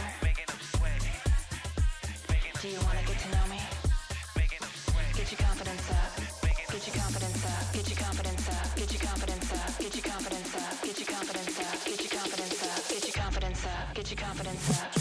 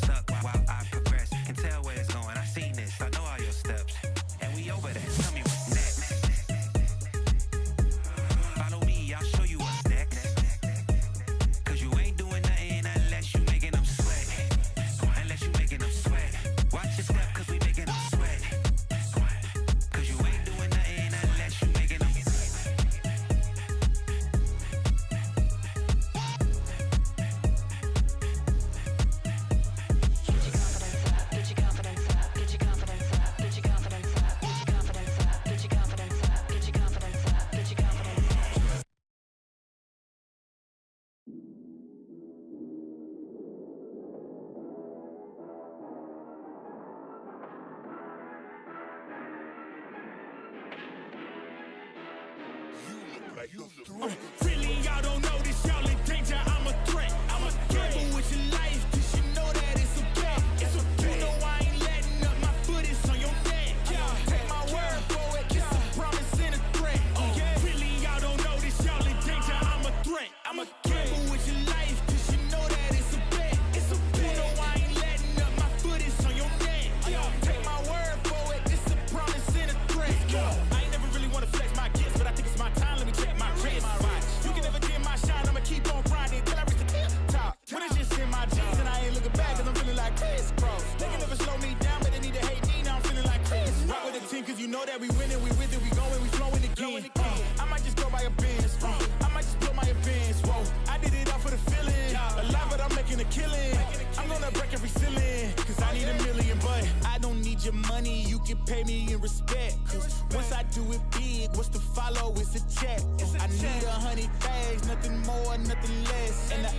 feel away, cause I'm next, I'm a threat. Oh yeah. Really, y'all don't know this, y'all in danger, I'm a threat. I'm a gamble with your life, cause you know that it's a bet. It's a bet. You know I ain't letting up, my foot is on your neck. Take my word for it, this a promise and a threat. Really, y'all don't know this, y'all in danger, I'm a threat. It's a gamble with your life, cause you know that it's a bet. You know I ain't letting up, my foot is on your neck. Take my word for it, this a promise and a threat. I've been feeling spectacular, flow so sick it's hazardous.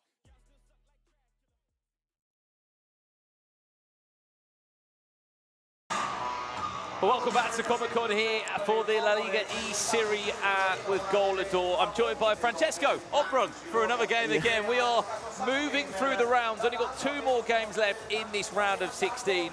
I mean, I was saying to Matteo, the bottom half of this bracket is really open. There's going to be someone that gets an Champions League ticket here that you would have expected to, if we're being honest. Honest, yes. I think that Karim, I predict him as a winner. So of course for me, he was the winner of the round of 16. Yep. I think also Ferro Pepe is playing really good. Of course, like against Karim tomorrow, it will be tough, honestly. And now I think there is on the paper an easy match, but for me it's not at all an easy match, because Samu Gamer, I think, is really good.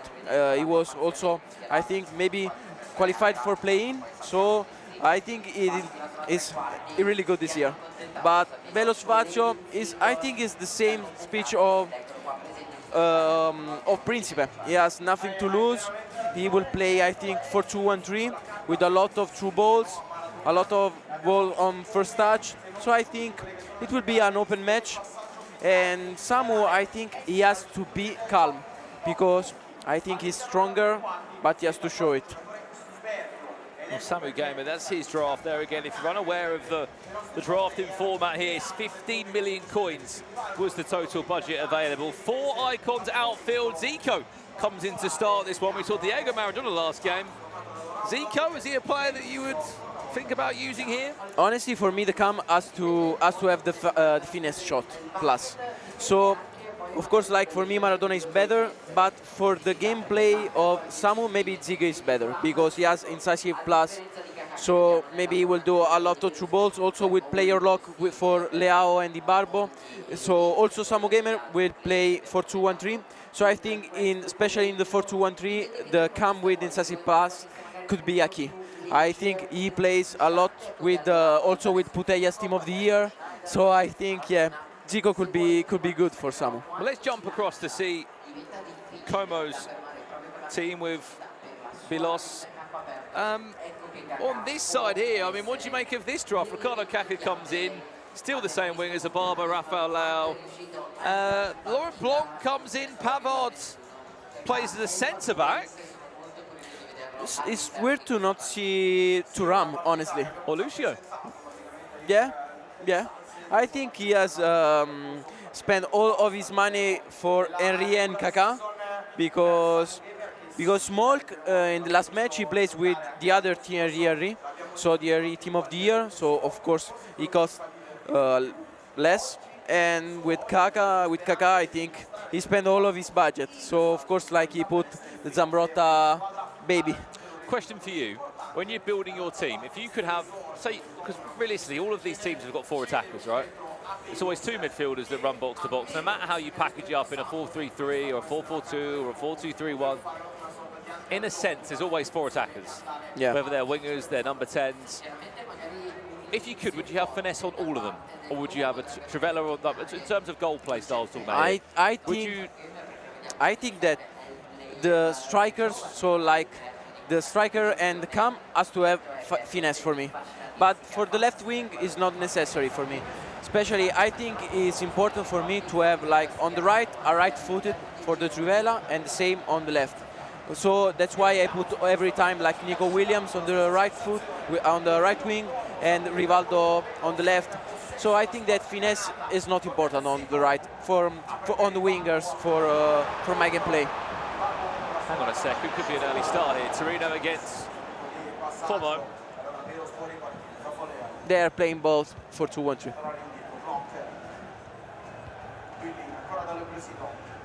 So would you say, back on what you were saying there, on the wingers, is it more of your idea is always a Trivela there? Yeah, because I think that Trivela is maybe more. It's difficult to predict. I think sometimes the finesse. I think the finesse is good with the ball roll before. So you have. Hang on a second. Really good. Torino up by a goal to nil. They have the breakthrough here. Is Samu Gaynor opens up the account. The timing that Samu has for these passes is insane, honestly. I think he will do this for every single match because he's really, I think he's the only one to do this pass every time for the wingers with the striker and not the opposite. It's important for Samu to start good. I think also because I think he was a little bit under pressure because maybe that side of the bracket he was the expected winner, so maybe he has more pressure than the others, and he is just 17 years old. It's only his second year he's been able to compete, right?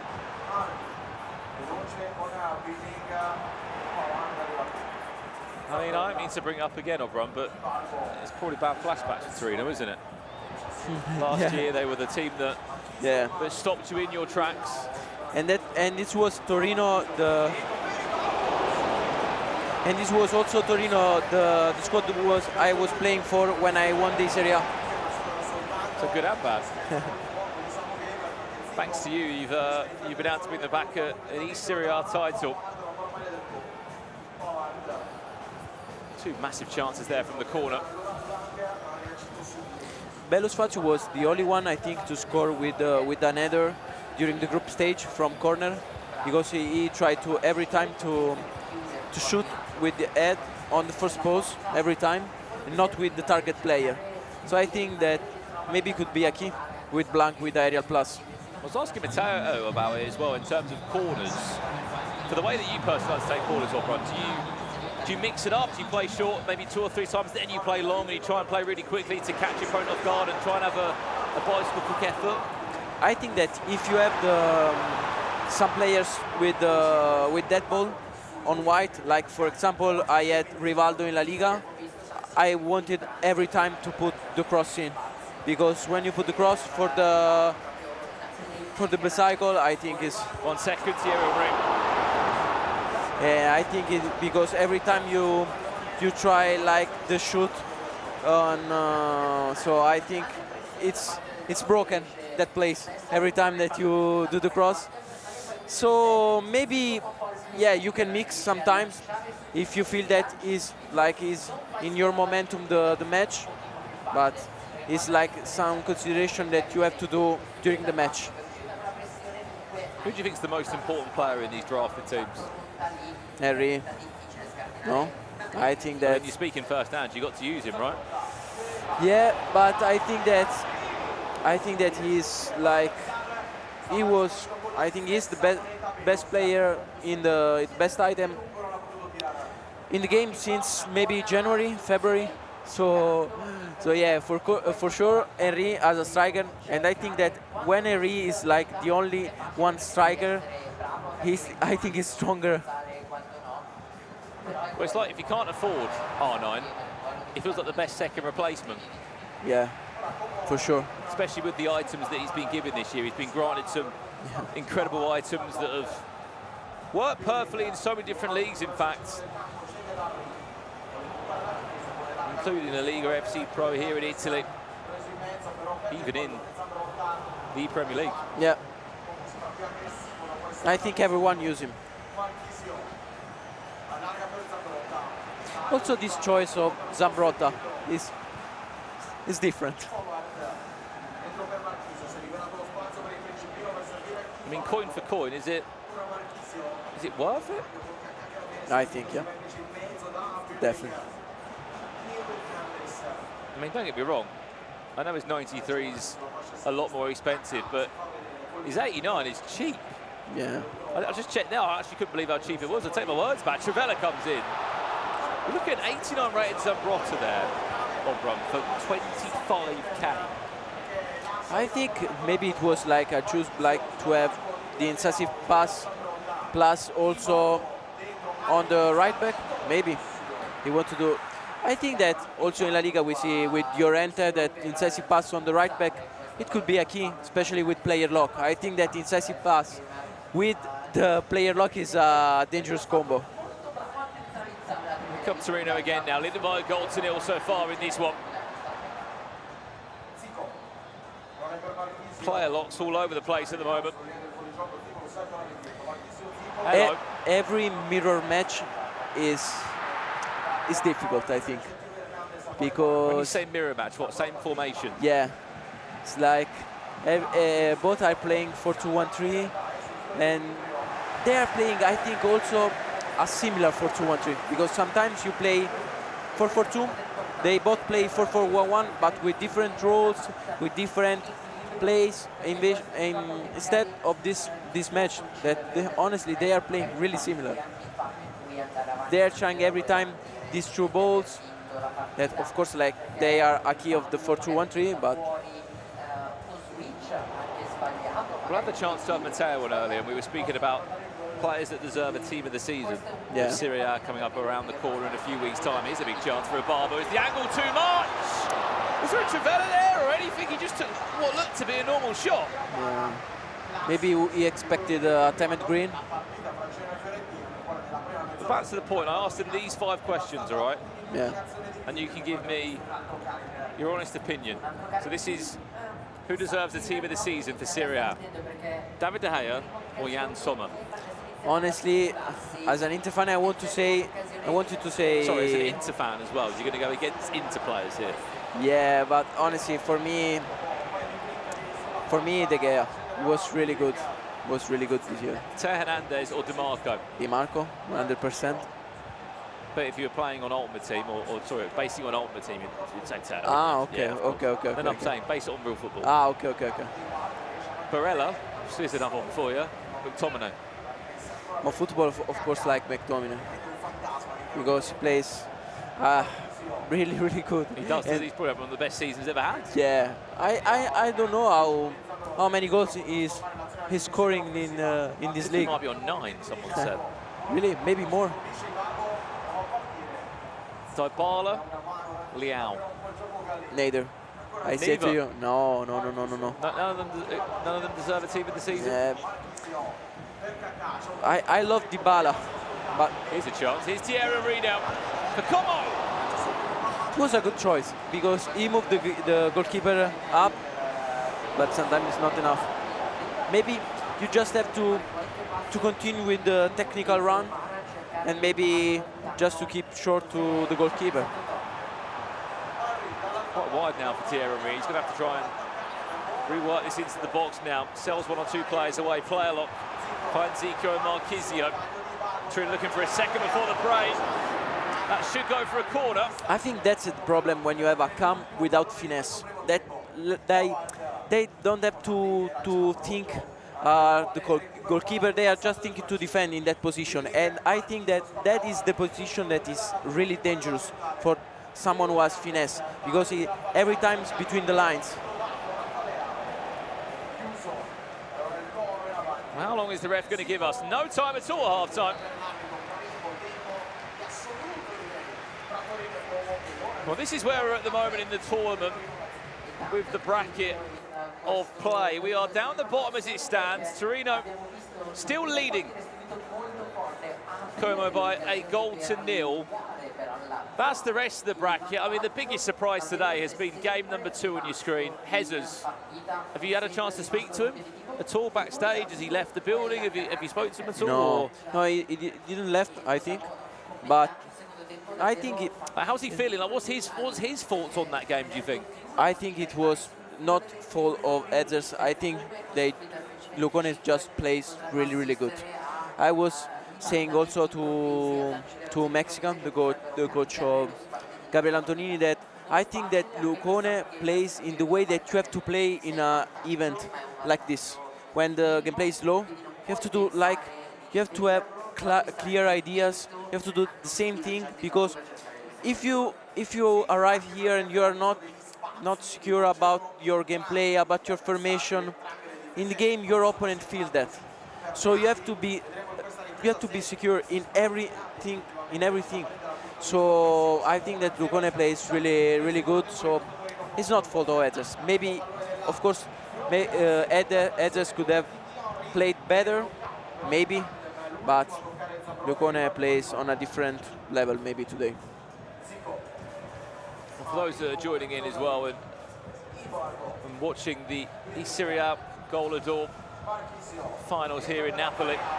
Here we go, Thierry Henry! Samu Gamer! He's on his feet here in Comic-Con. He might be 17 years of age, but he is looking very well versed on this live stage. And maybe, I think that was a directive run for Henry with L1 and then the R3 with stick. I think it was really good.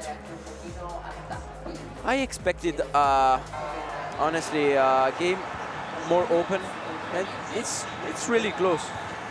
It's like one chance for Como, one chance for Torino. Difference has been though, Bron, that Torino are just a bit more composed in the final third. Yeah.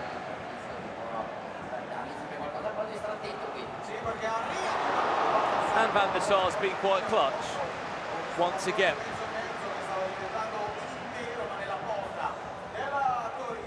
That one goes all the way past Leao.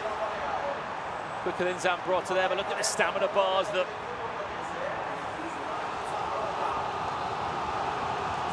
very low. Quick corner comes in again. Ball just bouncing back in the path of Torino. Lofted in, look at the space! Lucio! Right place, right time. Torino lead 3 goals to 0, and this is really starting to get away from Belos. It was really good. It was not easy to see Lucio, to do the player lock, to do the cross. Honestly, it's a new goal. I think more from there was just to get enough power in the header.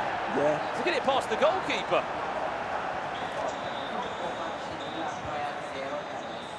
Game over? No.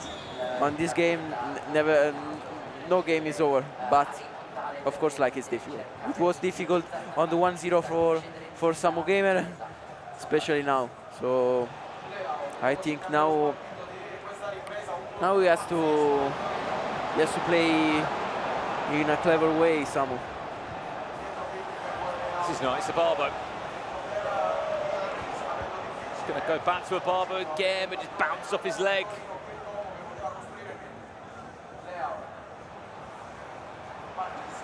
How do you keep composed in these moments, Bron, when you know you're in a knockout game? There's no best of 2, there's no aggregate scoreline, there's no second chance, and you're 3-0 down. How do you keep yourself mentally in check of being like, right, there's still 40 minutes left here. This is 9-minute halves, or 30 minutes, sorry. There is time.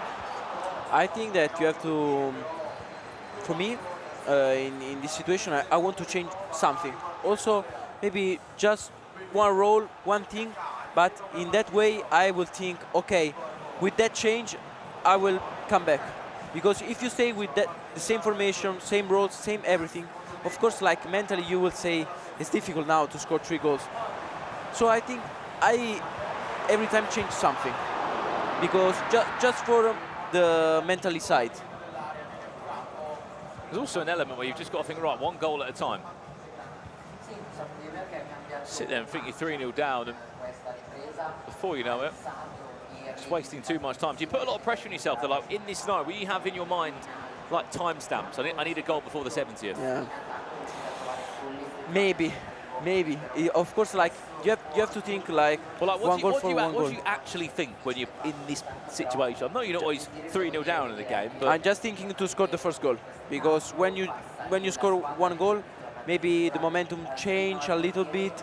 Like, also the mentally side also for your opponent, because maybe now someone is safe. You say, okay, I'm 3 goal up, but if he concede 1 goal, maybe he will change something. Maybe he will do some mistakes. Like, look at game before between me and Emre. He will stay. He had never did some mistakes, but then with one mistake, maybe he did 3 mistakes, because it's just like some minutes.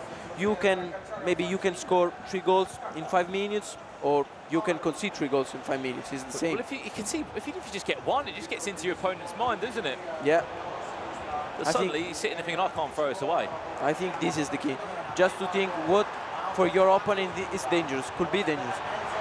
This one stopped by a bit of aggressive goalkeeper movement there.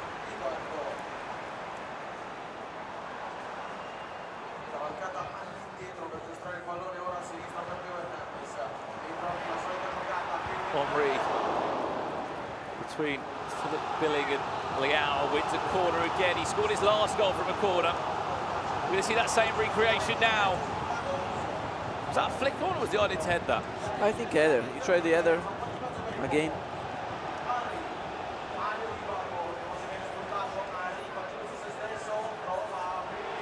Has to make the most of this one. Leao goes for a chip. There's the goal back. It's really good. This was really good. I mean, the player log, the first time through ball, also the chip shot with time at green.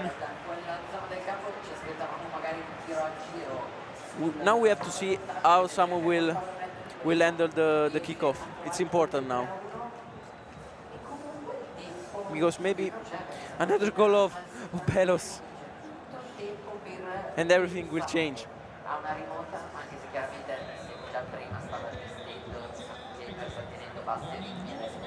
There is still time as well, a lot of it.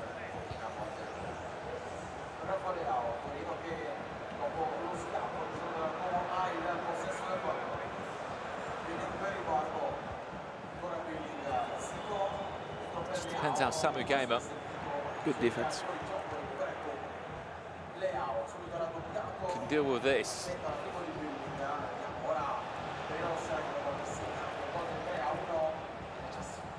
First time playing in Lega eSerie? Yeah, for some, yes. He played just 1 game last year, but he was like the second player of Blucona. He played in a few of the qualifiers, obviously on the way to the eSports World Cup. Oh my, off the post down the other end. Look at the counter-attack now.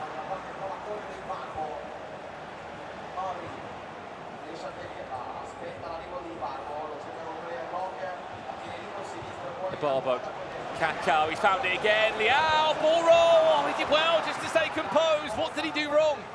Maybe the ball roll has to do inside, not outside the pitch. Maybe inside with a finesse, because Leao has the finesse wide. So I think with time at green, it will enter. Not like, I think this was a finishing too difficult. Down the other end, he could punish him now, scores this one. Another counter-attack definitely on here. There's still 10 minutes. Remember, a spot in the quarter-finals awaits one of these two. You win that one, you qualify for an E-Champions League.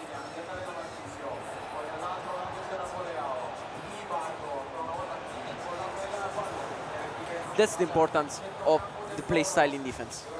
And this is the difference between a tackle with anticipate on white from Marchisio and the difference of the tackles that Snyder did in the match before. It's important to have that play style on white, like anticipate, intercept. Here's Teo.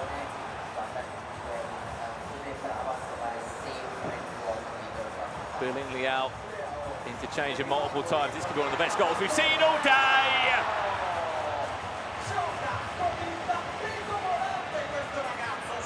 Bellissimo!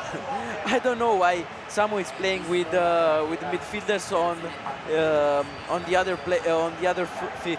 Like he's playing with Billing on the right side and with Marchisio on the left side. I don't know. Maybe he doesn't like Trivela. Well, as long as he keeps playing like this, Opera, I don't think he's going to care. He's on his way to a quarter-final. He had the chance. Belos Fazio had the chance, honestly. With Leao, it was really important to score that chance. It was 3-2, and now we are 4-1.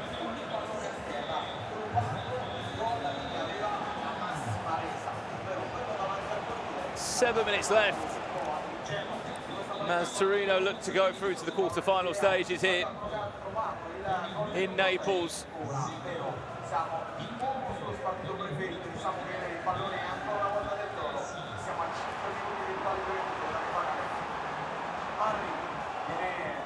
Well, it was last year, Torino did play in the Champions League, didn't they? It was Luca Negua who booked his spot there last year. He did also really good.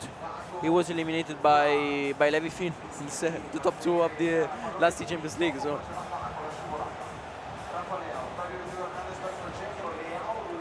I love that little spin he did. It's going to fall back kindly, but it'll be nothing more than a consolation.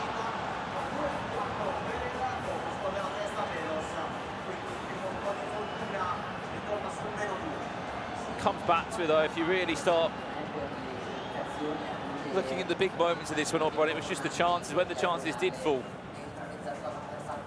to Bellos, he just didn't take them. Yeah, also because that could happen on the 3-2 for Samu Gamer, so that's we talked about before.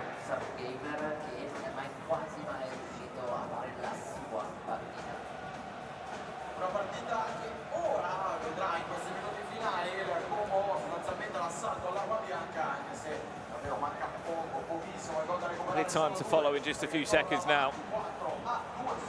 Well, what an opportunity it is. It's his first time playing in Lega eSerie. And Samu Gamer is 1 win away from an E-Champions League and a top 4 spot in the competition.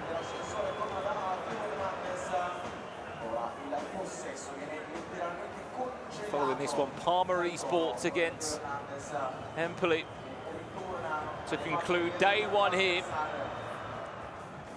from Comic-Con Naples, as we will lose 8 of our players in the competition.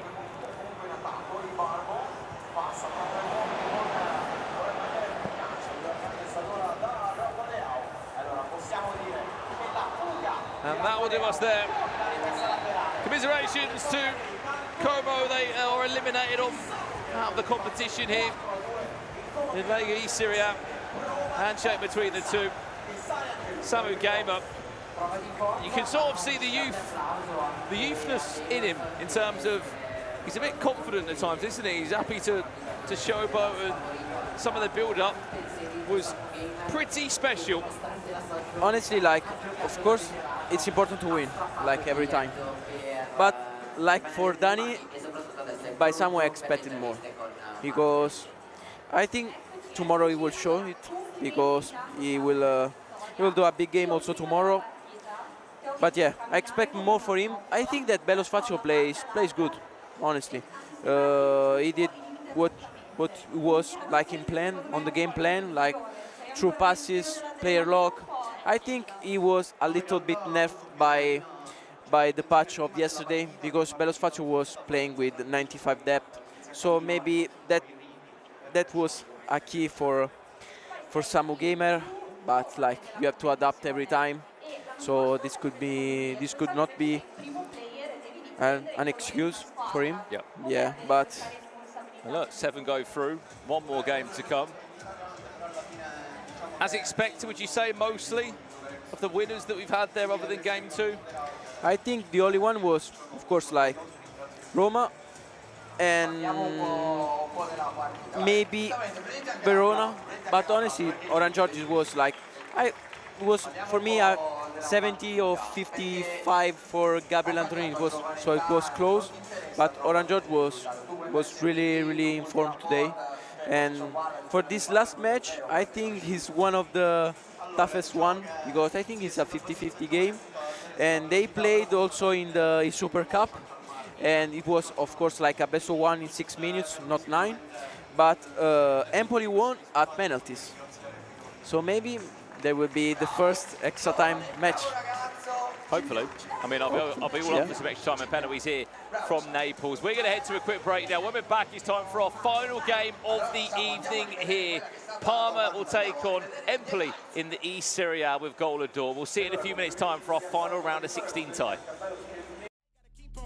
Finding myself, I ain't gonna stop until I know I had enough. Mama, I made it, I know that they see me. I'm popping these bottles just like I'm a genie. I'm glad that you made me get all in my DNA. I'm about my teeth like I'm working for Frito-Lay.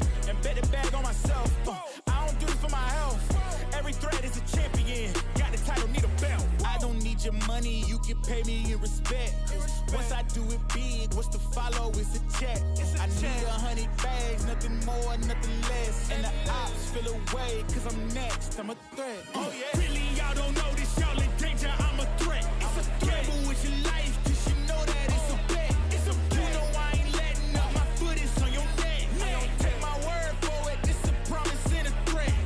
Really, y'all don't know this. Y'all in danger. I'm a threat. Gamble with your life, cause you know that it's a bet. It's a bet. You know I ain't letting up. My foot is on your neck. I don't take my word for it. It's a promise and a threat. Still young spits, but you call me young boss. Eating real good, so a man's gon' floss. Got my way up in my view real posh. You a frisbee man, so that mean you get tossed. Got a new crib, studio in the back. Numbers ran up, had to split it with the chaps. Realest in the city, in my record, I fact. But your man's only chat when he do it in the raps like Spot go lost and don't really care what it cost them. You don't wanna cost them. My lifestyle awesome, couldn't decide if my gal wanted to, so I butt them.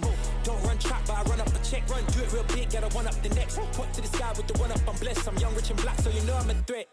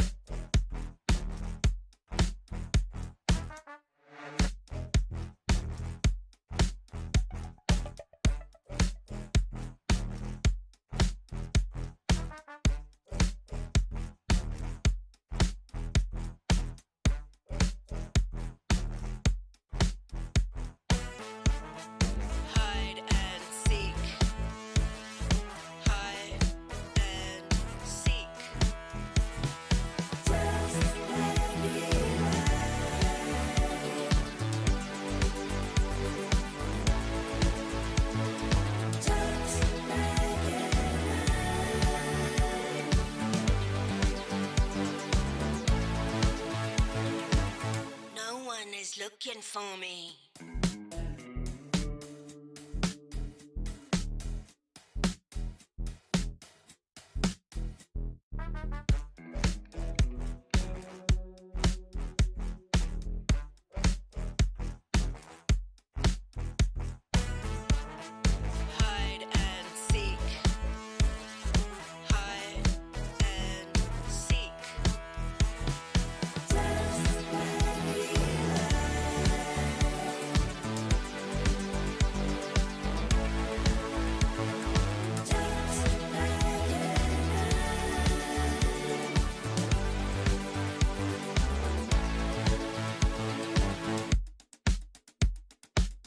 No one is looking for me. Addicted to espionage, the tingle in my veins. Can't wait to get home and not to meet my romance.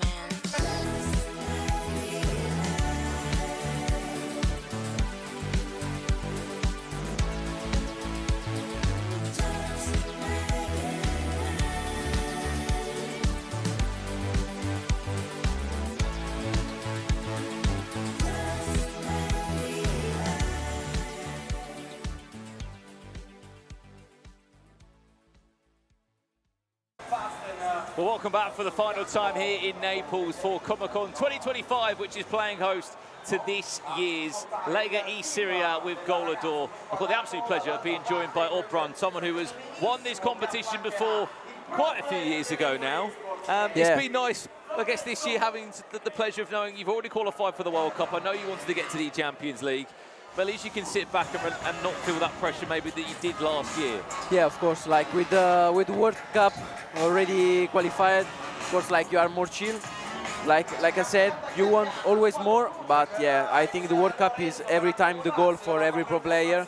I think that's why they are playing also here. Yep. So yeah, you play in another mood.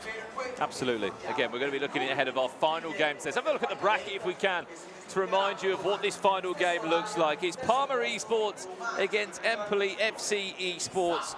This one, as you said, is it's a hard one to call, isn't it, in terms of who's going to win this game? It's hard to predict, honestly, because I think that maybe Parma on the paper, maybe a 51% 100% because honestly Van Basten played a lot of tournaments. He qualified also for the Champions League two years ago.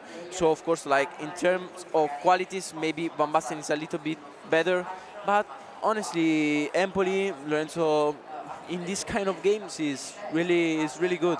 I think he played also really good in the second part of the group stages, also against Danny Pitbull. So I think that honestly he could win. So yeah, it's hard to predict. And last time the Super Cup, it finishes at penalties. So like you said, hopefully also today.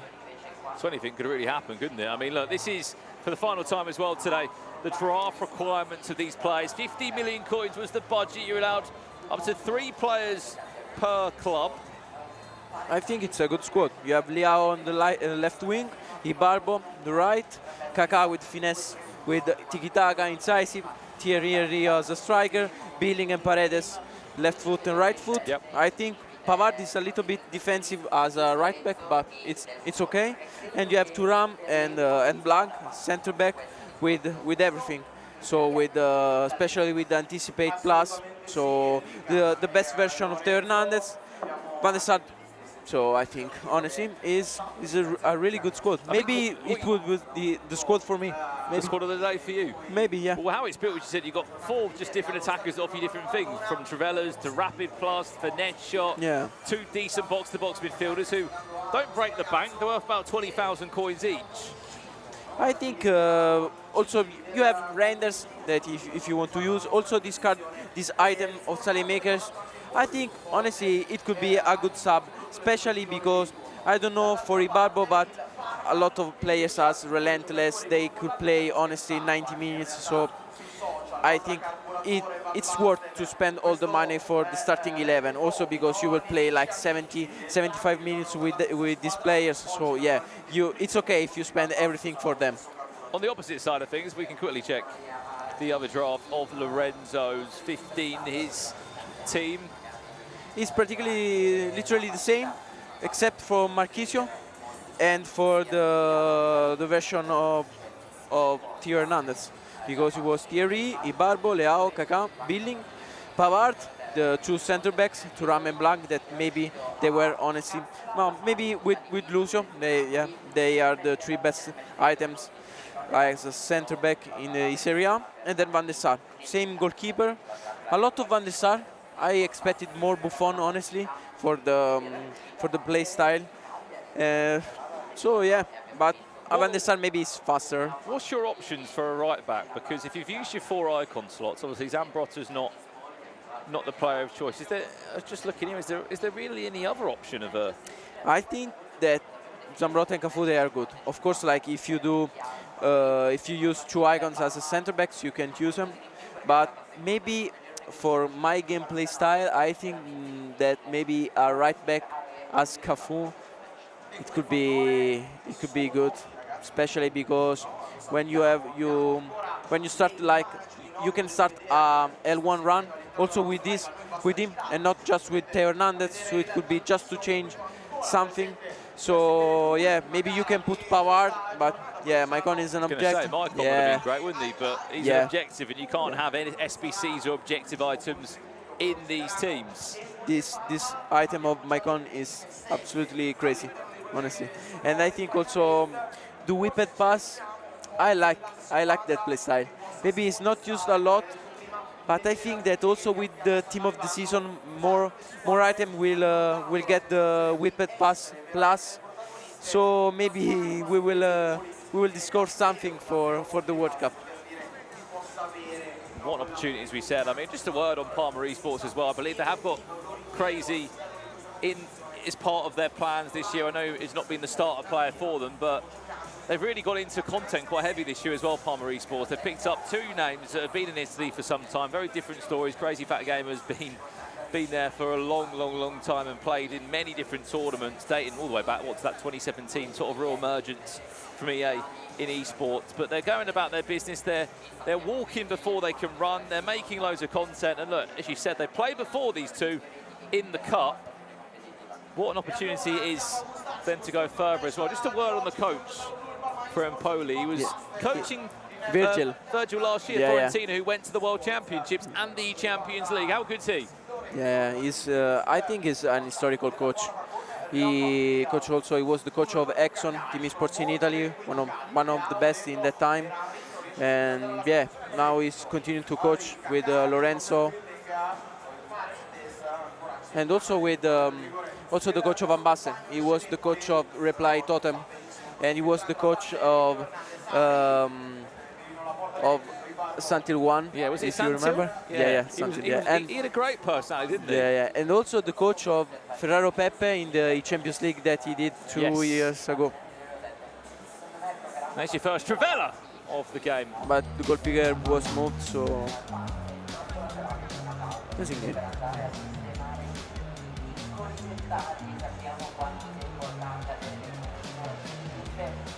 Oh, just an admin in there.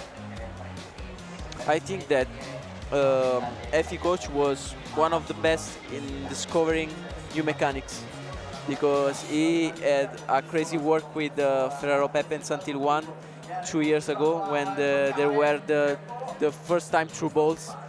I remember that he put some chemistry style different from the others, especially in some players for like Architect on Aloeran to do the first time through balls. So I think that FE coach is really good, especially in discovering something new. That I think that every year is important, because when you arrive in a tournament discovering something new, you have of course like something more than your opponent. So we have to watch this game.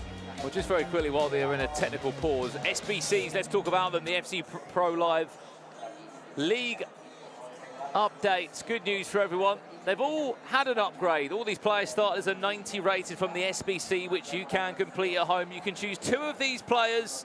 Good news, all the players that have played today have all gone to a 91 upgrade. I'm looking forward to that one tomorrow. Juventus will play Roma tomorrow in the first game of the day. Only one of those items can go to a 92 rated. So if you chose both of those 2, it was an unfortunate choice, because only one of them will get the 92. But still, you've at least had a couple of upgrades in there, a 91 upgrade. Let's jump back to the action if we can and work out what the situation is. We believe they're just restarting the game. Are these 2 players?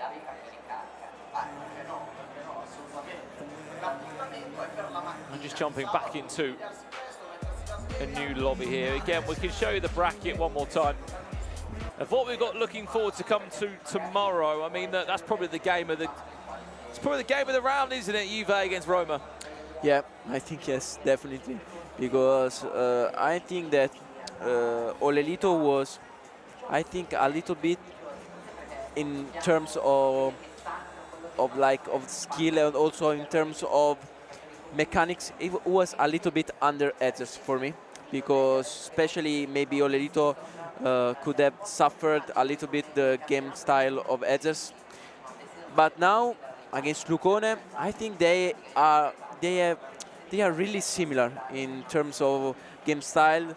So it will be a close match, especially because I think they play really simple, with passes, with a lot of or runs on the wings. So yeah, we have to watch if they will change something.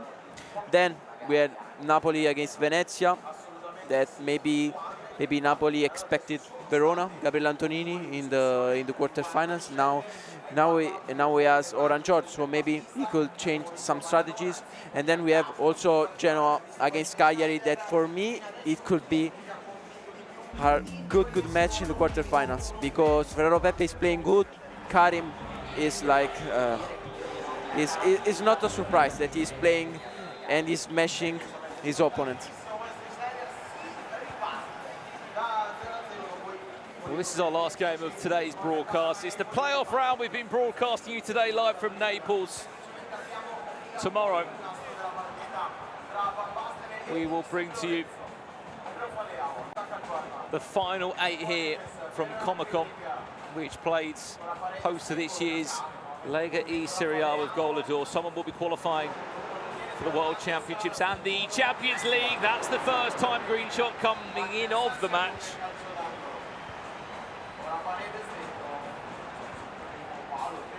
And that will be a goal kick for us. Do you still stand with what you said earlier, Karim? You think he's going to be a strong favourite? Yeah. You'd like to think he's going to probably he's got a good chance of making the final. I know, obviously, Pepe is in front of him in his next game. But if you really break it down head-to-head in terms of the quality, I feel like, on paper, he's on a run to a grand final there, which, by the way, how on earth has Thierry Henry missed that, firstly? And secondly, Karim has been to 2 grand finals before here in Italy. You beat him once. Danny Pitbull beat him on another time. In 3 seasons, he could be in 3 grand finals, which is unbelievable consistency. I think that now the real final for him is the semi-final, because now like the goal for everyone is to reach the World Cup. So I think that the semi-final could be his real final. So maybe he could be a little bit under pressure because of course like he never be at World Cup, never. And I think that in these years he has the level for the World Cup. So yeah, we have to watch the quarterfinal tomorrow against Ferraro Pepe, and then maybe Samu Gamer on the paper. I don't know. It's Thierry Henry this time looking to put it right. Finds Rafael Leao. How does that shot happen, where it just gets stuck under your feet? Is it just really unfortunate timing? Is it a missed time? Or? Yeah, I think it was a red timing, and also in the other chance for Henry was a red timing. I think maybe he has to stop to do timing. Kaká back to Henry. Oh, I love the idea there. He just shifted onto his left and then pulled it back. It was like Daniel in FIFA 19. Offside. No, it's good. Philip Billing. He tried the Trivela, I think.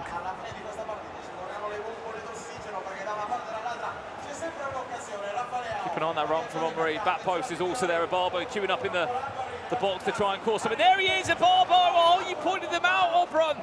You said keep an eye on that run that he's making. He play a lot to him. And he's just fumbled his chance at the back post. He's being really unlucky, honestly. I think this was the perfect choice for Lorenzo. Started a run with Henry, then started the run with Ibarbo, driven pass, and then post.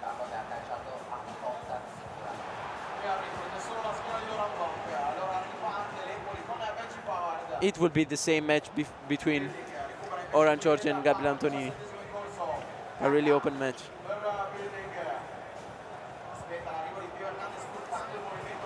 Offside. He's way offside.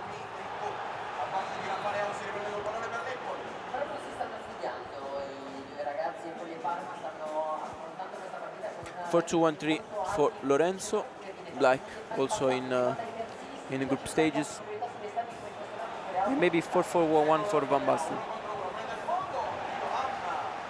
Corner to come in now.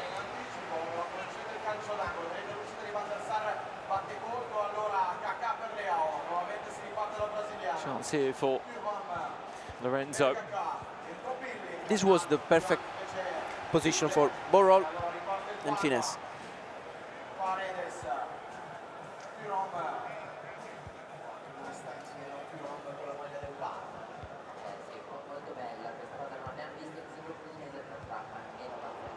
Do you think sometimes with that first time through ball, it can, we spoke about earlier, you said it's quite easy to do, but when those players have got the incisive pass and you're looking forward, do you think it just becomes a bit of a, you can fall into the trap of trying to spam it when it's just not on?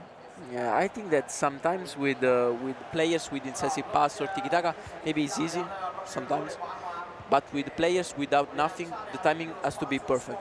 And I think in that, Samu Gamer is insane, because he has every time he did the through ball with Henry, and every time he has the perfect timing. So it's not easy, but maybe with incisive and tiki-taka it could be easier. Kaká, there's the extra pass. Oh, what a block. What a block from Thuram. Quick corner comes in, he's bouncing around the box. Still not dealt with. But that manual player lock there or player switch to get someone just in the right place at the right time, Obron, that was superb from Lorenzo.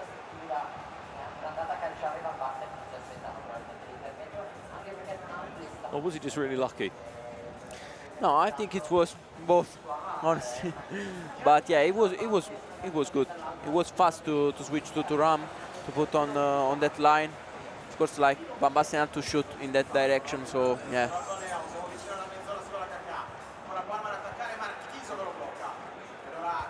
What a pass that is now. Finesse. Look at the time. There's the finesse. There's the rebound, and it's off target. Yet he did the finesse shot, but on the first post. He had to do on the second. I think that he did on the first post. I don't know why. Maybe he just missed the direction. I don't know. A lot of mistakes. I mean, you're the best person to talk about this, Obron, it really is about margins at times, but why do certain players just fluff those lines in those big moments where it should be muscle memory at this point, shouldn't it? Yeah, but it's just that in that moment you have to be a little bit cold and to do the correct choice, and sometimes it's just what you feel in your heart, no? And maybe in this time it was not cold enough. It's just that you have to play a lot of these games to be like cold, no? Say, okay, I played a lot of these games. I will be chill. I will be relaxed because I will do the correct choice, no? You have also to encourage yourself, for me, in this kind of play, in this kind of matches, and also the coach has to do this, because maybe now Lorenzo is thinking, no, I'm doing every time the wrong mistake. Henry!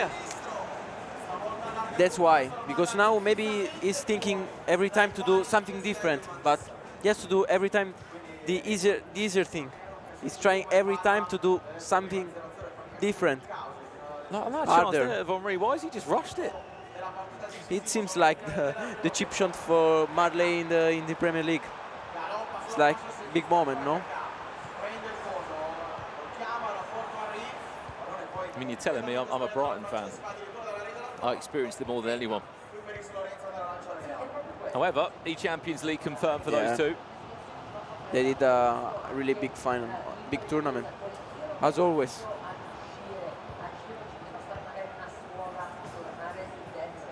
Five minutes away from half-time. This might have been the longest 0-0 we've ever seen, and I'm shocked that it is still 0-0. Van Basten is risking a lot because he started to do a lot of directed runs also with the defender.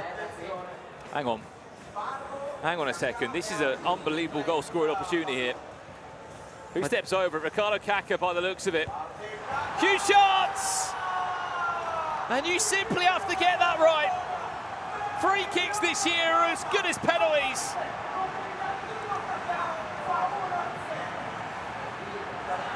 But honestly, the match is really long. I think that he has to be careful with the runs, with the right back, with the left back, also with the centre back now with Blanc, because with the 4-2-1-3, like the counter attacks are dangerous. So I think maybe Lorenzo had 3 clear chances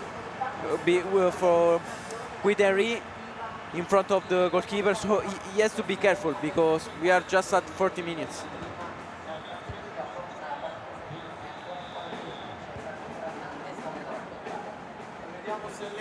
Dominic in the chat just saying that this commentator's horrible, stick to your day job. Unfortunately, this is my job, so I'll keep commentating. As Empoli make it 1-1. I think this was the worst chance. Yeah, but I think this was the worst chance because it was like a driven.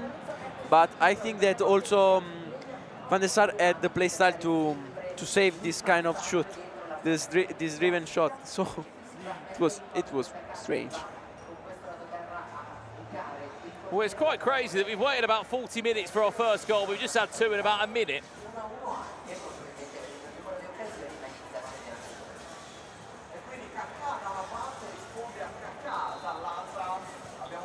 It's been a long old half, this one. Maybe he will keep the ball. It's 43. He can. But he will not.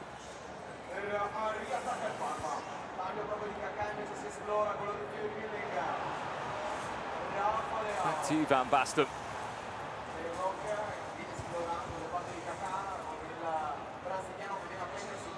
Kaka, can he turn Thierry Henry into Kaka again? The icons interchanging. Oh, that's beautiful from Leao. Yes, it takes the deflection on the way through. Honestly deserved. But you've still got to give appreciation to the build-up that Van Basten was able to create. The step over in this situation is something that you expect maybe from Anders, but in this game is not expected. So I think that Lorenzo defending really good, honestly. But this step over was really crazy, honestly. Off the shin pad of Laurent Blanc. He's a bit, I'm going to sound a bit out of my mind maybe here, but I think if anyone should be in front at half-time, it should be Lorenzo. Yeah. With the chances that he's had, the one-on-ones he's had, Oberon. Yeah, but like we said, if you miss too many chances, this is the game, and this is the level of these leagues. Like, of course, like if you miss too many chances, Van Basten will not forgive you. But now I think that they have to talk a little bit, because now Lorenzo is just to be calm. I think he's playing good. He just has to score. That in the first half was the difficult thing.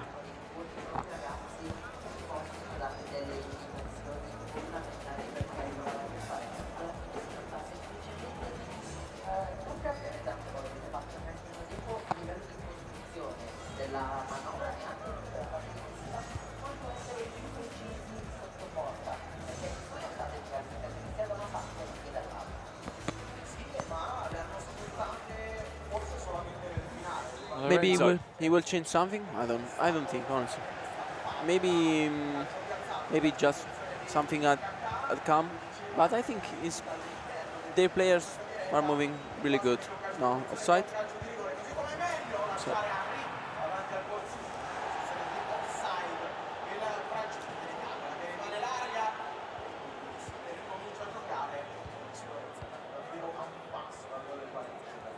Final 45 minutes of day one of Lega eSerie A with GOLEADOR.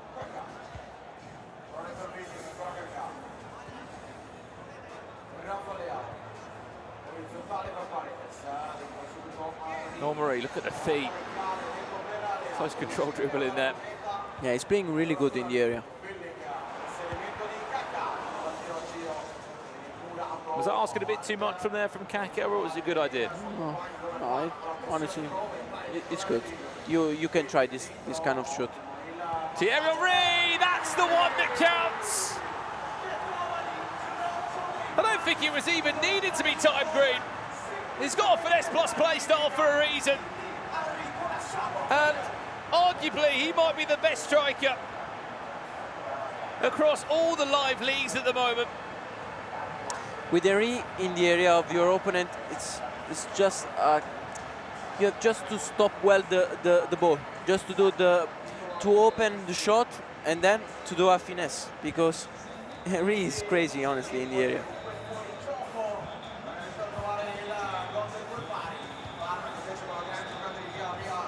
Now Van Basten is 2 goal up. He has to keep a little bit the ball, not too much and not too. No way. No way! Oh, it's off the back of Van der Sar. It was like the shoot of Rafinha of yesterday. Was that Philip Billing there? He's just taken a 40-yard plus Trivela.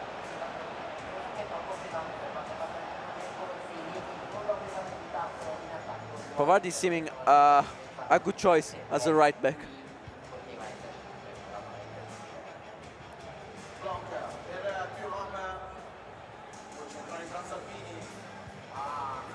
What an effort it was. Parma could have been on their way to a 4-1 lead.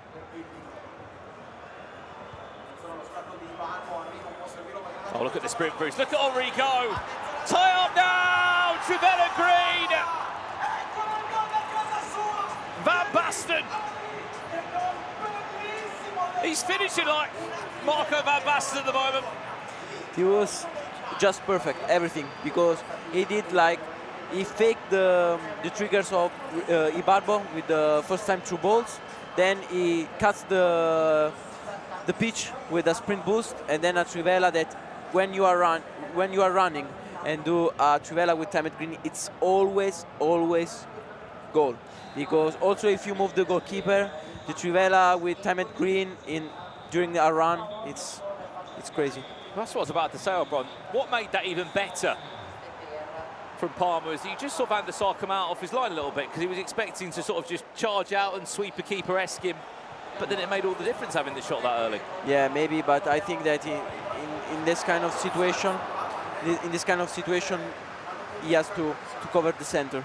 If Van Basten did the through balls on Ibarbo on the wings, it's okay, but you have to cover the center. You can't concede a lot of all the pitch, especially to Eri.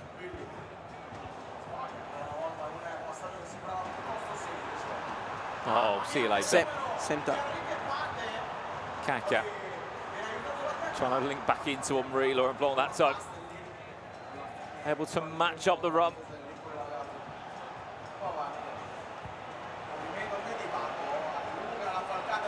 There is still plenty of time here. It's just something's got to give for Lorenzo. Is this that moment? Henri. There's one. And there is still plenty of time left.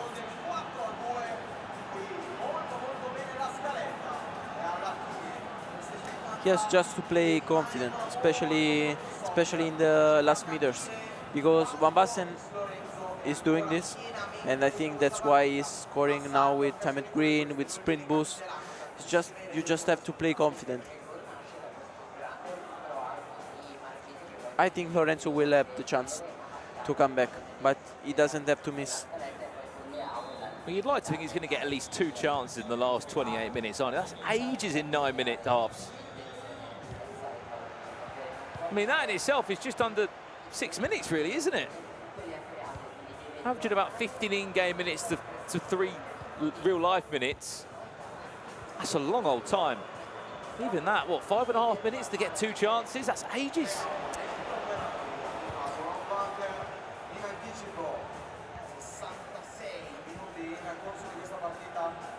The way that Parma are attacking, though, you also feel like we might see one more down the other end, such as this. Towards the back post it goes. Teo Hernandez. This cross with whipped pass on White, they are really dangerous, like this pass. Leao, ball roll inside. What a pass that is, Lorenzo! This was amazing, honestly. The timing with this driven pass, it was the exactly moment that Van Basten switched to defender. It was really good. What a finish, the timing of the pass as well, because he player locked across to Laurent Blanc. He was pulled out completely. And we said about getting 2 chances in 28 minutes. He's already had 1 in 4 minutes. This looks like a really nervy ending here. He has to continue playing like this. Confident, right choices. Not to, it doesn't have to now to want to score first, to go to score fast, because now we have time. Now you have 20 minutes in game to score just 1 goal. So you have time, you have to keep also with mind now.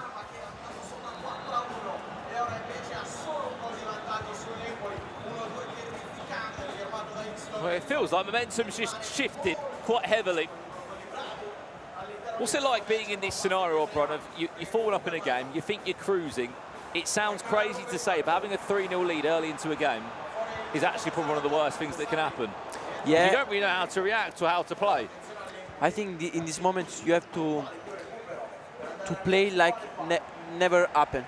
Like you are still 3 goals up, because suddenly you have to keep the ball, but of course like with creating something. I think now that is the moment that Van Basten has to score a lot from distance with Trivela, with finesse, because when you shoot, like, you finish the action, and I think this is the key in this moment from Van Basten. Of course, like, you have to defend well, because now Lorenzo will have some chances.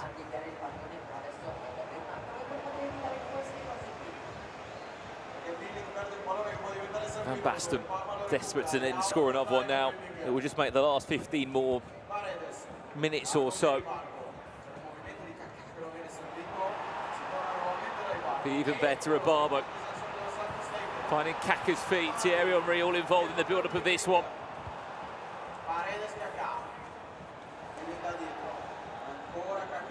Slightly aggressive there, Lorenzo! And Kaka may have timed the green, but goes over the bar. Lorenzo is scoring every time with counter-attacks. Like when he tried to attack in these moments, it's not like dangerous, just in counter-attacks. So Van Basten has just to not lose the ball.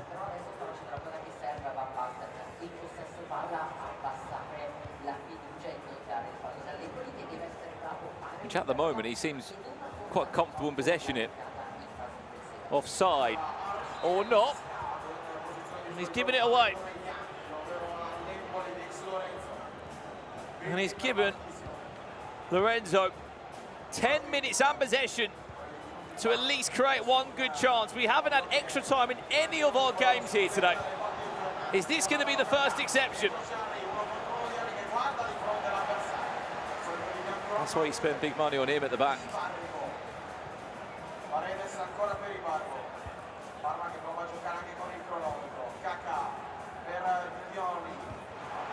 That one might have just been timed ever so slightly late. Two of those offside.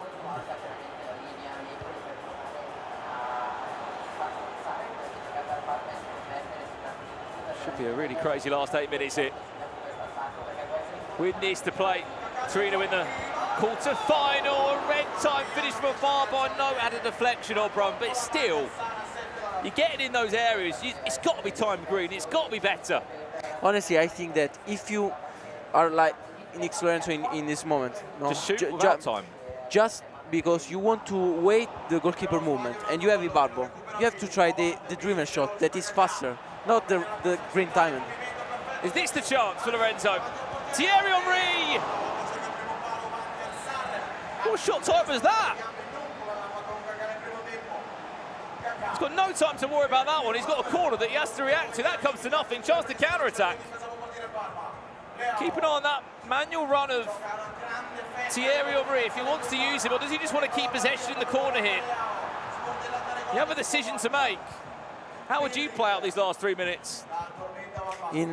If I was X Lorenzo, I press just the ball. You have to press just the ball because you have to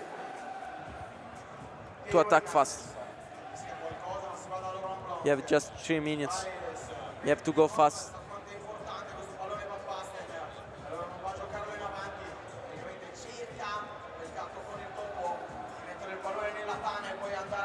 Just do not do anything stupid here, Van Basten. He gets a thumb up from Obron as he played that well. He's keeping very good ball. Hang on a second, 2 minutes of added time still to be played here. Lorenzo, to keep yourself in this competition, to keep your eSerie A season alive. It comes to an end, I believe it. 45 seconds left. Oh my, Van der Sar, you are brave. Van Basten, you are a very brave man. Added time of 2 minutes has been played. Parma Esports will head into the next round of the competition. But there was moments there was question marks.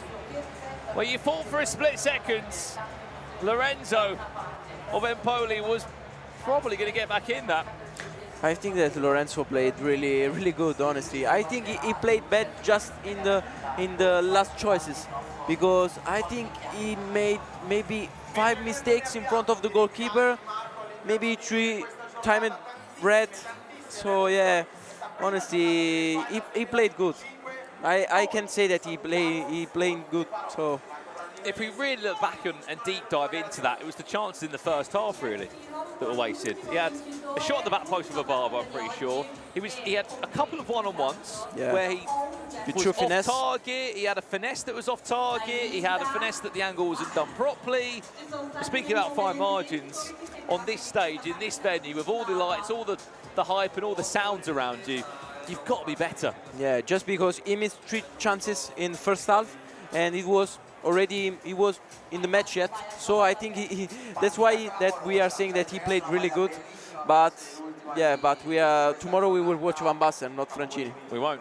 Well, that's it. 8 teams have been eliminated from today. 8 are still in the competition. This is your bracket heading into tomorrow. Remember that every game will mean something tomorrow here in Napoli. What it will mean is an E-Champions League ticket for 4 of those 8 players. And for 2 of those 8 players, a spot at the FC Pro World Championship, a tournament that you're at, Obron. How big of an opportunity is it for those players? You get to a World Championship, your season extends for another 3 or 4 months. It's really good, especially I think also the first match, because I think for me the Champions League is one of the best tournaments, maybe the best tournament. So I think also the first match, I think that today they were a little bit tense, but tomorrow they will be more tense, because every game it will be so important. Every missed chance will be like a knockout for his squad. So yeah, we'll have Juventus Roma, we said first big quarterfinal, then Napoli Venezia, Genoa Cagliari, that will be I think maybe the best match for tomorrow, and then Torino Parma, that honestly maybe on the paper some gamer it's a little bit advantage, but honestly Van Basten plays really good in the last meter, so we have to see. Absolutely. Look, it's going to be interesting to see who wins. Danny Pitbull, a 2-time champion. Can he make it 3 years in a row? You're not involved this year, so they don't have to worry about you. There could be a world where Karim is back on the 3rd time of asking, gets to a grand final and can come through and win. But before we do that, SBC live upgrades. You're all asking about it. What's happened? Good news. All of these players have gone from a 90 to a 91 rated. That's Yerry Mina. That's Timothy Weah, Spinazzola, El Shaarawy, all gone to a 91 rated. Tomorrow, our first game of the day, Juventus against Roma. Who's getting the big upgrade? Who's going to get a 92? That's going to be very much of interest. Well, look, Francesco, what a day it's been. Yeah. It's been an absolute pleasure having you on the broadcast here. For someone who maybe didn't understand me that well about a year ago, you did very well today. Have you enjoyed it? Yeah, of course. It's always a pleasure to watch the game with you. But I think that tomorrow will be more spectacular, honestly. Well, look, it's the big one tomorrow, isn't it? Because someone is going to be lifting the trophy on that stage behind us. E-Champions League, FC Pro World Championship, so many tickets to hand out. A massive thank you as well to Matteo Ribera, who shared commentary duties with me, and Francesco, aka Obron. We're back tomorrow. It's the big one here from Naples at Comic-Con 2025. Lega eSerie with GOLEADOR will present a brand new champion. We'll see you same place, same time tomorrow. More upgrades, more viewership rewards. Have a great night, and we'll catch you tomorrow live here for day 2. Good night. See you tomorrow.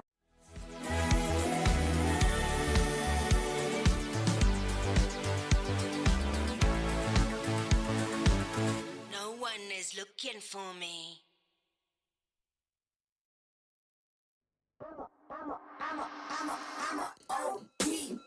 Know that they ride or die. I keep boys by my side. Know that they ride or die. I keep boys by my side. Day we hustle, but the night we Know that they ride or die. Know that they ride or die. I keep boys by my side. Know that they ride or die. I keep boys by my side. Day we hustle, but the night Boys by my side. Know that they ride or die. My name came up a lot of sounds. More when I was not around. Certain people that I know, they ain't no longer about. My name came up a lot of sounds. More when I was not around. Certain people that I know, they ain't no longer about. My name came up a lot of sounds. More when I was not around. Certain people that I know, they ain't no longer about. My name came up a lot of sounds. More when I was not around. Certain people that I know, they ain't no longer about. I'm a OG boy. know that they ride or die. I keep boys by my side, know that they ride or die. I keep boys by my side. Day we hustle, but the night we Know that they ride or die. I'm a know that they ride or die. I keep boys by my side. Know that they ride or die. I keep boys by my Day we hustle, but know that they ride or die. Cold, these brothers my guys. Know that they fly. Know that they fly. Know that they ride or die. Cold, these brothers my guys. Know that they fly. Know that they fly. Know that they ride or die. CJ Ike, they ain't no longer about. They ain't no longer about. They ain't no longer about.